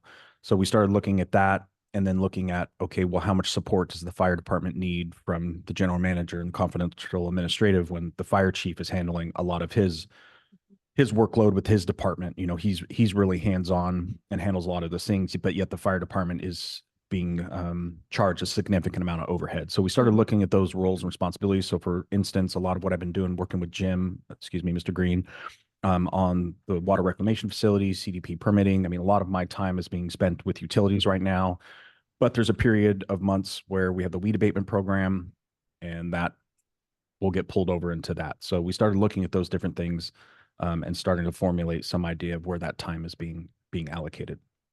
But there are some implications to the enterprise funds when we start shifting those roles and responsibilities and that overhead to them, which hasn't maybe been done in the past. And vice versa, there would be potentially, depending on how this works out, some relief for the fire department's general fund budget, because are they, and I think it's about $500,000 a year for overhead for the fire department, Ms. Fritz? Correct. So are they receiving $500,000 worth of support from the administrative department?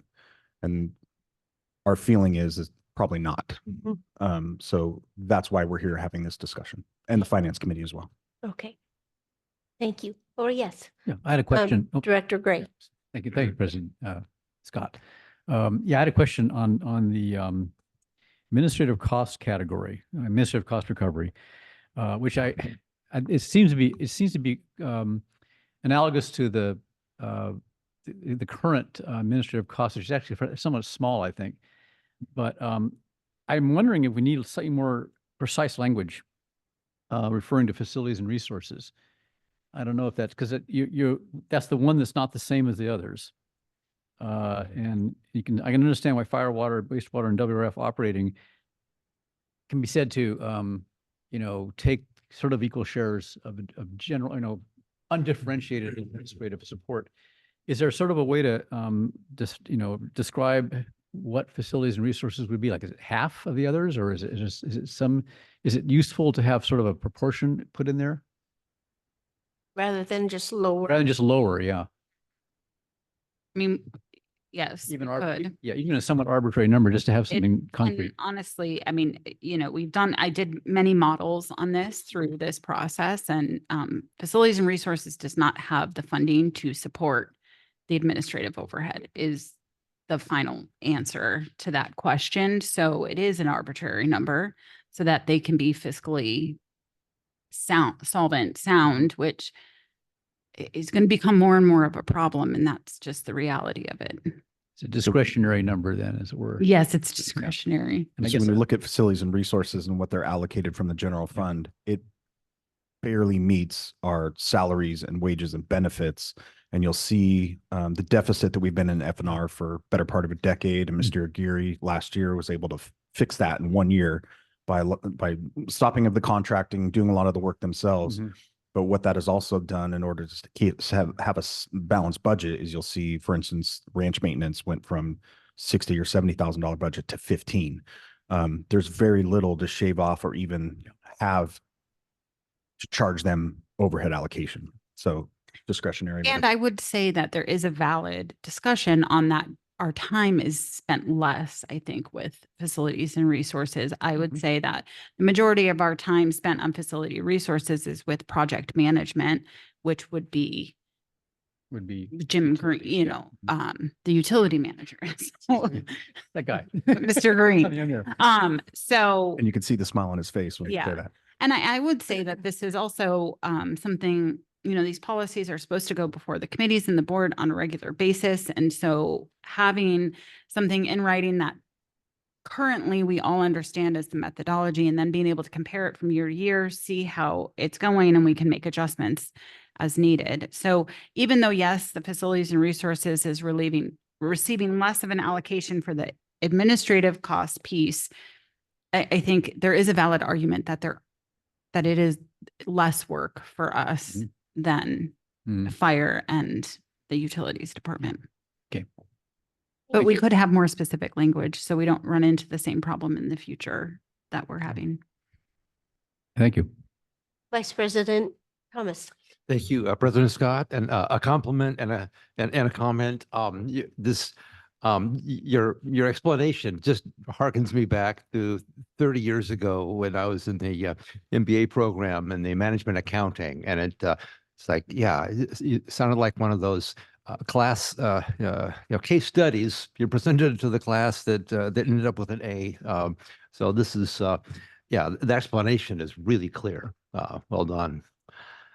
Just a littlest thing, and it's funny how a comma can make a difference. Page 316, I think when it got revised, the comma just got dropped. Overhead allocation, that first paragraph, in the parenthesis, water, comma, including the WRF and wastewater. So that means that the wastewater department is part of the water department. So we just want a comma after the WRF, which there used to be, but it got dropped because you And revised. those should be that should be bulleted. So yeah, that when we took out the track edits, it just paragraphs. Exactly. That's what happened. Okay. So we'll fix that. Anybody else? No? About public comment? No. All right. So do we have a motion? I can move to. I move that the board adopt the budget policy revisions recommended by the staff and finance committee. A second. Okay, let's have a vote. Director Gray, Aye. Vice President Thomas. Aye. Director Dean. Aye. Director Farmer. Aye. President Scott. Aye. Okay. Agenda item 8I. This is a discussion about adoption of resolution 13-2025. Mr. McElhaney, and I'm sure our financial officer, Ms. Fritz. Thank you, Madam President. Agenda item 8I, discussion and consideration of adoption of resolution 13-2025, amending the fiscal year 2024-2025 final budget for ESRI GIS services. It'll amend the budget. The amended budget will require $12,360 from the general fund reserves. The long-term financial impact will be the licensing and costs, which will be incorporated into future budgets. So you'll see that as we prepare budgets for the next fiscal years. So I was mentioning earlier in some of our weed abatement discussions, we've been using diamond maps. At one point, we're using a program called Fulcrum. And again, there's some cellular issues there. So what we're trying to do with this company, ESRI, is a GIS mapping tool that will be integrated into our tablets that won't require cellular and do a very tight overlay of the district. And specifically, it will work for water and wastewater. They have their components that they'll be integrating. And our fire department will be integrating our open space parcels into that, in which it will help us with this weed abatement process. It'll give us, again, detailed fire maps for not only pre-planning for fire and risk assessment, emergency response, and then this weed abatement process, which continues to be a little problematic, but I would say we've done a pretty good job over the last 2 years cleaning up a lot of our processes. And so this is mostly coming from the fire chief. He's done a lot of the research. We've met with the company quite a few times, and we've been working with Mr. Green and how our utility system can use this as well. And so I'll have the fire chief come up, and Mr. Green is here to answer any other questions about it and turn it over to the board. I do have, when you have ESRI GIS, it's Environmental Systems Research Institute Geographic Information System. Would have been nice to not have to. We'll make sure that's printed in the Okay. the next one. You want to tell us about how you're going to get the information to them so they can give us what the information we need? To Esri. Yeah, so this whole thing started with the introduction, from my introduction into the weed abatement program. And over the years, just noticing the kind of constant issues we've had with everything that we've been dealing with since the beginning of time, really. So it occurred to me to reach out to the other fire departments in the county and just ask them what they've been using and kind of how they've been handling it. And they really have a seamless program that they've been using for a while, and that's the Esri program. So I went through extensive meetings with most of the fire departments in the county and a lot of the ones in North County, particularly since I live up there. I just reached out to them, and they were really helpful in kind of showing me the ropes of it. And what I didn't know about Esri at the time was that it also translates over into our other areas of the district, meaning the wastewater, water. It has I mean, it's all inclusive. Pass Robles has been using it for, I don't want to quote the wrong years, but they've been using it for quite a while. And their water department and their engineering department is absolutely 100% involved. And it's done so much. It saved them ultimately a ton of time, a ton of money. And it's just an overall great program to make this process seamless. And so for us, you know, it is quite expensive, but the benefits are going to be astronomical. And it's meaning everything that we've been talking about earlier, as far as, you know, where are the property lines and how do we make sure that we're cutting the right areas, and how do we make this a little bit more efficient? That's all solved through this program. Are there other programs out there that might be cheaper? Potentially, but again, this is a one that's used very frequently in our county. They're familiar with our county. It's almost a no-brainer for the fire department side of it.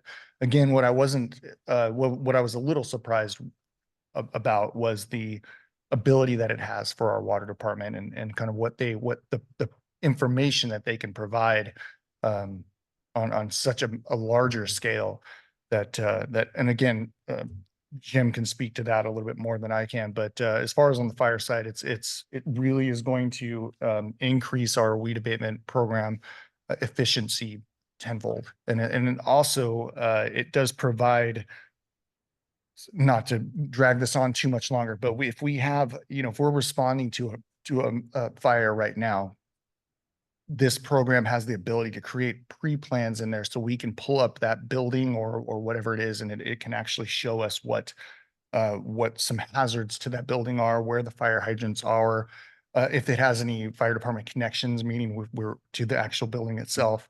So there's all of this information that is involved with a pre-plan, and that this program has all of those capabilities, which is, again, just it's great for our department. Do you think it might help with evacuation routes? It potentially can. I haven't explored that as far as, I mean, I don't know. That's a great question. I haven't explored that as far as like what that capability is. I can reach out to them. I'm sure it does. Almost every time I ask them a question, they're like, yeah, we can do that. So, but that's a great question for them. Are there any comments, questions? Yes, Vice President Thomas. Thank you, President Scott. You mentioned that the Esri, the system is very expensive. I think you said you're asking for $12,000. Is that the total cost? Or for the year? Yes, correct. So it for the next, like this year, it's the 12, some change. I can't remember exactly the top of it, but and then the following year, I can't even, I think they have it's in there somewhere as far as like the next. I'm not 100% sure. I don't have it in front of me. I apologize. But the next one I think is 20, and then the next one after that's about the same. So over a 3-year period, it's quite expensive, especially if you're comparing it to what we are using now, which is the Diamond Maps program. Our But first again- year, sorry, Chief, I'll get you that. I can get you that information. So the first year, for the rest of this year is 12,360, as noted in the staff report. The second year will be 16,480, and then the third year will be $20,600. Okay. If I were Some of just those to- costs will be spread between the fire department and utilities department. Yeah, if I were What to sit percentage, back I don't and know. say, I don't know if I would put a very expensive label on it. It sounds like a good value. 100%, absolutely. Yeah. And I misspoke. So No, in it's- comparison to what we have now and what we're using now, it is quite a bit more expensive, I should have said. But But I like appreciate you your said, the financial benefits, prudence. the Yeah. benefits are astronomical. Absolutely. Yeah. Okay. Any public comment on this? No. Okay. Do I have a motion? I'll make a motion. Yes. I move that we adopt Resolution 13-2025, amending the fiscal year 24-25 final budget for the ESRI-GIS services. And I'd like to say, I think this is a very good idea, and I think it's well worth the cost. Thank you. A second. Okay. Director Dean, Aye. Vice President Thomas, Aye. Director Gray, Aye. Director Farmer, Aye. President Scott. Aye. Okay. Thank you. Let's go to 8J. And this is a presentation from Astera. Did we put them off and they've just been hanging around? Or- I'll ask Mrs. Dodson if they're still here.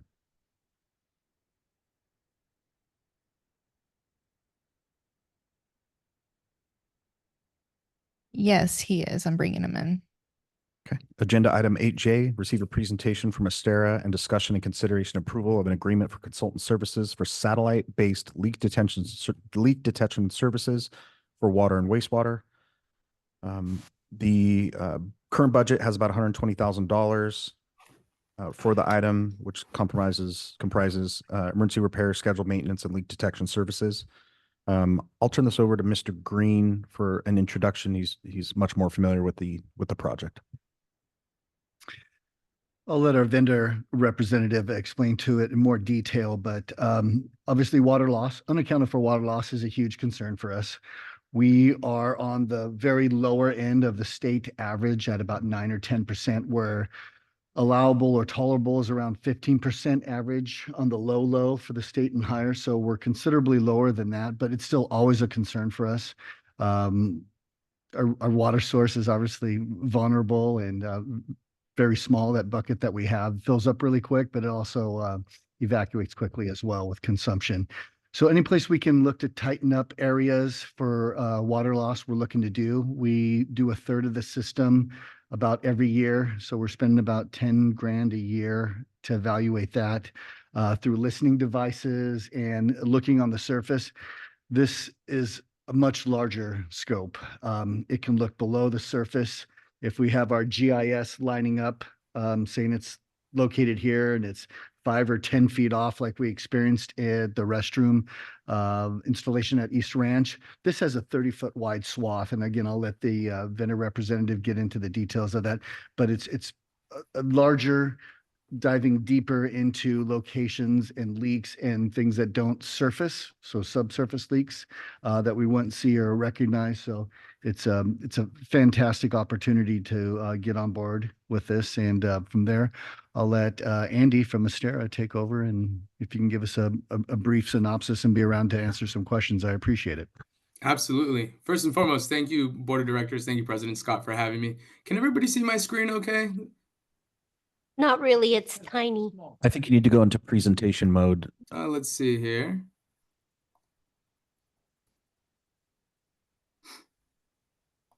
I'm going to stop sharing and bring this screen up one more time.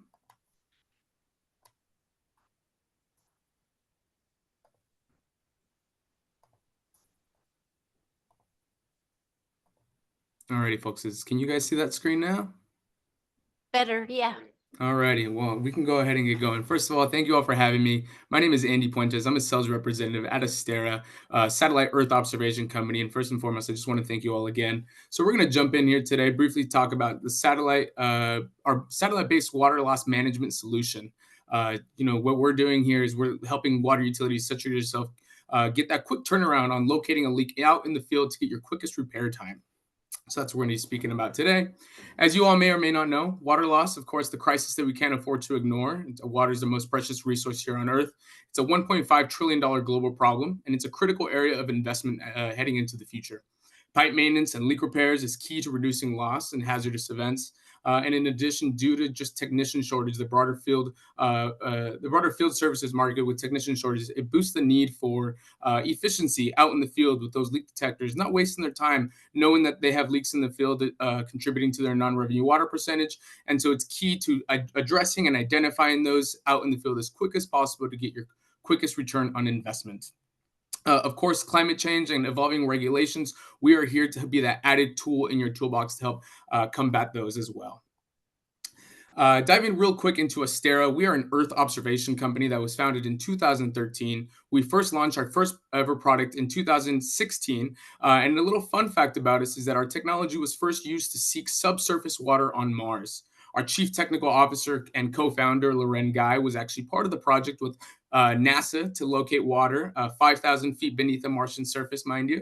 And they were so successful in doing so. And this is the same technology we're utilizing here on Earth to help, again, water utilities such as yourselves quickly identify and address leaks occurring beneath the Earth's surface. Additionally, we're the first ever Innovation Award winner given in 2021 as well. So to briefly speak up on our impact by the numbers, as you can see here on the screen, we've worked with over 64 different countries, have done services with over 900 projects and services, and have helped verify over 130,000 leaks. Amongst those 130,000 leaks, we've helped the world save over 434 billion gallons of water, which is roughly the same amount of water that flows over Niagara Falls in a week. Now, diving into the technology, we use satellites for a wide variety of reasons. One of which we use satellites is because we can cover such a large surface area in any individual scan. So it allows us to cover the city of Cambria in one go. It's non-invasive. We're simply taking a satellite image of the city, and we're providing you an analysis bit with what we see based off of that image. Now, on those satellites, we have what's mounted on a synthetic aperture radar, L-band synthetic aperture radar. And L-band synthetic aperture radar is neat because it allows us to penetrate the Earth's surface with an average depth of penetration of 10 feet, which again allows us to get an analysis of where we are seeing leaks occurring beneath the Earth's surface, which leads us to the analysis. So once we've taken that satellite image, once we've penetrated the Earth's surface, we get an analysis where we are specifically looking to identify a range of treated water as it comes into contact with the soil. So we have a patented technology which allows us to separate the difference between wastewater, freshwater, seawater, reclaimed water, you name it, as we are only solely looking to identify areas with treated water as it comes into contact with the soil surrounding your pipes. Now, this slide is neat because it shows you how we exactly do this. And on the left-hand side, you'll see a graph that shows the dielectric properties. You'll start to see that on the left-hand side, pure water and seawater have a dielectric constant of 81. And when we emit a frequency into the ground, you see on the right-hand side, on the y-axis, the dielectric constant, and on the x-axis, the range of frequency. You'll start to see that as we up the frequency in the radar that we are emitting into the surface, we start to tell the difference between freshwater, seawater, sewage water, and we're only providing you with analysis for where we see treated water saturating the soil surrounding your pipes for investigation. Now I'm going to dive into our Recover product for leak detection and analysis for potable water systems. Now, this slide shows you real quick how we do our scale-up monitoring. So we start off by defining your area of interest, or your AOI. Essentially, it's the boundaries of your water system. Once we have that area of interest, what we do next is we order a fresh satellite scan of your system. Now, these satellite images are only employed and taken when we employ the satellites to do so. And utilizing that information, we do a pipe overlay. Earlier, I heard you folks mentioning about GIS. This is an example where we would receive a copy of your GIS, whether through Esri, whether through Diamond Maps. We are very familiar with working with all that information. And we do a pipe overlay on top of the satellite image that we've received. And we mark areas on your GIS with what we call points of interest or likely leak locations for enhanced investigation. Now, you might be wondering, what exactly a point of interest looks like. So from 400 miles above the Earth's surface, where those satellites are orbiting at 17,500 miles an hour, we roughly get it down to about a 2.5 log radius to what you see here for, again, enhanced investigation. Instead of having water leak detectors, focus their efforts in random areas of the city, they are now employed to focus their efforts on these specific areas where we already see treated water saturating and leaking within your system. So again, we get it down to about a 2.5 block radius. And once we highlight an example point of interest that you see here on the screen, we have a 90% confidence level that there is a leak occurring there. It is just up to the team to go out there and do their investigation to locate it. Now, this slide is neat because it talks about a water distribution network, how it is a living system, and it just shows that the reactive approach is currently not working. As you can see here on the screen, as time progresses, formation of new leaks are always going to continue.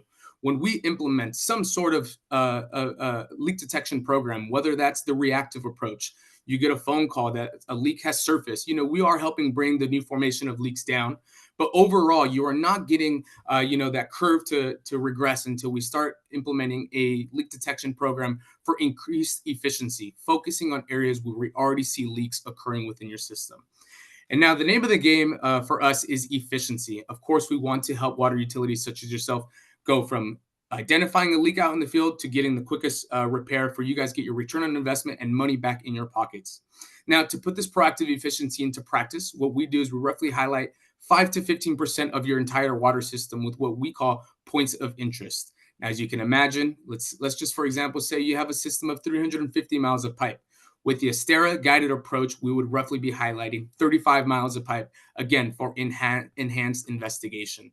While I am no leak detector myself, I've been out in the field countless times with these leak detectors, and it is a very grueling process just having to be out there day in and day out looking for leaks without having any idea where to focus your efforts. I can't tell you how many times water utilities and leak detectors have put our technology into practice, and just the boost of morale, the boost that they are knowing that they're going to find a leak out in the system once our data is implemented, skyrockets through the roof. We've seen water utilities increase their operational efficiency by up to 400% once our analysis and technologies implemented into their system.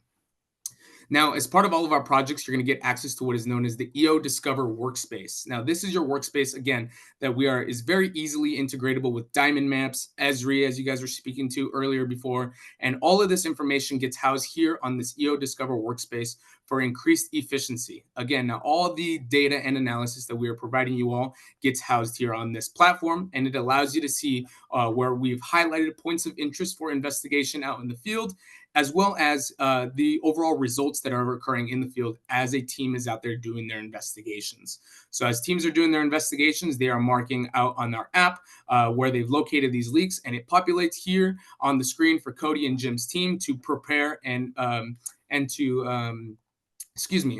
prioritize their repairs out into the field.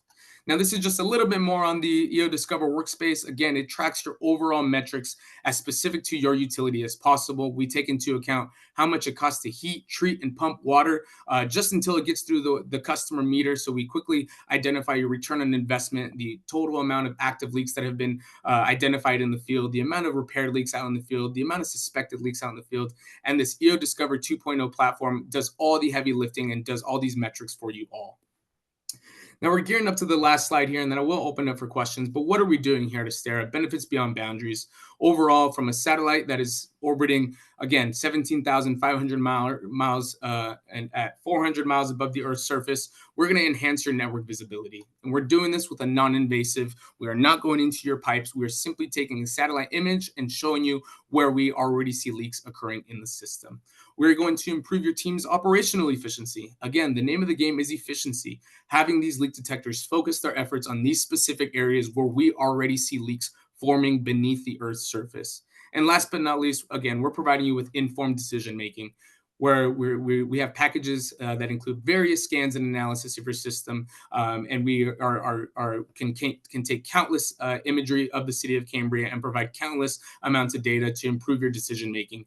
Give you guys prioritized lists of points of interest for investigation, overall leading to a reduction in your non-revenue water percentage. And that just about wraps it up for me. here's my information, and I would like to open up the floor to any questions. Thank you, Andy. Thank you. Thank you so much. Do you know Elon Musk? Oh, that would be some cool stuff. But yeah, it was interesting that NASA, that our co-founder was working with NASA. While we can't penetrate the Earth's surface 5,000 feet beneath Earth's surface because we don't have that power that NASA does, I can only assure you that the more we proceed, the stronger our data is going to get. Okay. Yes, Vice President Thomas. Yeah, thank you, President Scott. Great presentation, and boy, yeah, you move things along, and yeah, your presentation skills are second to none. A question on page 342, and this came up in the written comment, but someone was asking, considering how difficult it was recently, locating the lines on the East Ranch within a certain range. On page 342, typical process and timeline.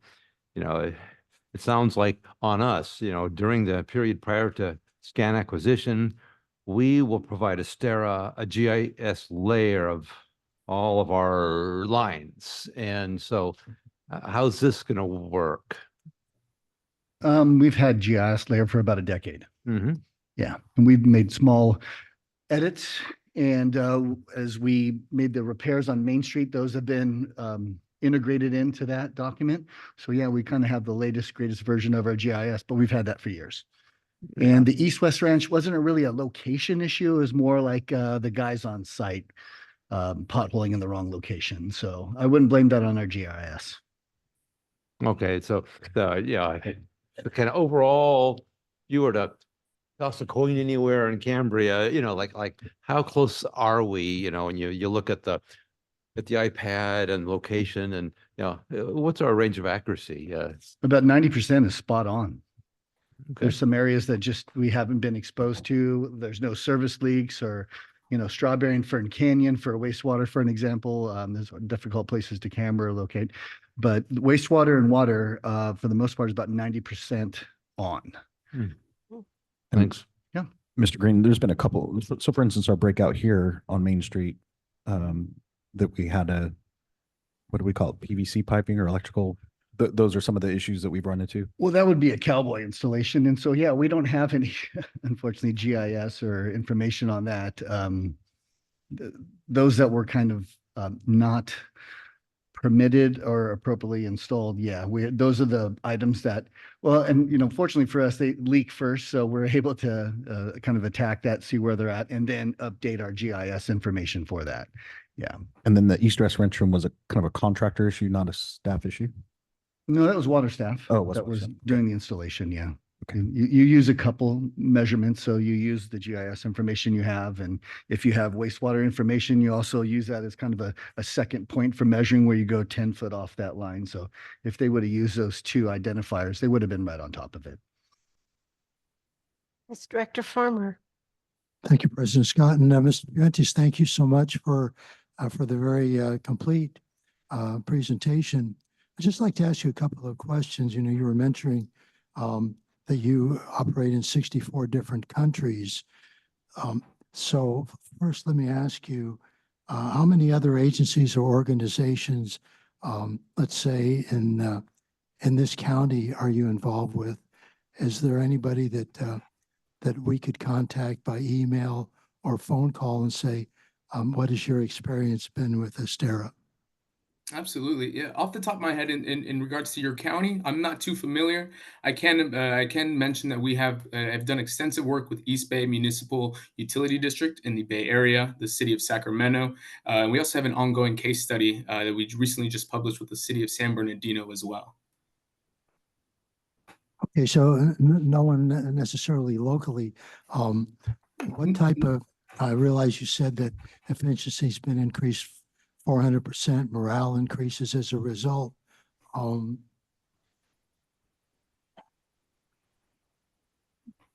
Director Farmer, if I can jump in, City of Slow utilizes this as well as County of Slow. Okay, All right. Well, thank you. Thank you, Mr. Green. And Mr. Prentice, right now, I don't have any further questions, but thank you again for the Absolutely. presentation. Thank you. Vice President Thomas. Yeah, thank you, President Scott. Yeah, just remembered another question came up in a resources and infrastructure meeting 1 or 2 meetings ago, and one of the members of the public, I think, asked, "Well, what alternatives? What other companies provide a similar or parallel surface?" And from what I recall, staff went back and did some research, found 2 other vendors that are somewhere in this space, and one you never heard back from, and yeah, you can fill us in on the details. But you turned that rock over, apparently. Yeah, basically Suez was kind of a middleman for this technology using another group. They declined service or to provide a proposal, as well as Siemens. In fact, Siemens, we made probably about a dozen contacts or correspondence to and received 0 in return. So, yeah.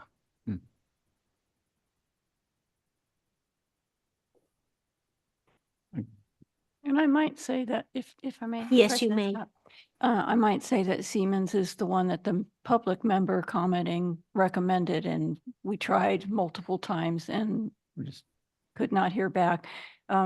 We had a very good presentation from Astera at R&I, a little slower pace than what we got this morning. I think our gentleman here has had a lot of practice giving this presentation and was very good at it. But he talked mainly about the water lines, but in discussing an agreement with them or what services they could provide for us, we have far less miles of water pipe than would normally be covered under this contract. So I believe that they were agreeing to also do our wastewater lines. Was that correct? That's correct. So all included in the same price. And the R&I committee did discuss this thoroughly, and it was brought back again at another meeting. And we were all in agreement to recommend this to the board. And I'll correct you with, it was wastewater force mains that we're going to look at, the pressurized mains. Yeah. Due to our minimal distance here, we were also going to kind of extend it further and look at the San Simeon infrastructure too, because that could be included just as a general knowledge, just to see what issues, if any, they have. No. Yes, Director Gray. Thank you, President Scott. Yeah, I had a question. This might be for either Astera or for Mr. Green. I was looking over the case study that we did. We did have the San Bernardino case study here, and looking at some numbers. And I don't know if there's any, sort of quantity of water we can expect to save in some rough terms from a service here, but I noticed that San Bernardino, the city of San Bernardino, has about 700 miles of mains, and we have slightly less than a tenth of that. And they were, but they recovered. They found 324 leaks, and covered something like 1,598 gallons a minute of leakage, or 5.3 gallons a minute for each leak. I did some quick math, and if we had, based on our size, same mileage, which is a little under 70, I guess, of mains, we would have a savings of something like a tenth that, I guess, which is still, about less than an acre foot a day. Is that something that you can, do you have a track record with all the people you've worked with, and maybe Mr. Green can tell me too, is there some fairly predictable yield we get out of this process of savings, of water savings? Great question. And it does vary across multiple water utilities, depending on, the size of the gallon per leak, how long it's been leaking. Overall, we try to help calculate based off of your average numbers that we are presented to us by the AWWA M36 manual. If you were to calculate and locate a minimum of X amount of leaks at a minimum of X gallons per minute, that we can get our return on investment in X amount of months. But So I don't have a direct answer to that. All of our account managers that do manage these projects from here on out do turn this into a game. Find out how much it costs to heat, treat, and pump water until it gets through the meter box. And so we do overall turn this into a game to get your quickest return on investment. And typically across all of our projects here in the United States, we're getting a return on investment anywhere between 2 and 8 months. Good. Thank you.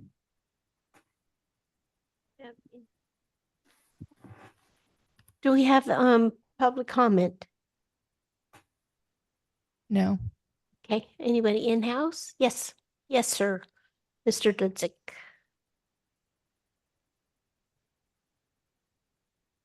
Yeah, just some of my notes from the November meeting when we discussed this. Just one note, the original proposal validity date, it was valid until December 2nd, 2024. Could we find out what the current date that this proposal, the new We have proposal? an updated proposal provided. Oh, okay. So it's still got plenty of time. Okay, thanks. Mhm.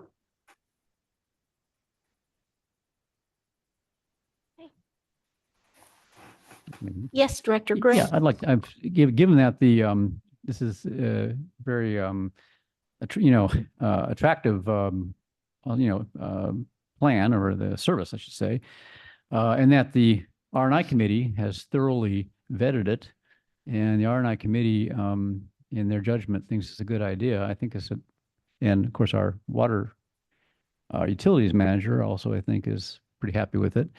I would say I'll do this in the form of a motion. I say we approve the agreement for consultant services for satellite-based leak detection services for water and wastewater with Astera, I guess it would be.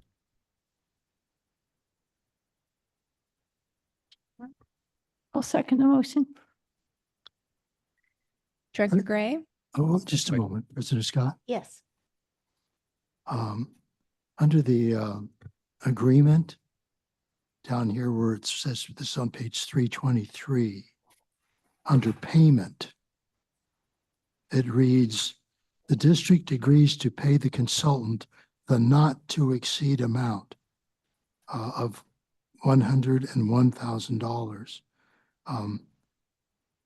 Is there a word missing there, or I'm just not reading this the way it's meant to be said? The consultant, the not to exceed amount. Is that proper? Yeah. Proper grammar, or am I just missing I something? think it's on Exhibit A also, through page 348, has under prevent, the second box. There's an amount there, which is sort of the cap. Okay. For the So no more than. particular plan. That's typical, Mike. Yeah, that would be a standard language, I think. Okay, thank you. Okay, so let's have a vote. Director Gray? Aye. Director Dean? Aye. Director Farmer? Aye. Vice President Thomas? Aye. President Scott? Aye. Did you want to speak to your hesitancy? A lot of money. Correct. It's a lot of money, and the main reason that I'm supporting this is because the R&I committee under Director Dean has already checked this out and feels very comfortable that we should go in this direction. Otherwise, I would have abstained. Thank you. Thank you. You have something? Okay. Well, let's go to manager reports. And do you think we're going to be okay by 4 o'clock? I think we're going to be okay. Okay. Yeah, we'll see. Hey, so Mr. McElhaney. Thank you, Madam President. Yeah. I'll give my general manager report, which is agenda item 9A. We'll be here at the Vets Hall March 10th from 8:30 in the morning till 7. Always welcome to stop by and talk about the various things that are going on in the district, and we welcome that. The district office will be closed for President's Day on February 17th. And then the bulk of my report will be touching on our fire hazard fuel reduction program. So the bills for Paradise Tree Service, our contractor for the fire hazard fuel reduction program, started going out a month or so ago, and we've obviously had, as mentioned earlier today in public comment, several concerns about the bills and the costs. And I want to make sure we go back in time a little bit to discuss, even when my letters went out and blast outs in coordination with Ms. Dodson, pleading for our lot owners and the public to make sure that their properties were weed abated. Paradise Tree Service has a very narrow window in which to weed abate these parcels.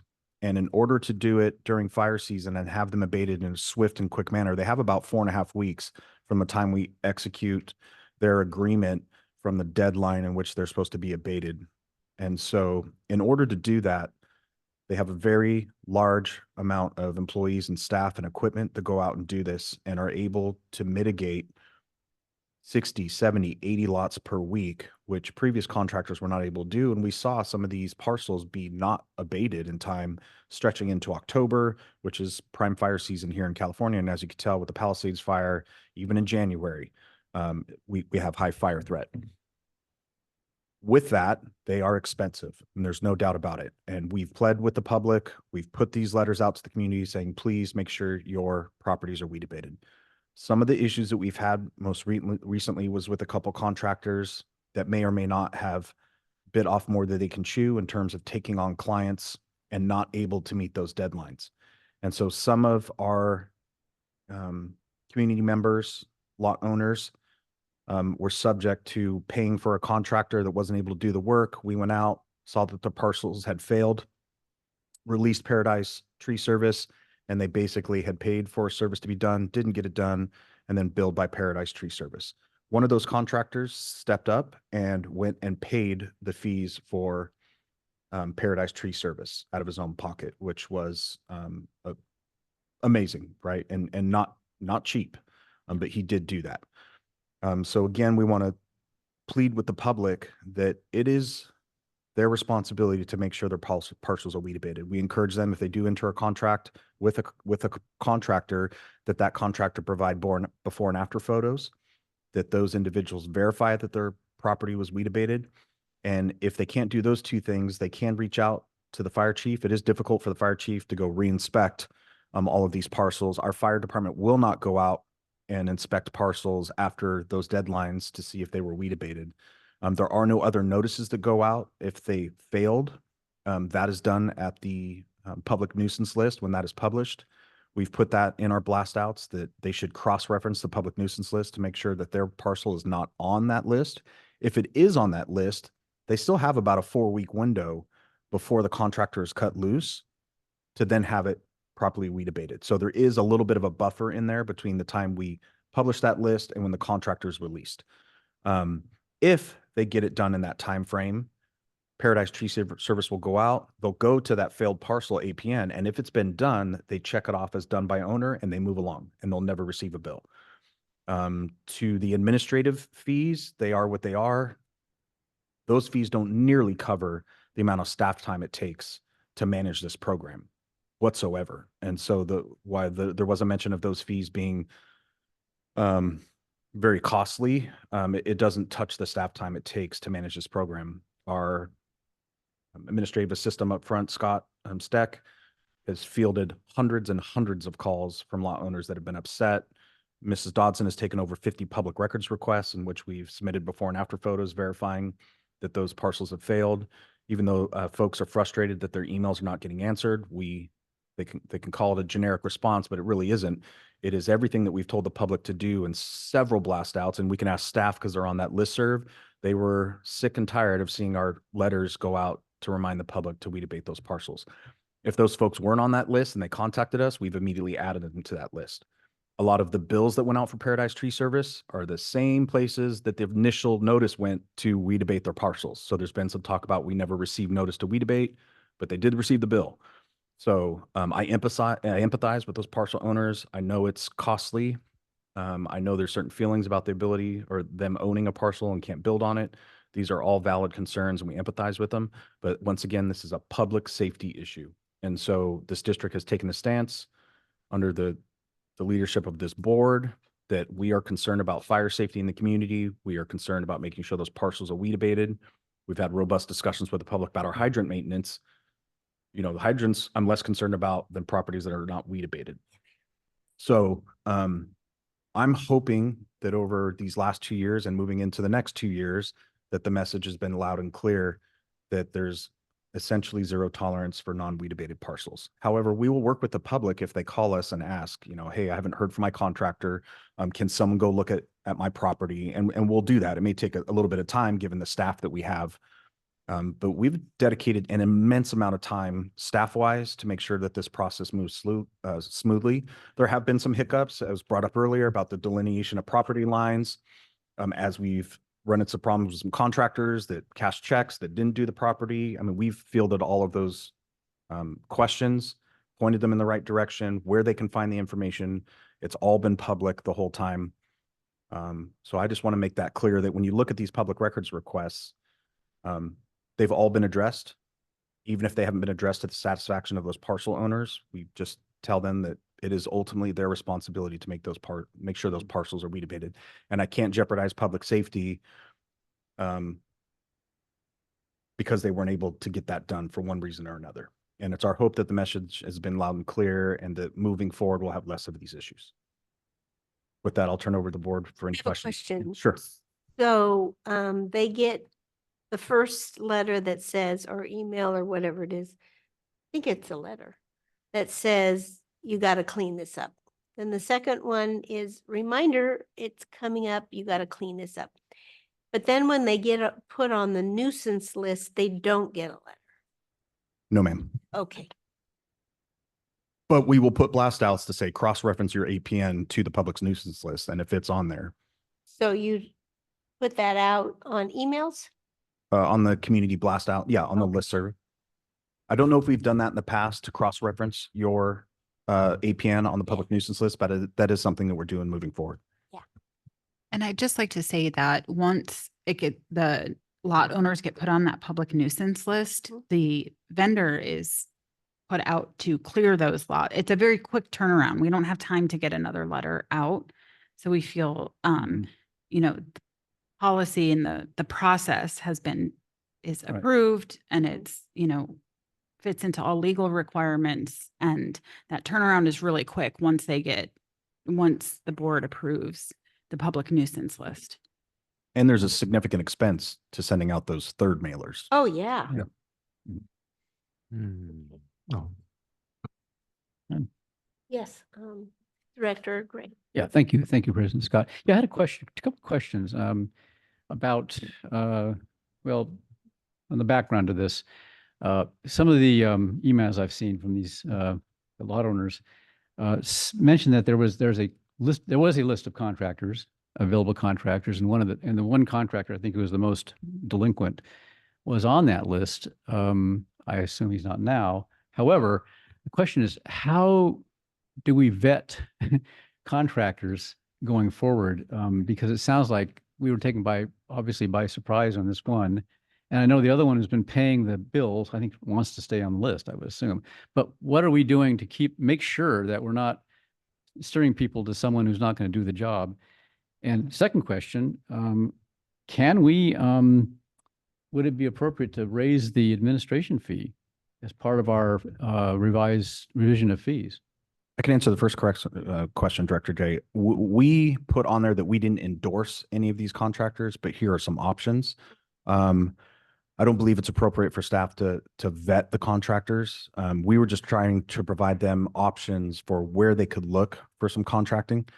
Because we would get phone calls on, well, who do we go to? Who can we call? And even though that's not really our responsibility, we tried to give them an option, but we did put a disclaimer that we are not recommending or endorsing any of them.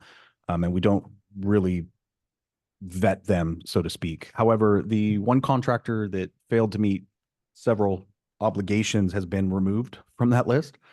To the second question, the administrative fees, I believe are regulated by government code. I don't know, Mr. Carmel. No, we're not. It just has to, we can raise them. It just has to be based on empirical data.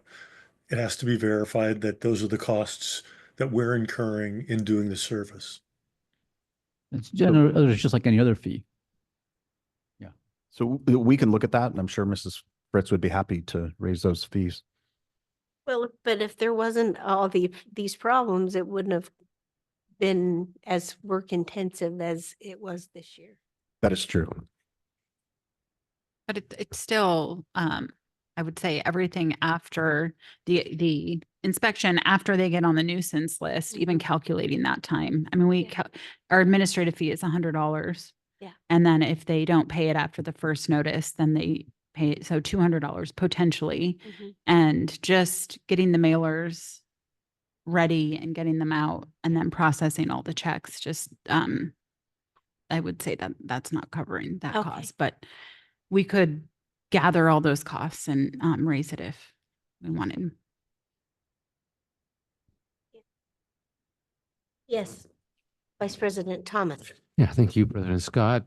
The question that you asked earlier about when the nuisance list is established following the deadline, about notice,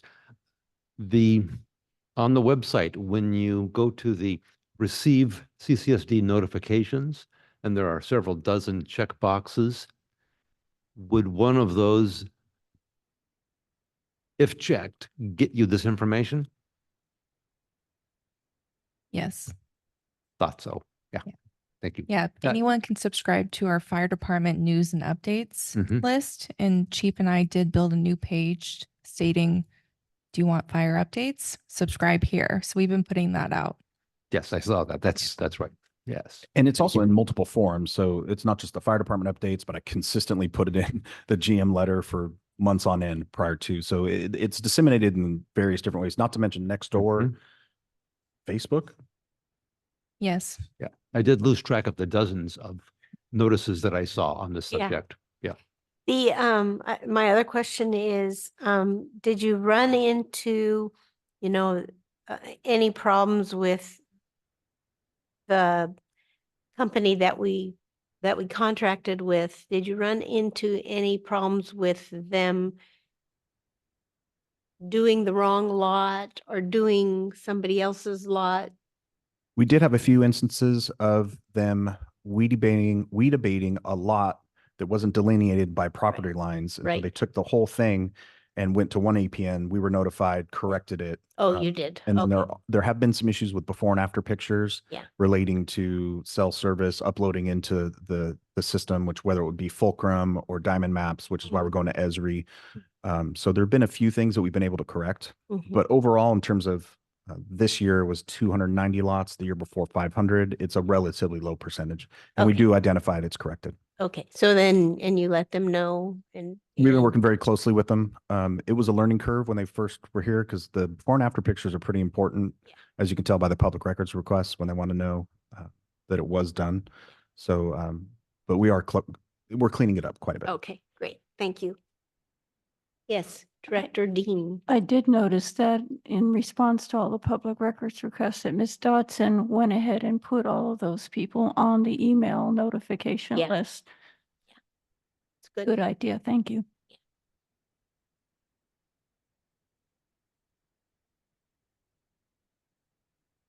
Okay, so this is just receiving a this is just listening to your report. So, yeah, do we have any public comment on the general manager's report? Yes, ma'am. Pamela. I would like to say after 23 years, we have never received a nuisance letter. So I'll start there. And we had a challenge a few years back where the person that had been clearing our lot, and we were in Oregon, and all of a sudden we weren't getting notices or the postcards that said, we're available, we'll clear your lot, because we were using the same person. And then we had a second one that we occasionally used. And all of a sudden they disappeared, like they weren't available. And when you're far away and you go online and you try to find somebody with, can do weed abatement, that is a challenge. It was not easy that one year to find somebody, and we finally did. But I'm just going to put it out there. If somebody wants to start a business here in Cambria and add some more weed abatement service, we'd appreciate it. We can do our own, but it's kind of hard, to do that. But it would be nice to have another option or two. So maybe, I don't know, somebody could start business. Thank you. Thank you. Any other public comment? Yes, Christina Galloway. Okay. Hi. Ms. Galloway? Hey, Hi. Christina Galloway, Cambria. Thank you, Matthew, for giving the community the scoop on that. Just as a community member, ratepayer, it does seem at this point a little ridiculous. Like, why do we have to baby people who aren't taking care of their own property? Like, I guess I get concerned about the amount of staff time that has to go into this and the costs associated with it. And so, I think these things are great, like the, more specifics on the weed abatement and the education and things of that nature and the fire ordinance. But like at a certain point, people have to be responsible for their own property. So, anything that the board can look into in terms of making their more serious requirements for these property owners, like this just seems really ridiculous. Like before and after photos, this, that, and the other, like nobody, I'm a designer, nobody comes and takes before and after photos for me for, my projects because I forgot to do it or I'm somewhere else. Like, it's like, it just seems, yeah, like this has gone a little far. So, and we have Chief Berkey, who's obviously overextended. We have an underfunded fire department. Yeah, so I'm just as a community member all for some sort of a service rate fee increase and yeah, some form of more seriousness, and responsibility being taken on behalf of the property owners. So thanks. Thank you, Ms. Galloway. Yes, Director Farmer. Yes, thank you, President Scott. I really do appreciate the pretty thorough explanation that General Manager McElhaney just gave us. And this is something that I had planned to do, so I'm just going to bring this up right now. I'm going to make this a future agenda item just to do more to get the, how could we say it?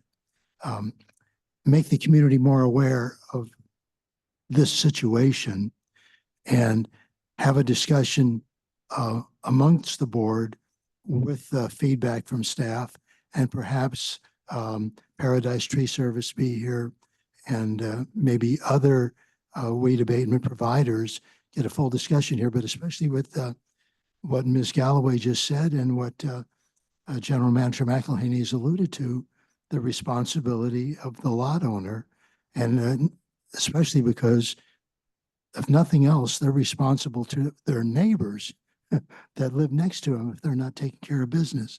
So I just feel like if we just had a 30-minute discussion here, so a lot of people could attend and get an awareness of exactly how to address this issue from their end. Anyway, I've said enough and I'll have a future agenda item when we get to that. Thank you. Okay. Oh, yes. We Director have King. just a hair over 8 minutes left. Do we need to extend? We do. Yeah, so how about 4:20? Okay. Okay, thank you. Okay. Any other public comment? No. Okay, thank you. Let's go then to agenda item 9B. This is F&R. Is David gonna come in with Zoom or are you gonna do it? I'm going to go ahead and do it, Madam President. David's out there. I was gonna say he's probably real busy. He's wet. Yeah. So I'll give you a few updates.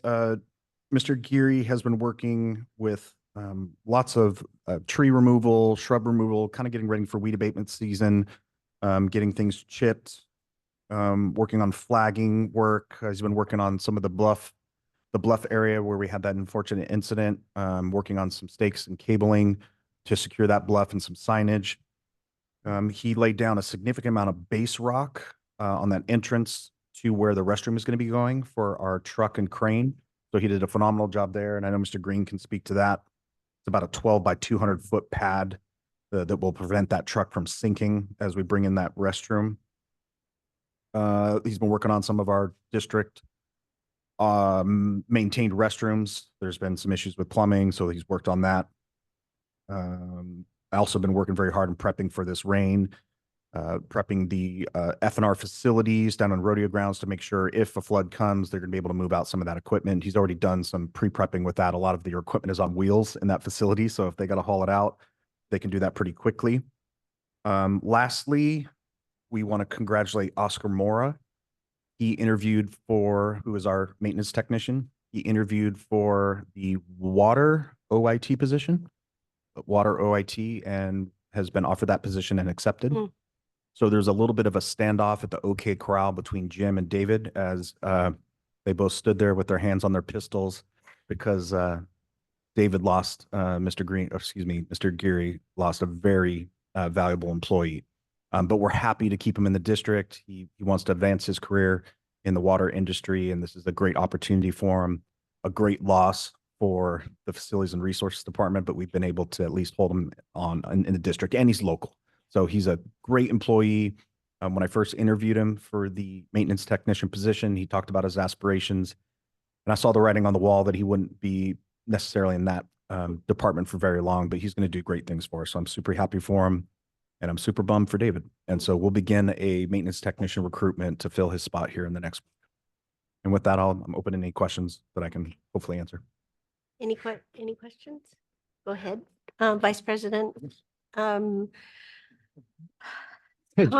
I was going to say Michael. Thank you, President Scott. And just to pile on with Oscar and Mr. Aguirre, I've talked to Mr. Aguirre about it, and like it, the true leader he is, shaking his head, knowing that promote from within, it's a wonderful thing, and darn, it hurts.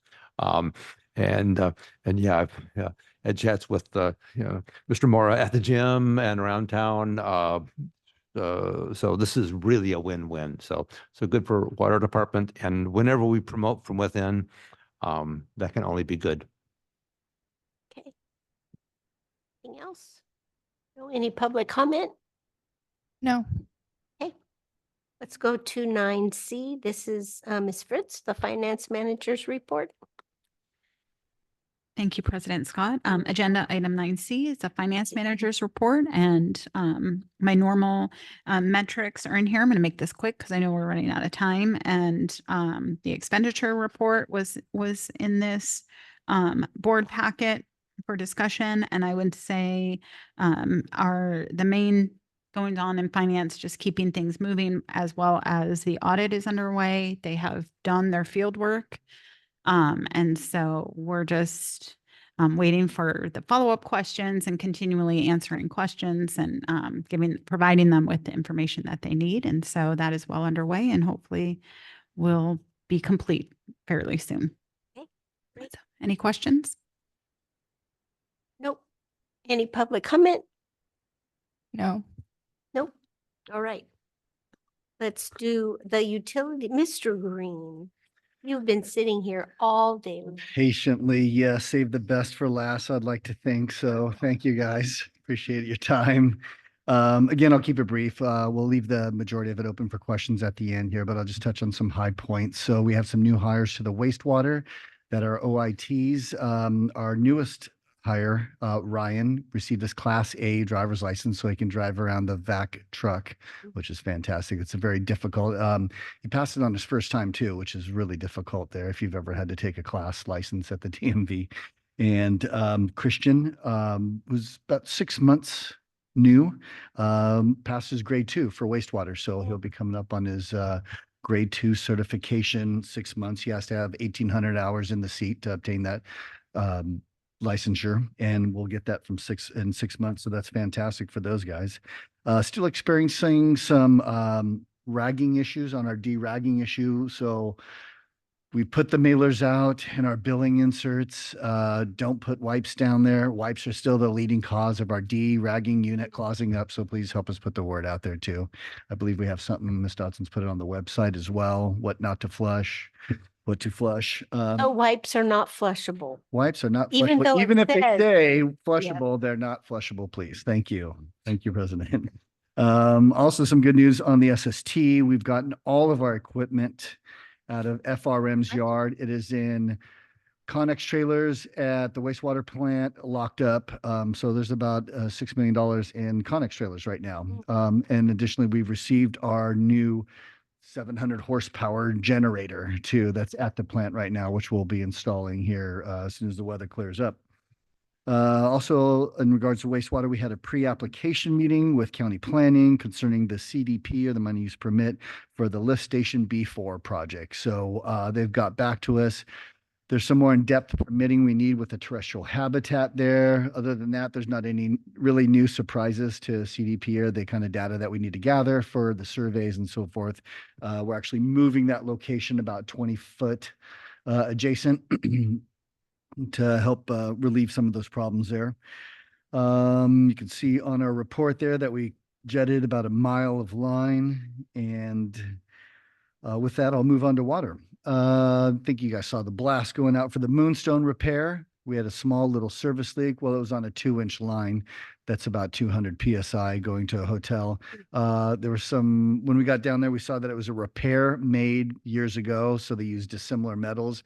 So the least noble metal rots first or degrades, and that's what caused the leak there. Unfortunately, when we got down to shut it off at the saddle, 40 inches below the surface, we saw that that saddle was completely, it's what I call like, cancer. It's just grown. It was about ready to fall apart. So unfortunately, we had to do 2 different isolations to replace that on there. And we also use Kirk, who are the same construction vendor that helped us out on Main Street here on both sides here. So fortunately, we got that project done, truncated, 4 days of that week. And then the following week, we replaced the surface, our asphalt up to county road encroachment standards that we have with them. Pinewood, we did a double service line replace there. We also had a hit and run on a hydrant.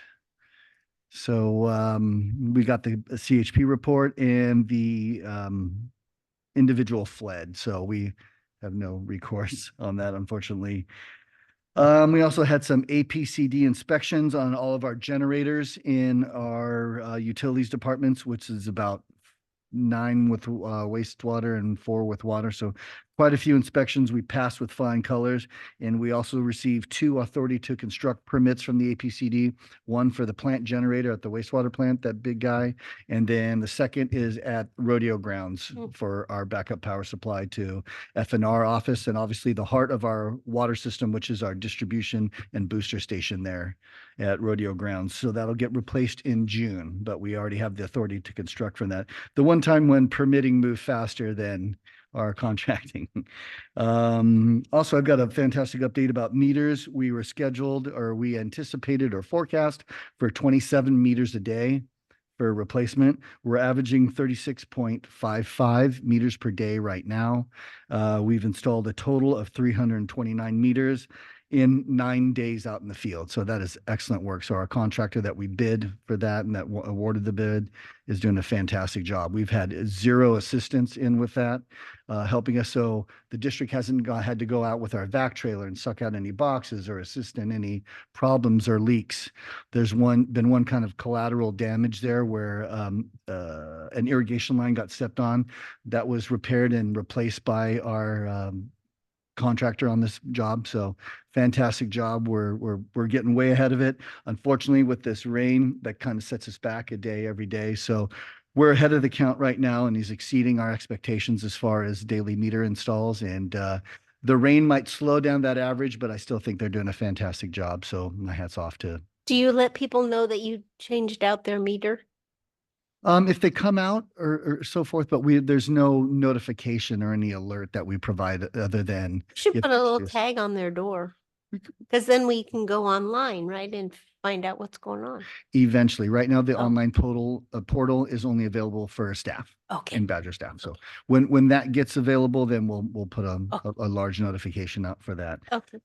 So that's about everything in a nutshell there that I have. So I'm ready for questions or whatever you have. Oh, Okay. okay. Will you do? I've got a little question here on page 402. I was looking at the well reports, and I noticed, I don't know if this is common, but I just noticed it for, today, under comments under SS2. Says Yes. unable to read SS2. Now, what makes a well, what makes it unable to read a well? The original installation of this Yeah. has the disinfection dosing tube right next to the column. So that disinfection line goes down that little 1-inch suction line. Liquid chlorine can calcify and solidify. So right now that tube that we were dosing disinfection on has completely seized. So that was also our well level measuring location right there. So we've reintroduced disinfection in another location prior to the distribution system. That's been approved with Division of Drinking Water, but unfortunately we're unable to get measurements at that well site right now. We've attempted removing that wellhead from the abutment right there. And with 1,750 pounds of crane pulling force, we were unable to separate it. So we decided to stop for rendering that well site unusable. So that is something that we're working on. With our well 3 project, we did put a separate line for measuring, wellhead measuring. We call it dropping beads because it's a little bead that you drop in when it hits the water. It goes beep, beep, beep, and you can tell how far you're down. So we have a separate pipe plumbed just for full-time reading. And right now we're waiting on some parts, but we'll have full-time measurements of it. Static levels and then pumping levels. There's also cone of depression levels when you first initiate the pump and while you're running. So we'll have all that data as soon as we get that piece installed. But as of right now, yeah, we do not have the ability to measure well 2. Yeah, but you will, it sounds like. Absolutely, yeah. Okay, thank you. Yeah, again, well 3 with that rehab that we did on that we're going to execute at the other 2 well sites there at the San Simeon well field.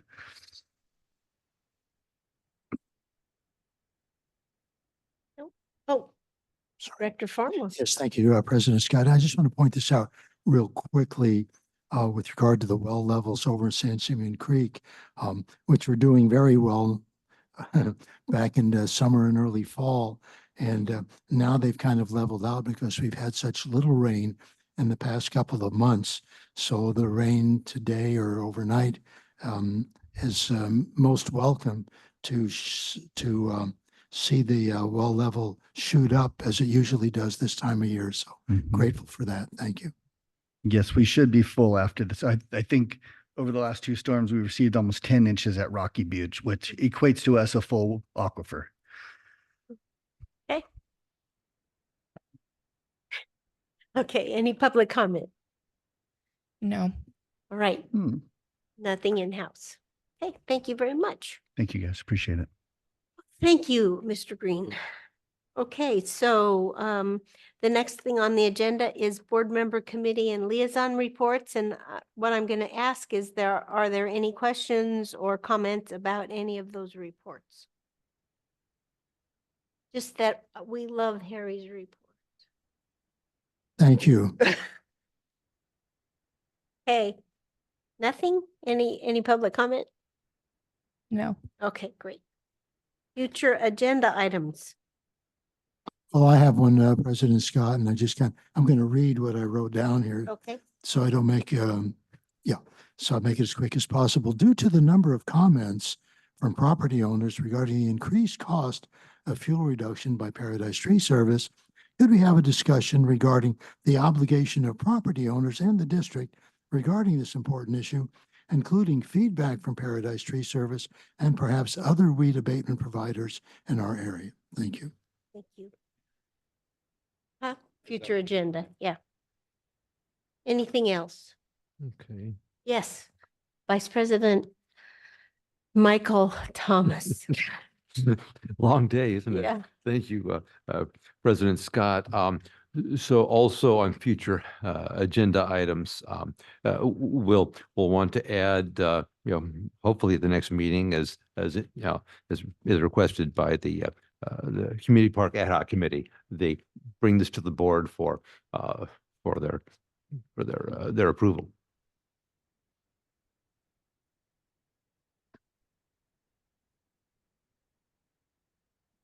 Could you repeat that, Vice President Thomas?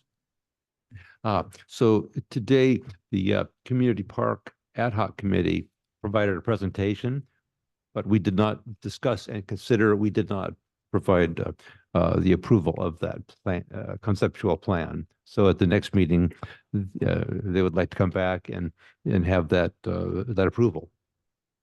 All right, thank you. Yeah, and we'll have to figure out what that means. Yeah. I mean, we can say a wonderful plan, but we'll see what it means, right? Yeah. Yeah. Okay. Anything else?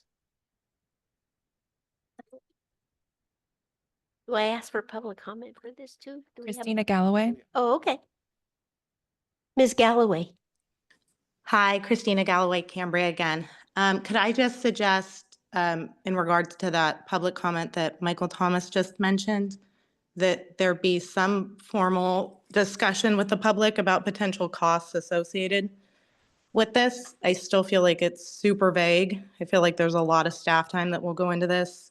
I'm not completely sold on the fact that this is a CCSD project, this park. So if there's some way to have a more responsible discussion about the costs associated with this potential park, that would be awesome. I love parks. I just also love public safety and a well-funded fire department. So just thank you. Yeah, thank you. Wasn't it suggested when, for the pros committee was going to bring the park plan back, that we were going to discuss a possible budget adjustment for a consultant to determine what the costs would be?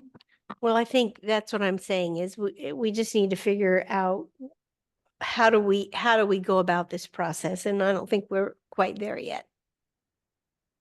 But Vice President Thomas and I, we talk about it a lot. Yeah.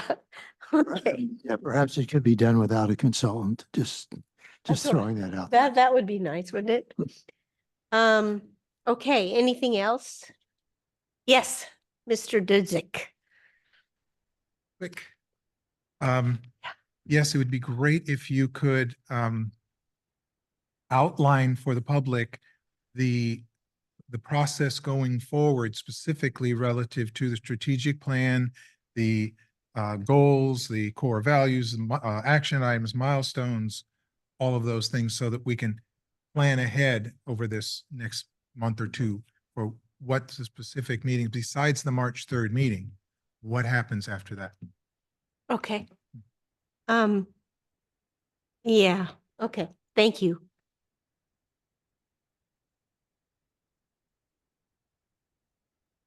Anything else? Nope. Are we adjourned? We are.